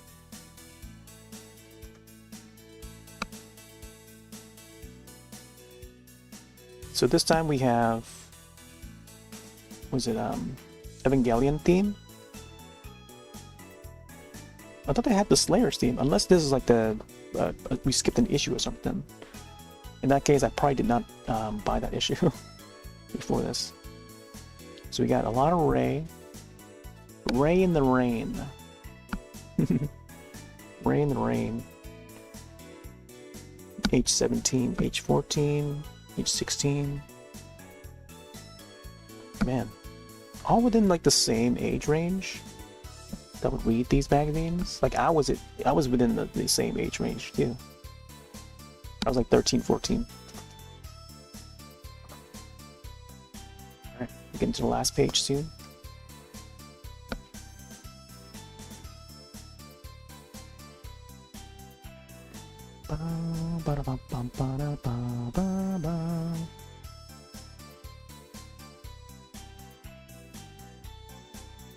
Oh wow, you got a Star Wars. Wait, this is an official art. Okay, yeah, this is official covers, I think. Wait. Is it? No, this is still fan art, I think. Yeah, this is still fan art. Wow. I like how they have it like as like a feature like this. A special movie trilogy triptych? I'm not sure how to pronounce that. By 21-year-old Gary Ambu Bayog of Manila, Philippines. To help you with character identification, check Gary's handy key. Okay, so Rama is Luke Skywalker. We see that. Yeah, Luke Skywalker there. Yeah. Wow, that's some cool stuff right there. Ranma and Star Wars in a trilogy. Kind of wish the camera would like focus there, but it's very cool. What is this, Yamato? Oh, this is Captain Harlock right there. Captain Harlock. And that is very creative. I love when they do like mashups like that. That's why I try to come up with my own. So no one has done like a Backstreet Boys Running Warriors. So I drew that back in like, I guess 98, 97, 98. All right. Reaching the end soon. Do you like the 3D hardlock? Oh man, I haven't seen that for a long time. It was all right. I remember seeing the live action. I think that live action was all right. I don't remember much from it nowadays. But I think the like when it comes to like the 3D animation, like there was an age where we started seeing more, like some of the classics were stepping into like the 3D era of like CGI. So I remember the Appleseed. I don't know if you've seen the Appleseed one when they started doing like the CG. That was like back in like 2004, 2005. It's around there. That one was alright. I don't remember much from it other than like how the colors were. You know, it was like pretty dark. And the same thing goes for that other Harlock film, the 3D one. But yeah, I don't know. I feel like all of it was like more of like a test to see how animation could be like when it comes to like 3D or CGI. And I guess they're still testing out that formula. Even with like the Ruby series, I feel like the Ruby series is really popular. It's like an ongoing series that's still I don't know if that's even still going at all. But it seems pretty popular. It's been featured in like, you know, cameoed in other films and stuff. I remember seeing that in Dr. Sleep. Like, there was a poster on the wall because one of the characters was like a fan of the series. So that was surprising to see when I watched that in theaters. But yeah, I don't know. I can't think of another one where it's like you know, it's been converted to like CG. Other than like, I don't know, like tech, I won't say like tech demos, but like more experimental videos, and mostly ones for like music videos and stuff. Oh yeah, here's ADV Films. I like this iteration of Dirty Pair Flash. Artwork is great. I would love to revisit it. Where was Star? And then we got Slayers, the motion picture with Naga, Naga and Lena. Yeah. So the image that I showed earlier, my old drawings. There's a folder that had like where I would print a whole lot of the like artwork, like images of various shows, and the one that included a very erotic pose of Naga. Oh man, I would not dare print that out during school. It had to be like out of school time. But I think I had a friend print that out. But man, that was just a different era. Vampire Wars on the back there. All right. So it hinted that next episode, or by next episode I mean next issue, they will cover the world of Hayao Miyazaki. And then let's see, Osamu Tezuka, okay, behind Blackjack, Go-Go 13, and Rose at First Sight. Okay, so yeah, I'll save this issue for next time. This one here is gonna be the next one. And again, like each of these issues, I continue to buy them, you know, one by one, without having to subscribe. I feel like I wasted so much money, but I was just like a dumb teenager that didn't know how to like subscribe to magazines the proper way. But yeah, like each of these were from Suncoast, so that's why they still have the price tags on them. But anyways, yeah, that's I should probably put this at the bottom. Actually, you know what? I'll leave this at the top because, you know, this was the last issue. So I think whenever next stream will be, I'm not sure if it's gonna be tomorrow or not. I want to take a break, but I don't know, maybe sometime later in the week, probably continue with this issue here. You guys got EG and Kiki flying around there, which is pretty neat. And that's gonna be the thumbnail, I think, for the feature stream. Printing out. Taking it to school. Oh my gosh, Dan. Dan. Oh my gosh. Dude, I got in trouble. I would love to tell a story about how I got in trouble. My gosh. Dude, I got in trouble in 3rd grade. 1993. Oh my gosh. I got called to the principal. for even the non-anime ones too. Oh my gosh. That was a time. We were such troublemakers, and like the entire class, and I got a dirty look from the teacher. Oh my gosh. Oh boy. Oh, thanks. Yeah, we don't. This is something that I'm trying for the first time. Just having these magazines, and I've got a whole bunch of magazines. I feel like it's, I don't know, it's something unique. I feel like not many people can do it. I mean, I guess you can, but like, you know, something that's like, I don't know. It's just like physical media, and we're losing touch of physical media. Nowadays we have like the Switch 2's coming out, and there's so much focus on like digital, you know, digital games, digital movies, streaming services and stuff like that, Netflix. But it's just not enough like physical stuff anymore. And this is like a good way to document all of that. So I didn't even get to show these yet. These are the catalogs from Right Stuff. 2017, 2018, they would send these to the mail. But I don't know, I would keep these, you know. There's like a whole bunch of other stuff. There's like Sanrio stuff that I didn't get to show, you know. But I guess I'll just show like a little preview of some of that stuff. I don't know if I have it. I don't know if I have it in this folder or not. But here, I'll show this folder again. This would include some of the artwork that I've done.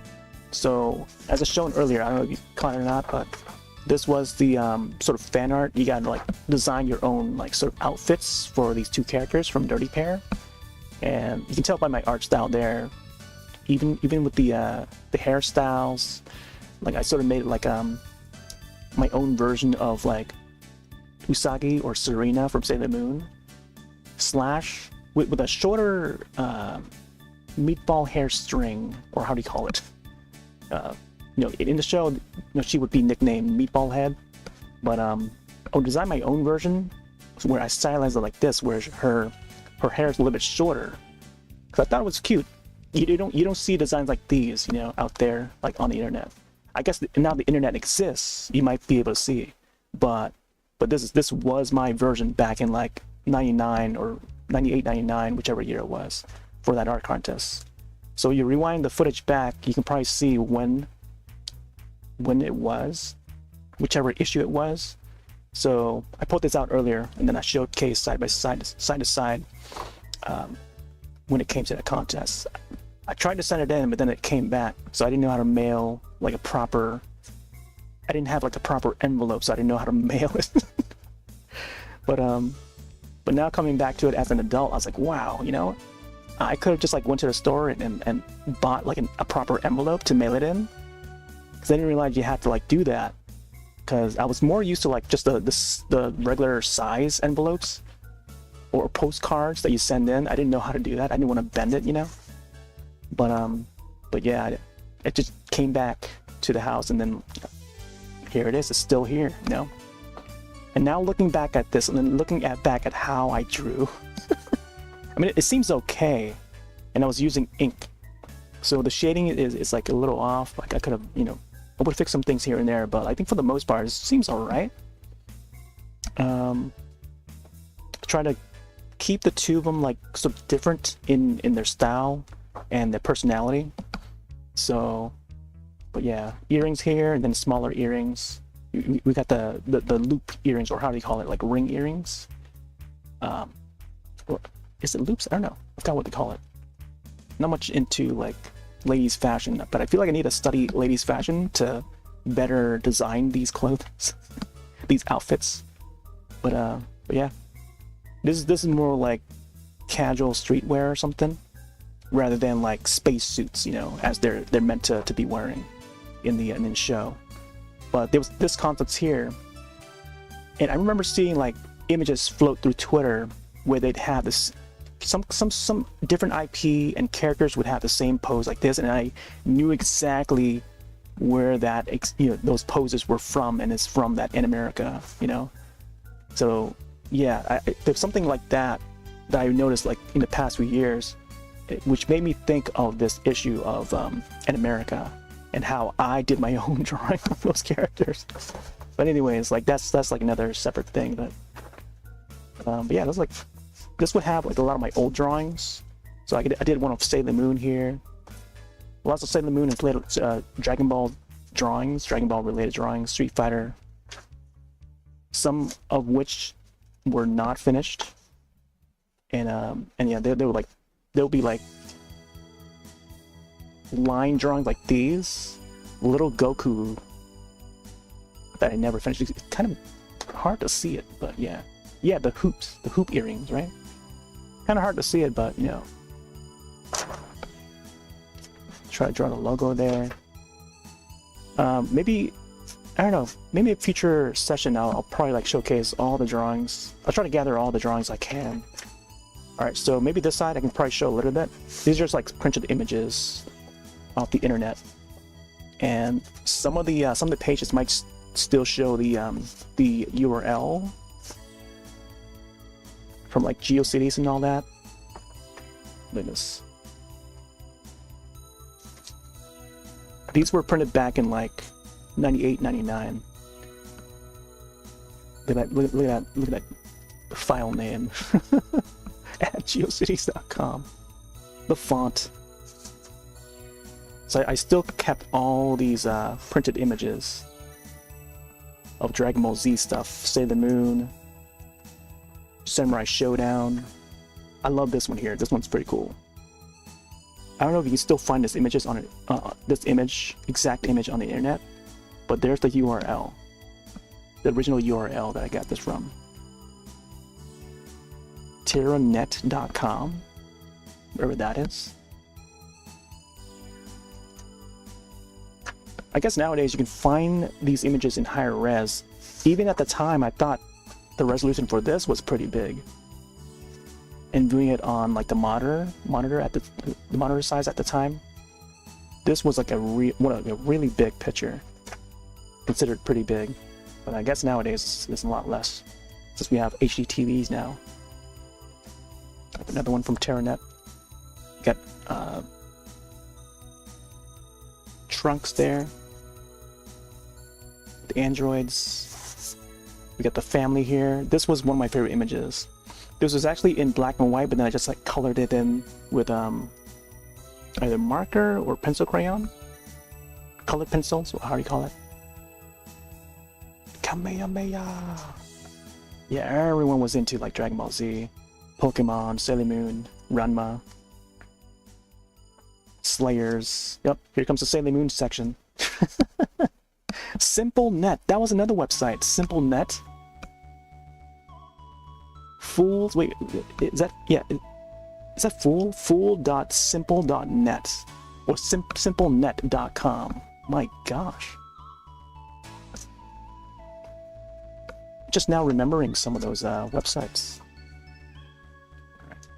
There's another one I sort of like colored in a little bit. Alright. Some more Sailor Moon stuff. Lots of Sailor Moon. Big fan of Sailor Moon. SimpleNet, man, no one mentions simplenet.com anymore this day and age. There'll be the GeoCities, there'll be the Angel Fire, but no one mentions simplenet.com anymore.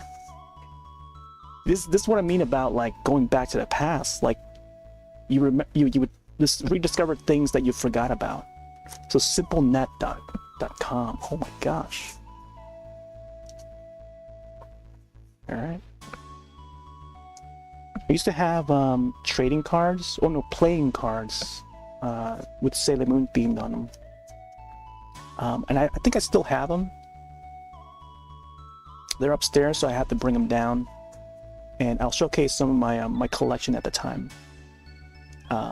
It's like encased in like a small suitcase. It was like mixed of like Dragon Ball Z, Pokemon, and Sailor Moon stuff in there. Like I still have like the soundtrack.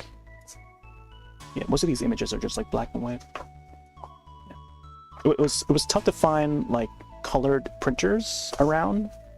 And when someone has a colored printer, oh my gosh, you like ask them a favor to print all these images. Yeah, that's how it was back then. Our school only had like a black and white copy machine and printer. Yeah, put these back in.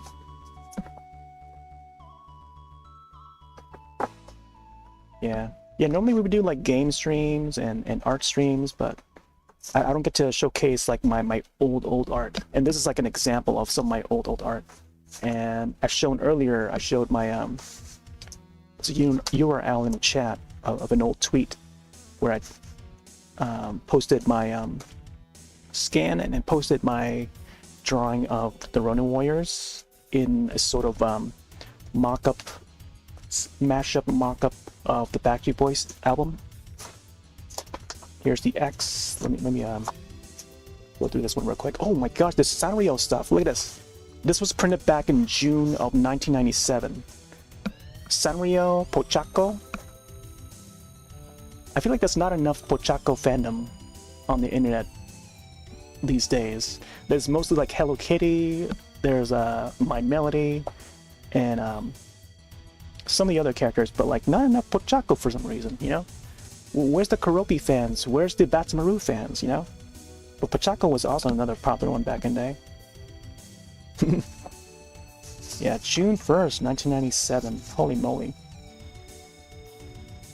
Web statistics. Man, back when like websites would have its own statistics that you can click on. Oh, some Tenchi Muyo stuff. Oh, this is like a spray paint thing. I remember doing this. Look at that little eagle there. It must have been like a cutout. Jirai.net. Sasami. Yeah. Some more Sasami. Yeah. I've got some old drawings of Tenchi Muyo. Some have been uploaded to the internet, but I don't have anything that's like accessible to link right away. Oh, there's some Mortal Kombat stuff too. I was a big fan of Mortal Kombat. We covered some Mortal Kombat stuff last night. There's Goro. This is that same image that we saw just the other night. Jade there. Kano. This is back when like Trilogy was like the latest, I think. Yeah. Oh, Moldiver! Go, Moldiver, go, go! Oh man, this was something that I drew back in like 95. This exact image. 95, I think? Yeah, it was like back in 95. It was a school art contest. Big, like blank canvas. It was like a big, like, not so cardboard, but like a big white paper. And then I just drew on there like this exact image. 1 year, I forget what year it was. Either 96, 95. And then the other year was like a Sailor Moon reference to the intro that you see in an intro where she's like standing by the window, and then the other side she would be the Sailor Moon, and then the other side would be one side would be like Serena, aka Usagi, in her school uniform, and then the other side would be Sailor Moon transformed on the reflection of the glass window. Got some Voltron there, some Ranma, Samurai Showdown. Yep, and then the address for Animerica whenever I want to send some images in. So this is just only one folder. I didn't even go through all of them. Just a sneak peek. A little more than a sneak peek. All right, I gotta be careful with this, or else it just breaks apart. But yeah, there's a lot more to show. I kind of want to like document all of it, because I know one of my close friends who I grew up with. And you know, we both watch all these shows, and you know, we both read Animerica and stuff. We listen to the same music, we watch the same movies and all that. He wanted to see like some of my drawings on video, maybe not in a form like live stream like this, but like but you want to see it in like a, you know, like a, so like how I did my Inktober drawings and stuff. But we'll see. I don't know how I'm gonna put them all in like a single video like that, but I guess this would be one way. Anyways, it's getting late. Thanks all for hanging out. Thanks for joining. Thanks for listening. I'm gonna be back tomorrow. I'm not sure with what. Could be a game. We might go back to some Monster Hunter. Not sure. Or even the Half-Life Alex with the VR stuff. We'll see. I don't know. Yeah. So we'll probably postpone this for a bit, and then we'll someday we'll get back to the next issue. That is this one here, issue 9, volume 6. And yeah, I'm gonna take off for now. Have yourselves a wonderful night and or day. I'll see you in the next one. Later.